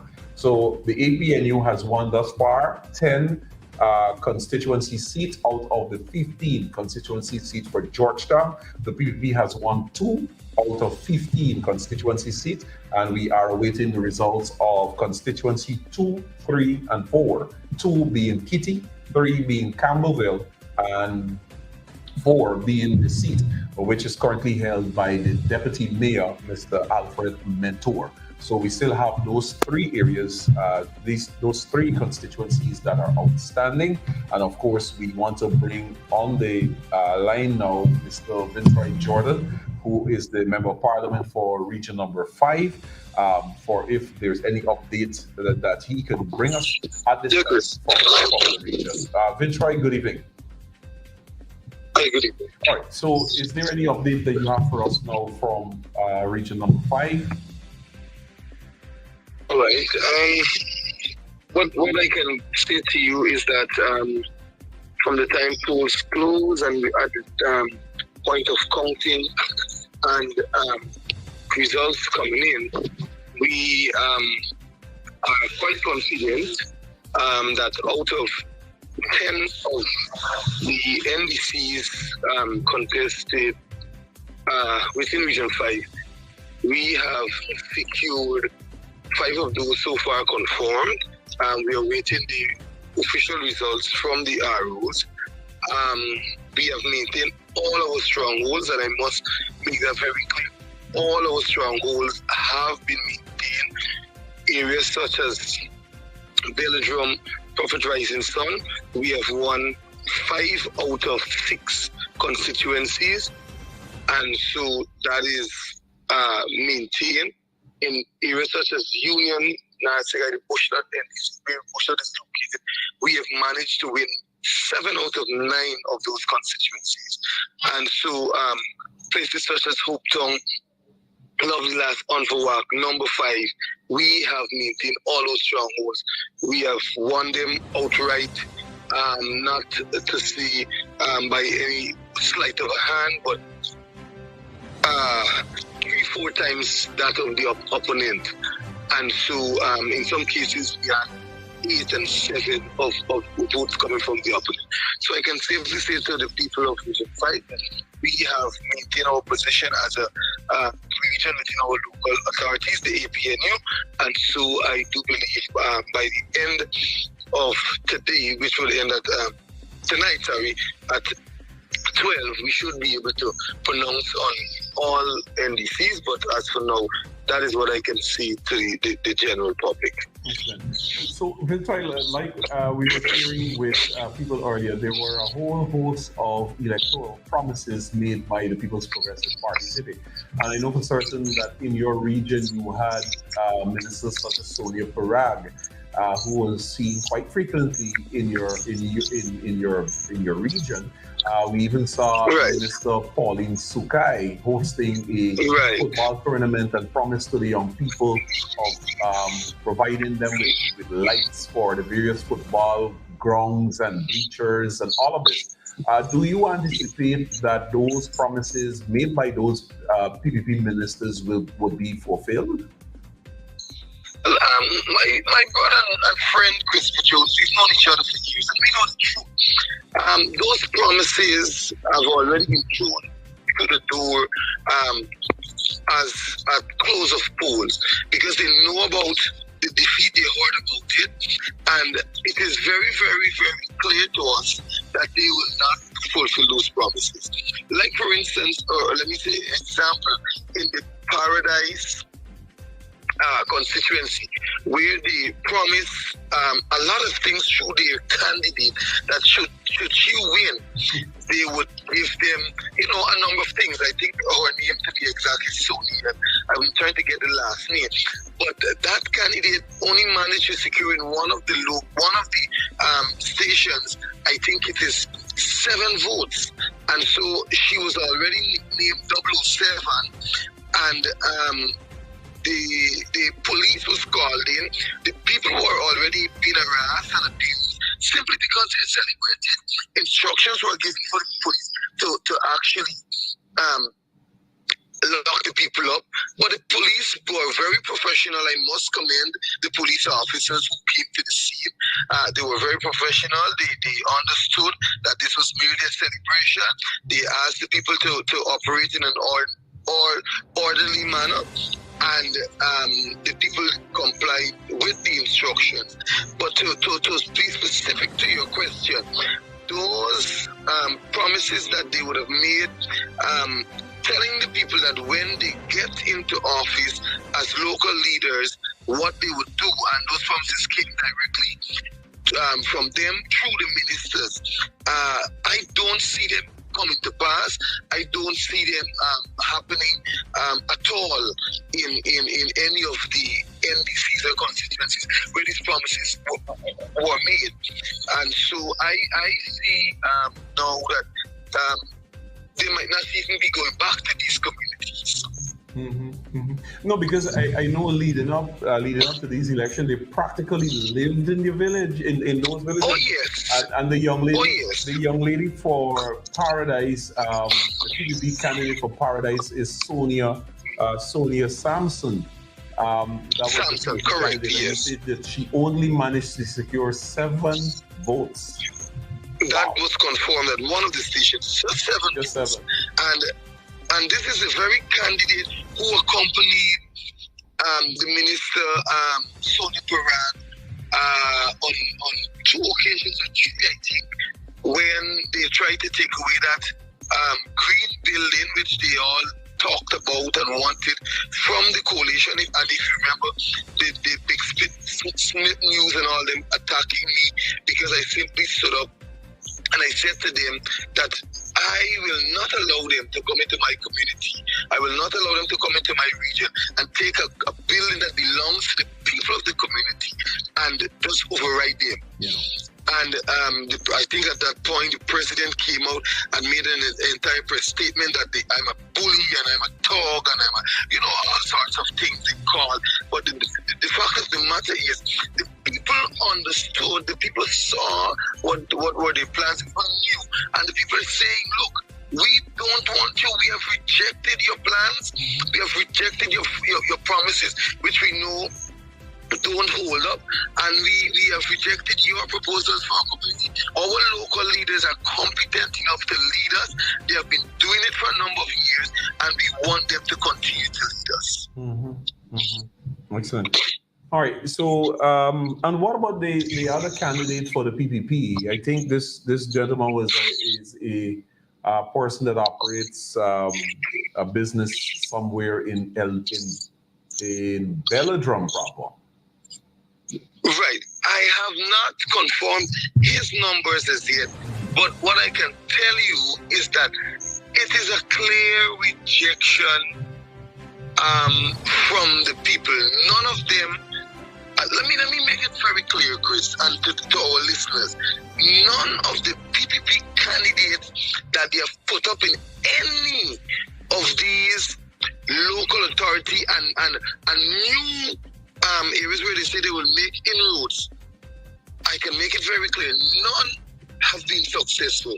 I can tell you, for example, in Hopetown, the people of Hopetown spoke at the ballot. The people said to them very clearly, we don't want you here. Because they placed two candidates in Hopetown who we know had a lot of fake signatures. And I'm going to come to the Woodlands Belleria and see probably by morning to let you understand that the people spoke there in the ballot also. And that is one of the NCs where we unearthed the scheme, the fraud of the fake signatures and all of that. And the people said it in the ballot that we don't want you. And you know the thing about it, one must question now, how then the 30 odd backers or nominators that they had on the list to nominate them. This is another story that I'm going to bring to light and let people understand our position. How then that these 30 people, for example, the Soniel candidate, she had over 30 persons who nominated, so-called persons who nominated her, but only 7 could turn up to vote for you, or only 7 see you as fit. Now, the first step for one must understand is that the people who nominated you are the persons who will actually vote for you.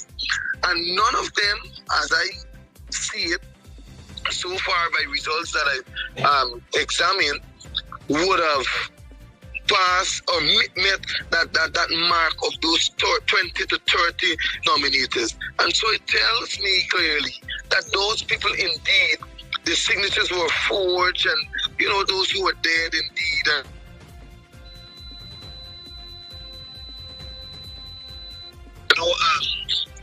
in 5, I specifically said at the rally in Belgium, I want the police to guard the strongholds of the PPP.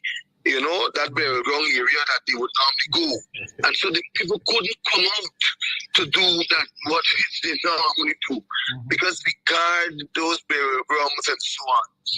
And so, on a very serious note, one should look at that and examine if you cannot meet that simple mark of 20 and 30 persons who nominated you. Well then, how were you even nominated? Because they were supposed to be the first set of people voting for you. And so that's another pressing area we need to start speaking on. I totally agree with you. But you know, Mel, let me just add, last Saturday at the final rally in New Amsterdam, yourself and B. Coretta McDonald also spoke there to the people, and I am aware you know the results coming out of New Amsterdam. What's your commendation to the people of New Amsterdam?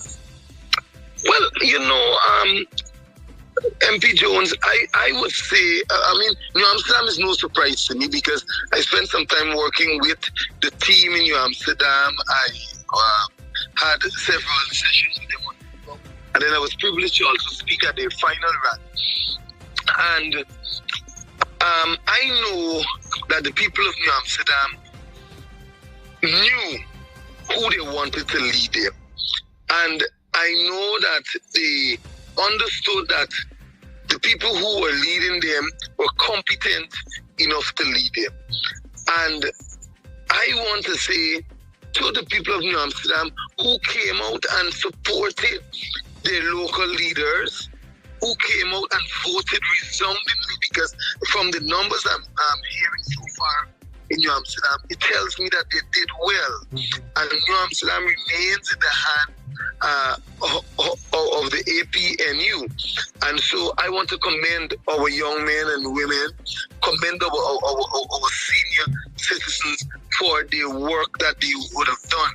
And when I was speaking at New Amsterdam, I said to the folks who are at the rally and those who could have hear my voice, I said I owe New Amsterdam a service, and that service is to say it to them, because that is where I received my secondary education, that tongue. And so I said that my service is to let you know that you must continue to keep New Amsterdam alive, and by keeping her alive is by ensuring that she is being managed by a APNU council, and they have made not only myself proud, but I'm pretty sure that you're proud also of what they would have done.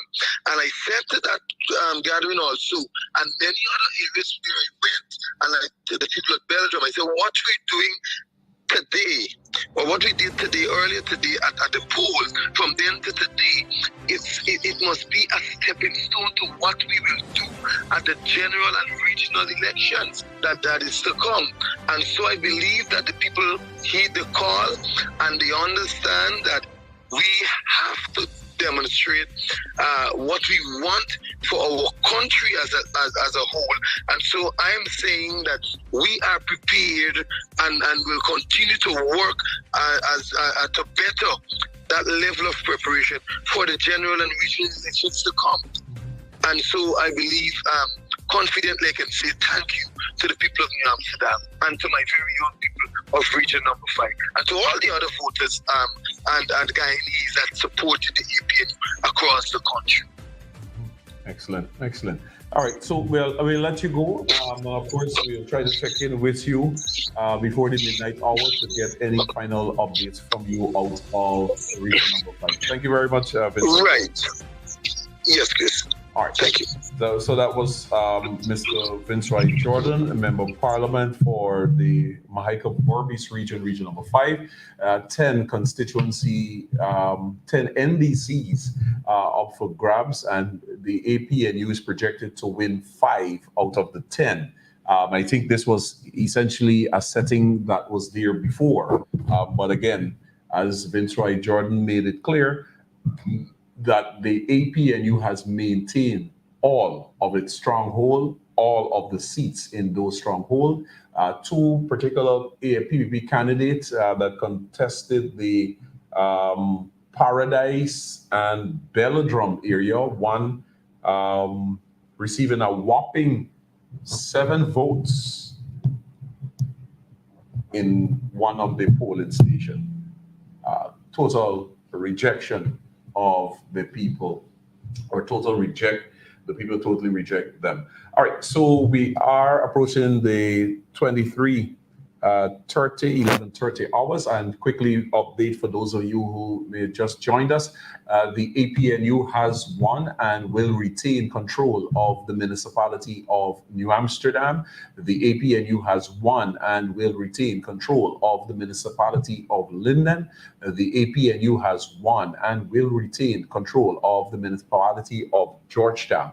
And of course, there are still pockets of NDCs that the APNU contested. We still are waiting for information out of Martica. Not sure why the information is taking so long to come from that end. And of course, we want to touch base with Member of Parliament, Ms. Nima Flu-Best, because we started out these broadcasts with results coming out from the village of Mocha, which itself is an NDC. We're going to touch base back with Ms. Nima Flu-Best and get updates, but we want to take you back to Linden, where the celebrations are still ongoing there. Linden had 8 constituency seats in the municipality. The APNU has won all 8 constituency seats in that municipality. And of course, the report out of Bokwani is the essentially APNU the APNU has won 8 seats, the Progressive Party Civic 4. So the APNU has retained control of Kokwani as well. And we will continue to bring you information. We're going to go back to Linden with the celebration here, and I'll quickly try to get some information out of Bartica, and we'll share that with you, and of course, New Amsterdam. Stay tuned with the APNU elections results.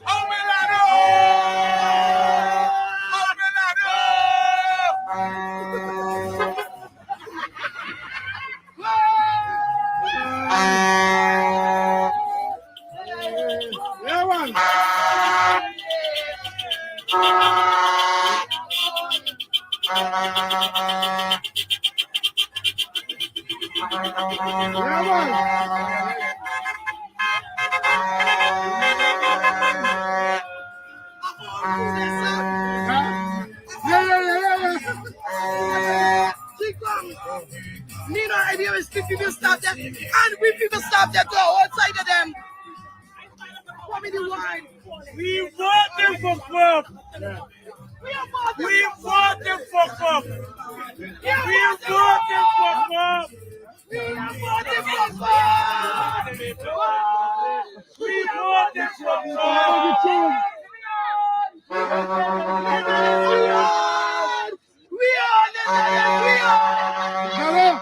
No, come tell me. What about the all the cash grant and all the thing with the bring victory for you? There's no all them. There's no all them whistling them people. You give me $1 million of your lashy head and busting. You know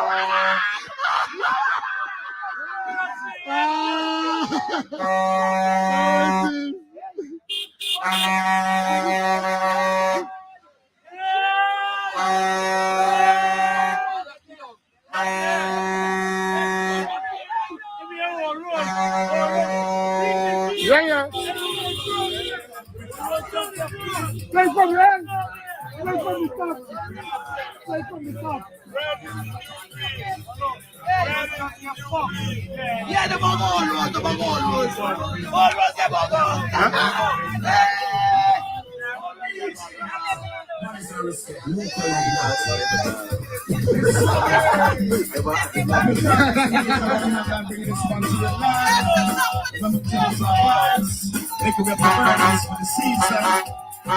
Coming in, that's why I'm making way up to Burbies, right?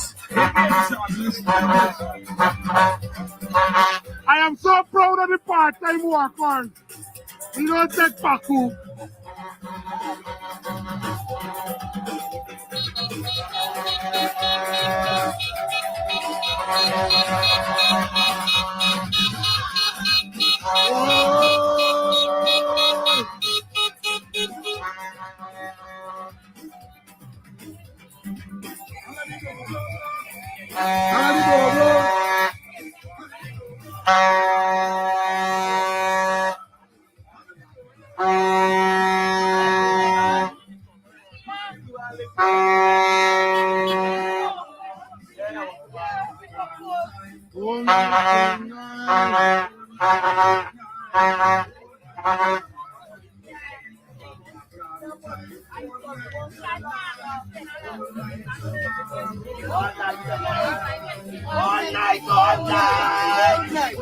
Yeah, man. Hey, we just tried them in Manchester, no? We just tried them in New Amsterdam. Charge up, super up. Watch their ass. And go on backland, kick them in the bounty, so. Hey, no, hey. No crazy. No crazy. I don't care. I don't care. They spend too much money, I don't care. They shot away on that.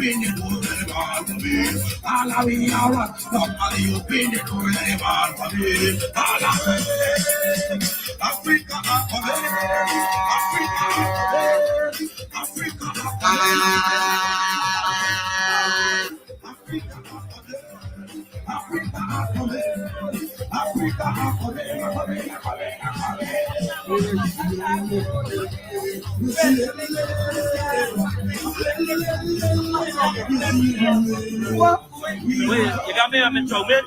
Yeah, I got this.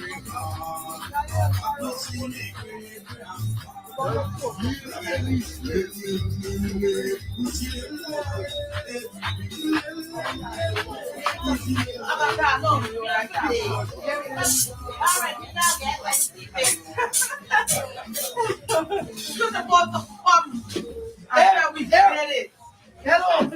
Oh, shit, there you already. She got that. We have done it. Go read it.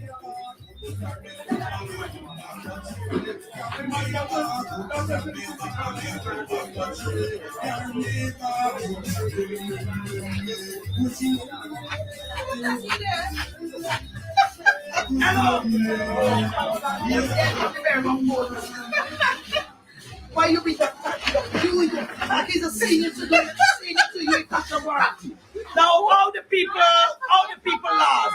The people lost the amount of money spent in Linden, that is the amount of vote APN you have over them.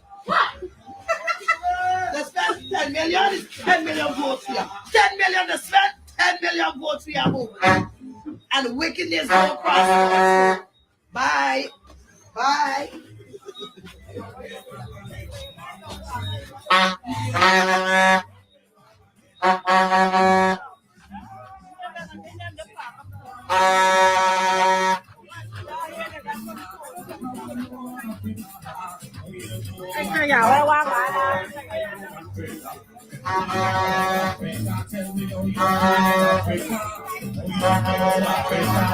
No one know Africa.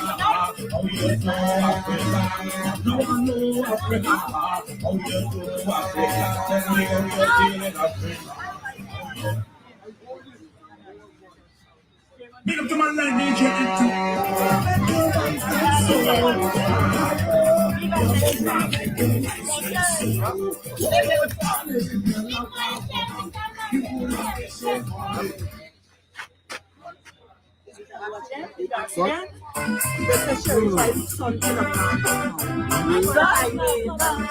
No, I don't like.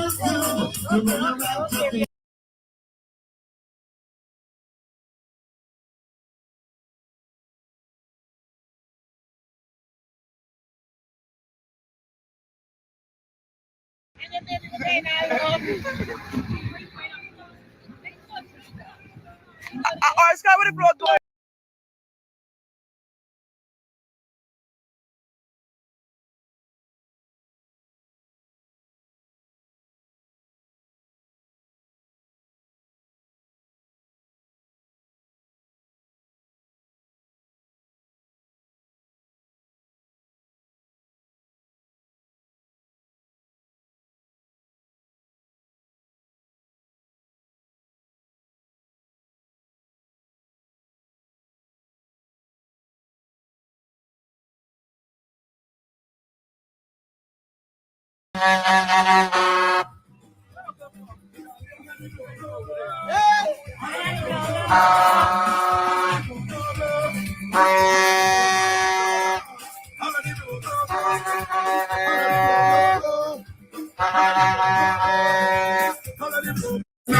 All night tonight, we gon' have a grand time. All night tonight, all night tomorrow night, we gon' have a fine time. All night, tonight, we go have a fine time. All night, tomorrow night.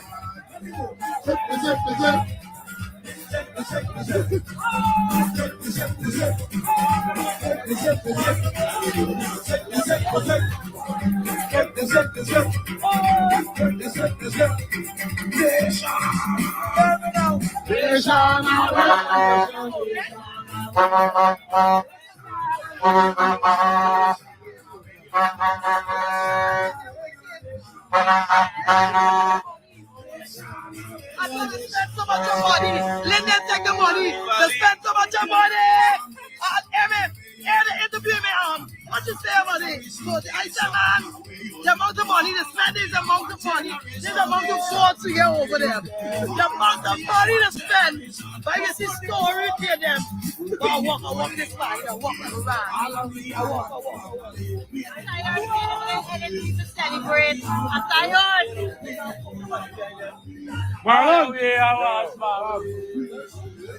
What the boss up there?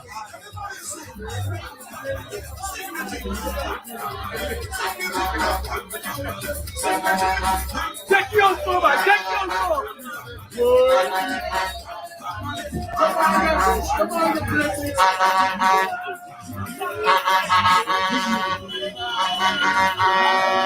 What's wrong with them there? They come down here?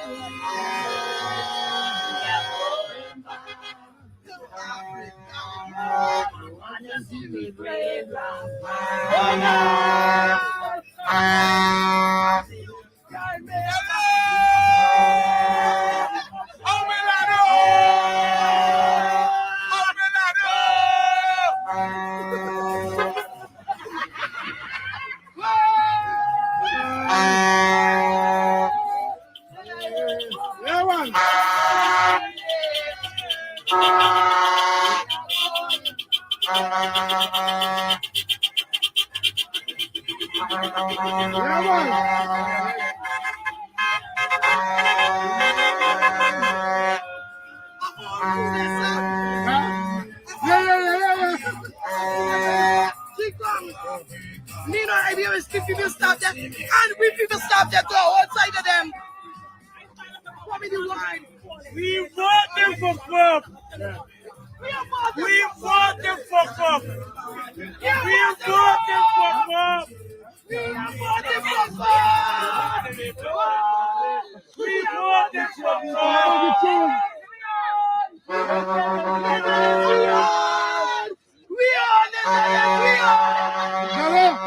No. Come on. What about the all the cash grant and all the thing with the bring victory for you? There's no them. There's no them beastling them people. You give me $1 million, I'm gonna lash your head and bust it.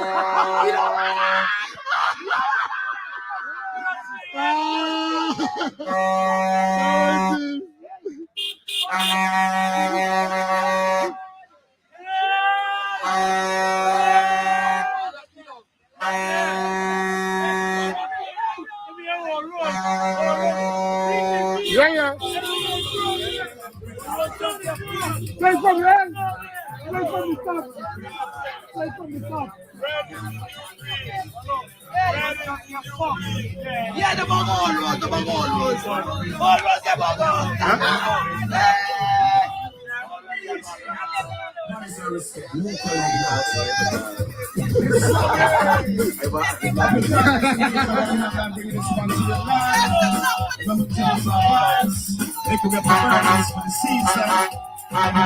in, that's why I make it up to Burbies, right? I am so proud of the part-time workers. We don't take Paku.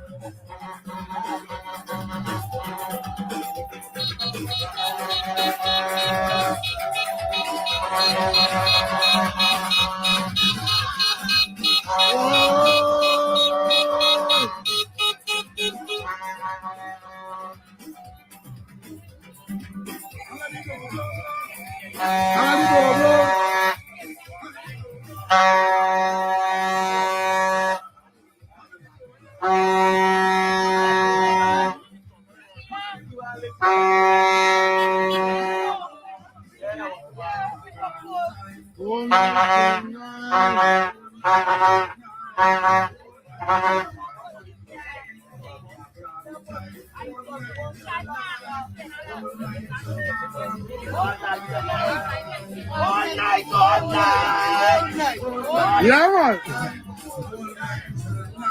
Hey, we just tried them in Manchester, we just tried them in New Amsterdam.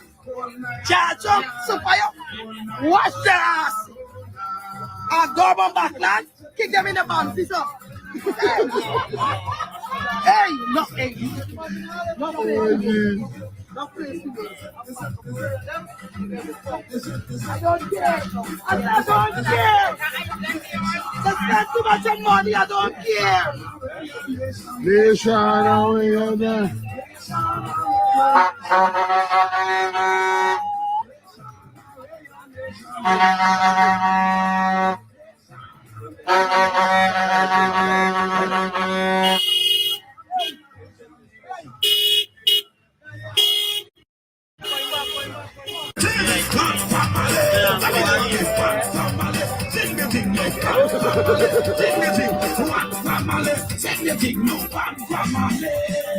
Open the door, let him on for me. All we want, come on, you open the door, let him on for me. All we want, come on, you open the door, let him on for me. All we want, come on, you open the door, let him on for me. All Africa, Africa, Africa,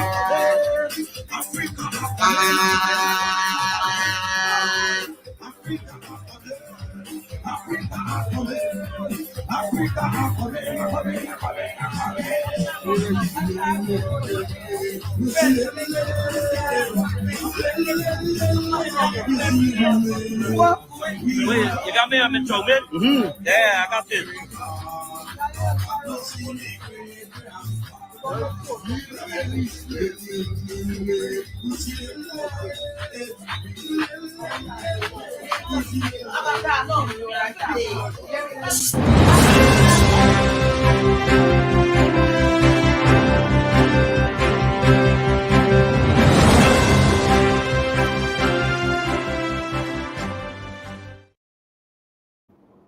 All right, welcome back to the APNU elections update. We have some more results for you.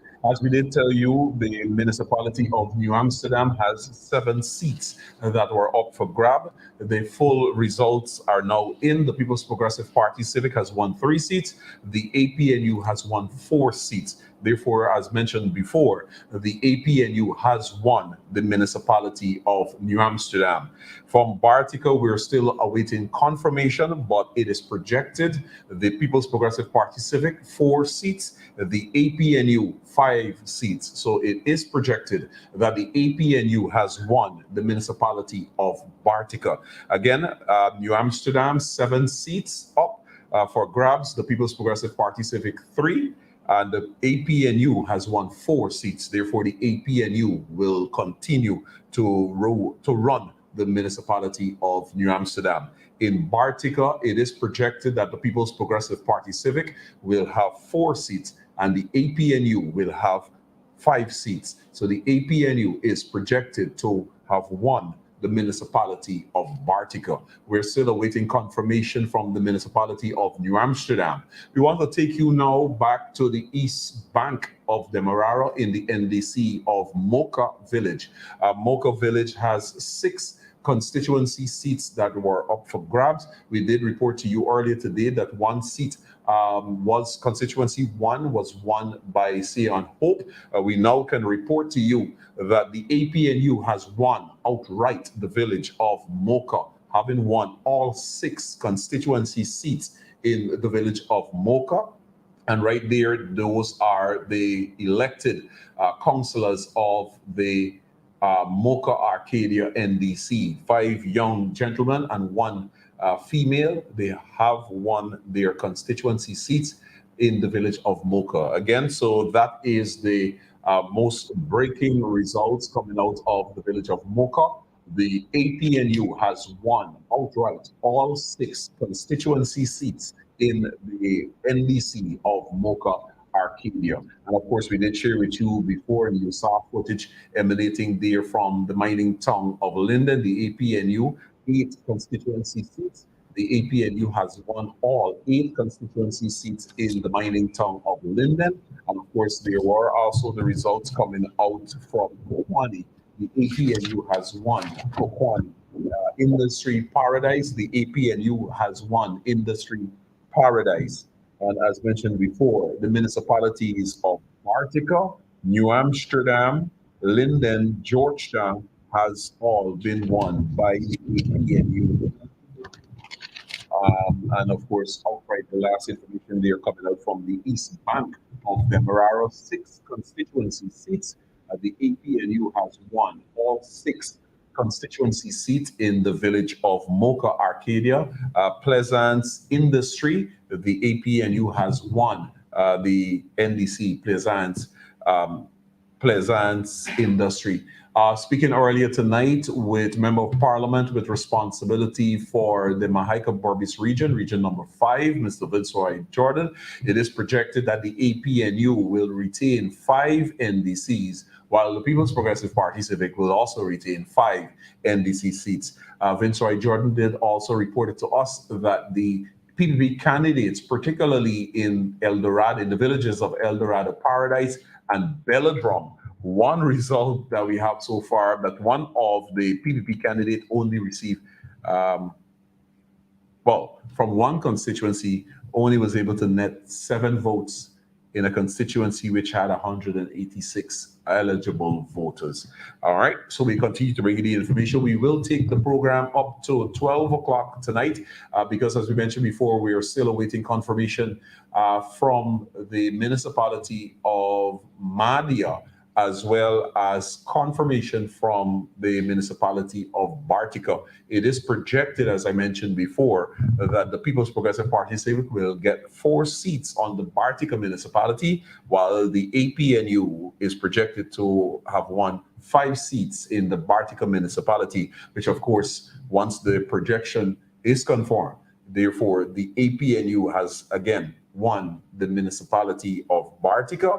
The APNU has won the municipality of New Amsterdam. The APNU has won the municipality of Linden.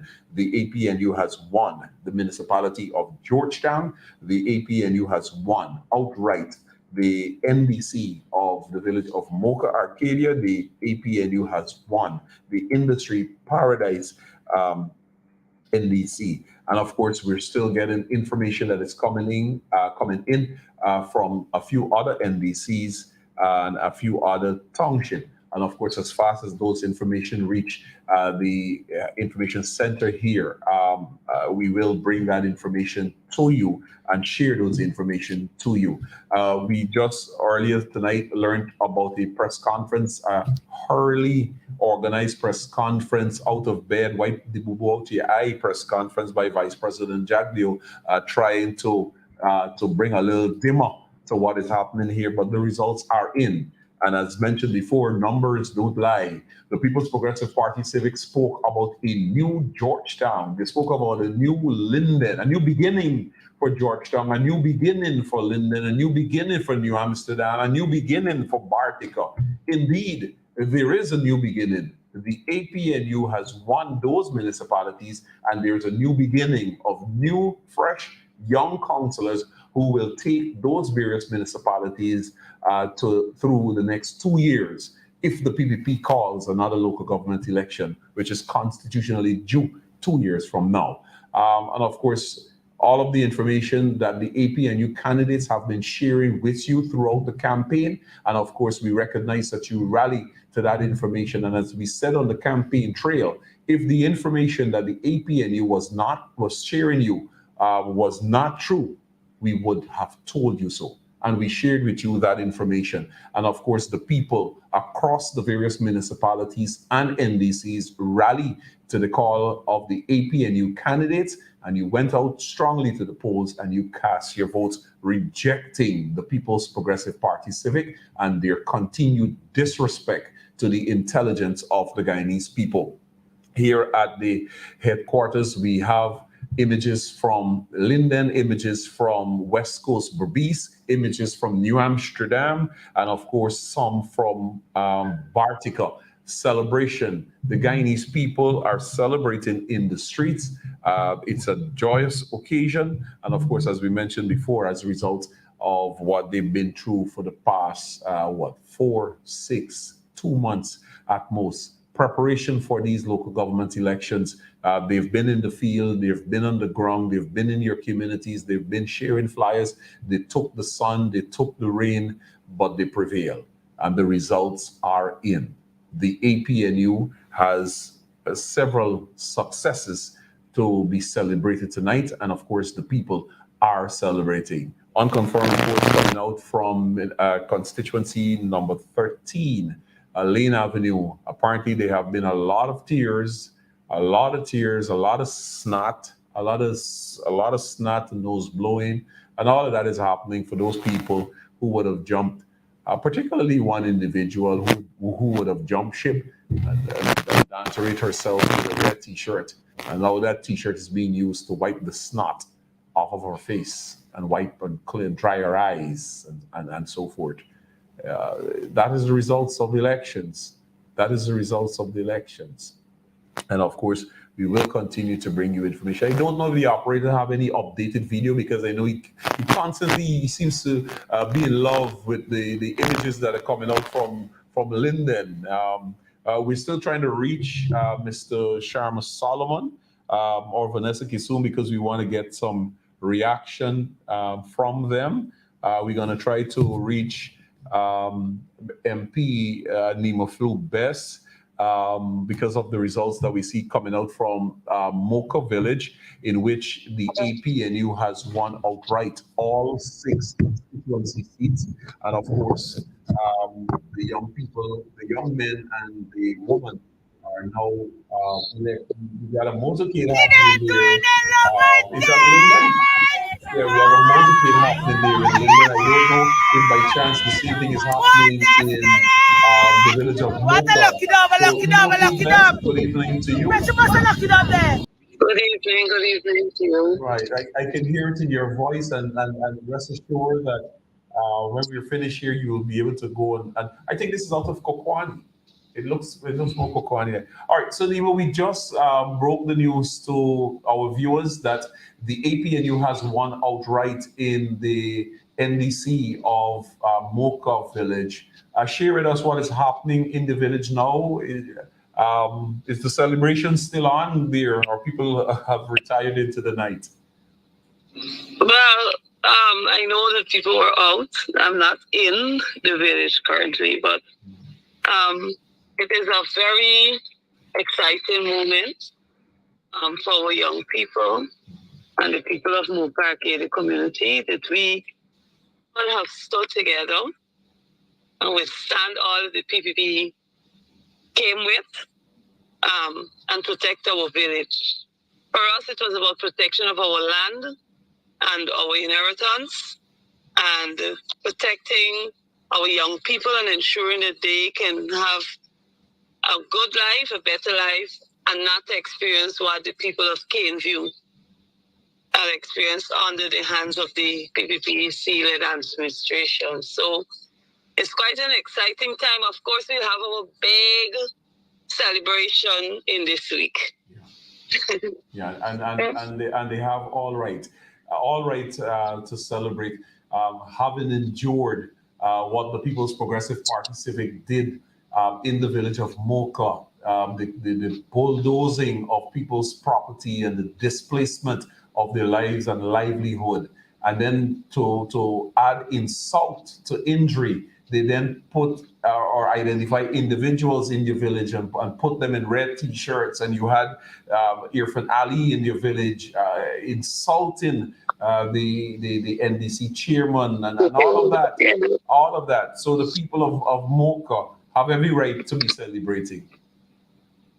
Most definitely, we are thankful to God for seeing us through, and I trust that our victory in our community will be a form of motivation to others, that we have to stand up for our rights against this PPPC-led administration.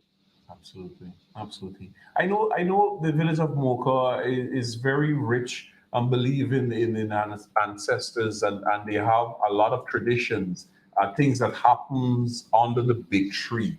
I don't know in your preparation for the swearing in of these councillors and so forth, if tribute will be poured to the ancestors under the big tree as the norm that happens there in Mocha. Libation, pour libation. Most definitely, we will be pouring libation, and of course, our victory area is always significant. For us, the victory area in Mocha Arcadia, that tree is a reminder. That's where our ancestors used to gather to keep meetings, to deliberate on matters for the interest of the community. And so we cherish that area. We continue to deliberate on matters, and we remind our youths and our children of its importance, even as they stand tall at the entrance of the second bridge. So yes, definitely we'll be having that, some drumming and all that goes into it to celebrate what God has done for us. Excellent. All right, so Nima, I'll let you go. I'll allow you to go get some rest. And once again, on behalf of the viewers, I see a lot of comments in the comment section extending congratulations to you and the people of the village of Mocha, and congratulations to those young men. As I spoke at that meeting there in Mocha, I did share that I know one or two of them personally, and I was pleased, very pleased, when I recognized that these young men were part or were the candidates who would have been contesting their area. We expect nothing more than the best from them. I recall it was Mocha Arcadia that had the youngest, I think this was 2016 election, the local government election. Mocha Village had the youngest deputy chairman, that's right, of that NDC. So once again, congratulations to you, congratulations to the people of Mocha, congratulations to the newly elected councillors of the NDC of Mocha.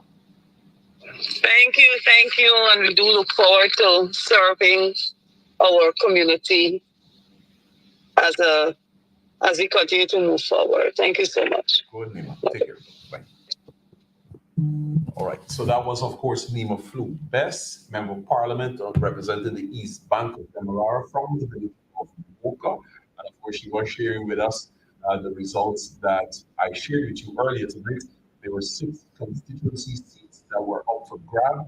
The APNU has won all 6 constituency seats, rejecting outright the People's Progressive Party Civic and the candidates that they had in that area. Not one single seat outright. Similar, that is happening in the mining town of Linden, 8 constituency seats.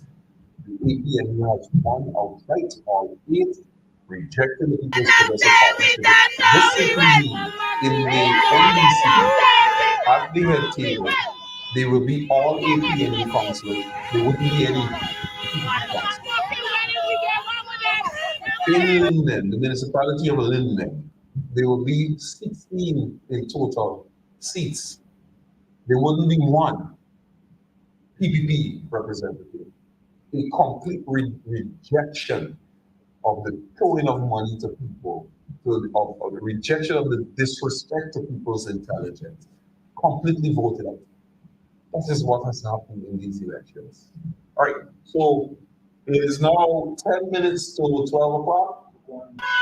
It's the point. All right, good. So we're gonna leave you with the images happening now in Kokwani. We shared with you earlier the images out of Linden, in which the people of Kokwani are celebrating on the street. They rejected the People's Progressive Party. So even the president himself drove or flew his helicopter here in Kokwani and spread all sort of excitement. This is what we're gonna do for you and do what. The people of Kokwani, as well as many other areas, have rejected the People's Progressive Party. So Kokwani, the APNU has won 8 seats, the PDP 4. So the APNU will continue to administer the affairs of the people of Kokwani. So go to those images. I'll go on the line quickly to get confirmation from Bartika and Mania.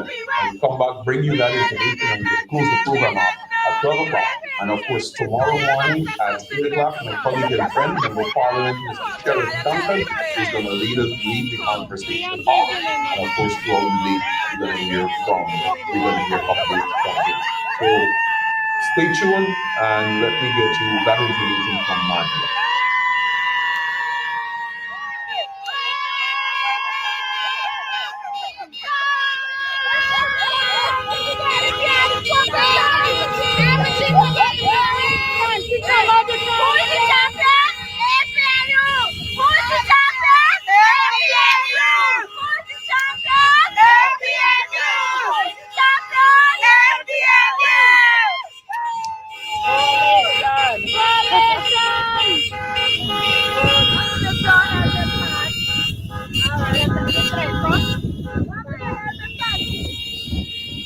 Tonight you can't make fail me. Get it out back there. Yeah.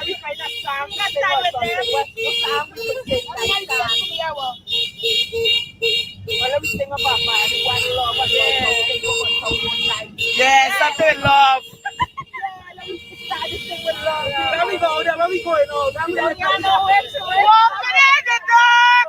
We must see them doing the love right there.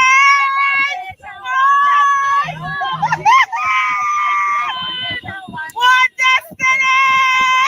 What a lucky dog, a lucky dog, a lucky dog. But you must have lucky dog there.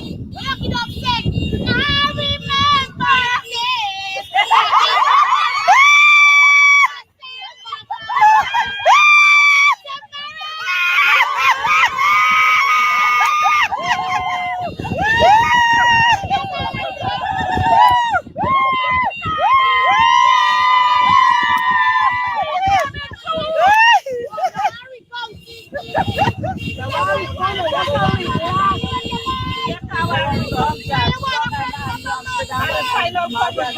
Right now,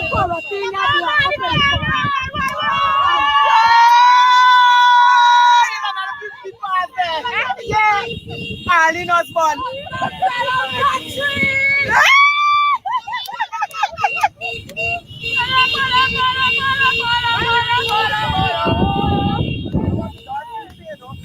I went to my bed and I said,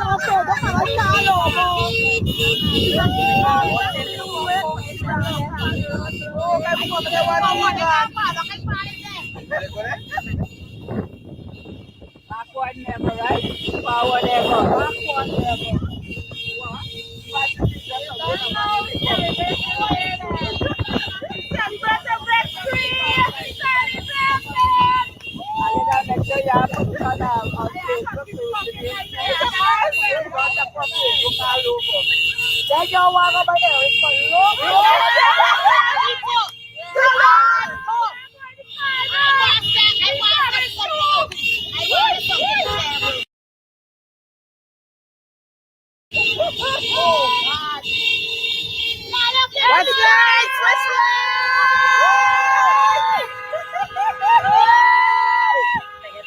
Like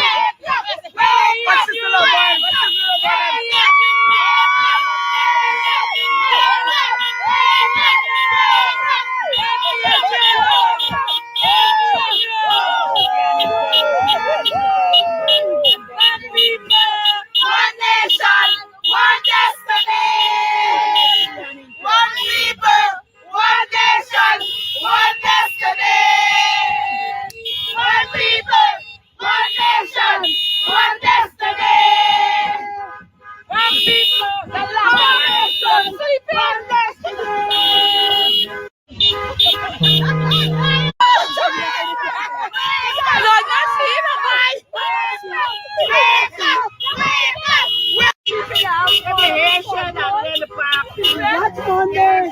Come Monday. Wake up! Wake up! Wake up! Wake up! Wake up! Wake up! Wake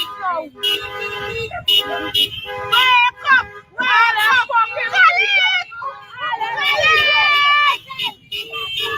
Let's go to court on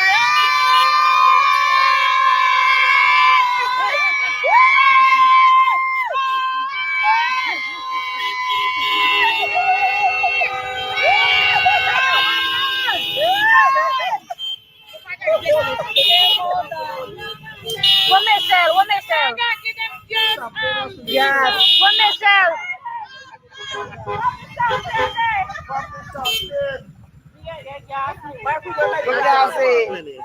Yeah, right down. Hold on. Hello.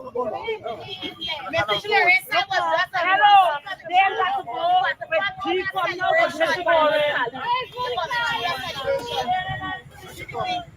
you said that?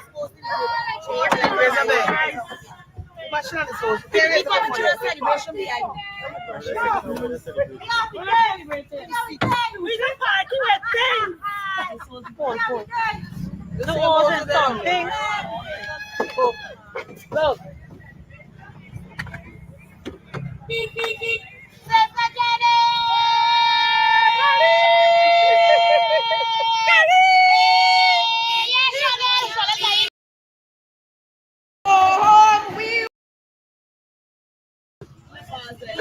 That's a bye. Bye. You're on the stop of the light, right? Yeah, in the back.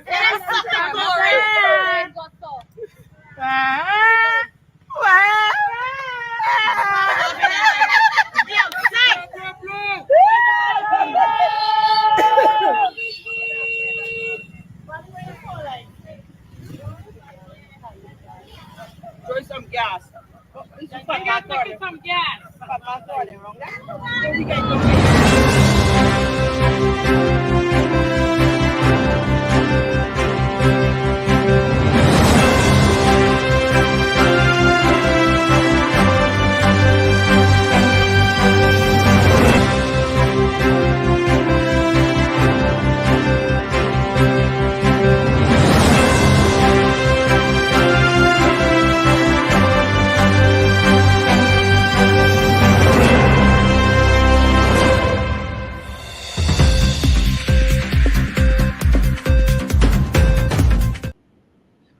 Welcome back. Not new results, but we just got information emanating from the Critchlow Labour College, where the Ghana Elections Commission, one of their main offices set up there, and there is protests by several presiding officers who are protesting the many hours that they have been waiting to hand in their information. And the images that the operator is going to bring up on screen is what is coming out of the Critchlow Labour College. Now, you know, from before 6 a.m., before the polls opened this morning, you have presiding officers who would have met with the various staff members in preparation for the opening of the polls. And all the way up to this hour, apparently those presiding officers have been unable to hand in their submission or make their submissions hand in there at the Critchlow Labour College. And as a result, protest at the Critchlow Labour College. I can't understand, because from whenever this morning that they would have left their homes, likely around the 4 a.m. hour to midnight on this hour, and have not been able to submit the documentation, the results of the election, so that they can go home. And those presiding officers have now taken protest action there at the Critchlow Labour College. There's some voices and the chants there by those Ghana elections. We want to go home. We want to go home. We want to go home. We want to go home.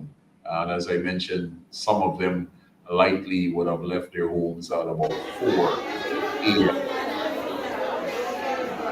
Line here, those are presiding officers across the various constituencies there at the Ghana elections. information, awaiting to submit the results of the elections at the various polling stations that they have control over. And to this hour, they are unable to make those submissions to close off today. So protests by presiding officers happening right now at the Critchlow Labour College as a result of the long wait that it takes for them to submit their form. Right. So we brought you the information as it relates to the elections results from the various municipalities, from the NDCs, and of course here at the command center, the tabulation and compilation of the information is still happening. And as I mentioned, tomorrow at 8 o'clock sharp, right here on all of our pages, my colleague and friend, Member of Parliament, Sharon Duncan, will lead the conversation off. And Sharon will bring you additional information that we were unable to bring you this evening. But just a quick recap in terms of the main highlights for tonight. The APNU has retained the municipality of New Amsterdam, having won New Amsterdam 4-3. The APNU has retained the municipality of Artica, having won 5-4. The APNU has won the municipality of Georgetown. The APNU has won the municipality of New Amsterdam, of Linden outright. The APNU has won the NDC of Kokwani. The APNU has won outright the NDC of Mocha. The APNU has won the Industry Paradise NDC. And of course, those are the information that we have right now. We were unable to get the confirmed information from the municipality of Madia. We don't want to share information in which we can pull back. So we leave that confirmation to Sharon Duncan, who will start the program off tomorrow at 8 a.m. in the morning. And of course, that will be on FYI. On behalf of Randall Critchlow that left us earlier today, and on behalf of our technical team here at the Command Center, this has been the APNU Elections Update. And of course, we brought you the information firsthand, confront information coming out from the fields. And of course, throughout tomorrow and the days to come, we will continue to analyze the information coming out from these elections in preparation for the next election, general and regional elections to come. My name is Christopher Jones. Thanking you very much for joining me on tonight's program. And we extend a pleasant evening to you. And of course, a pleasant evening to Vice President Barrett Jagdeo. We do hope you have a peaceful night's rest. Until we meet again, goodbye for now.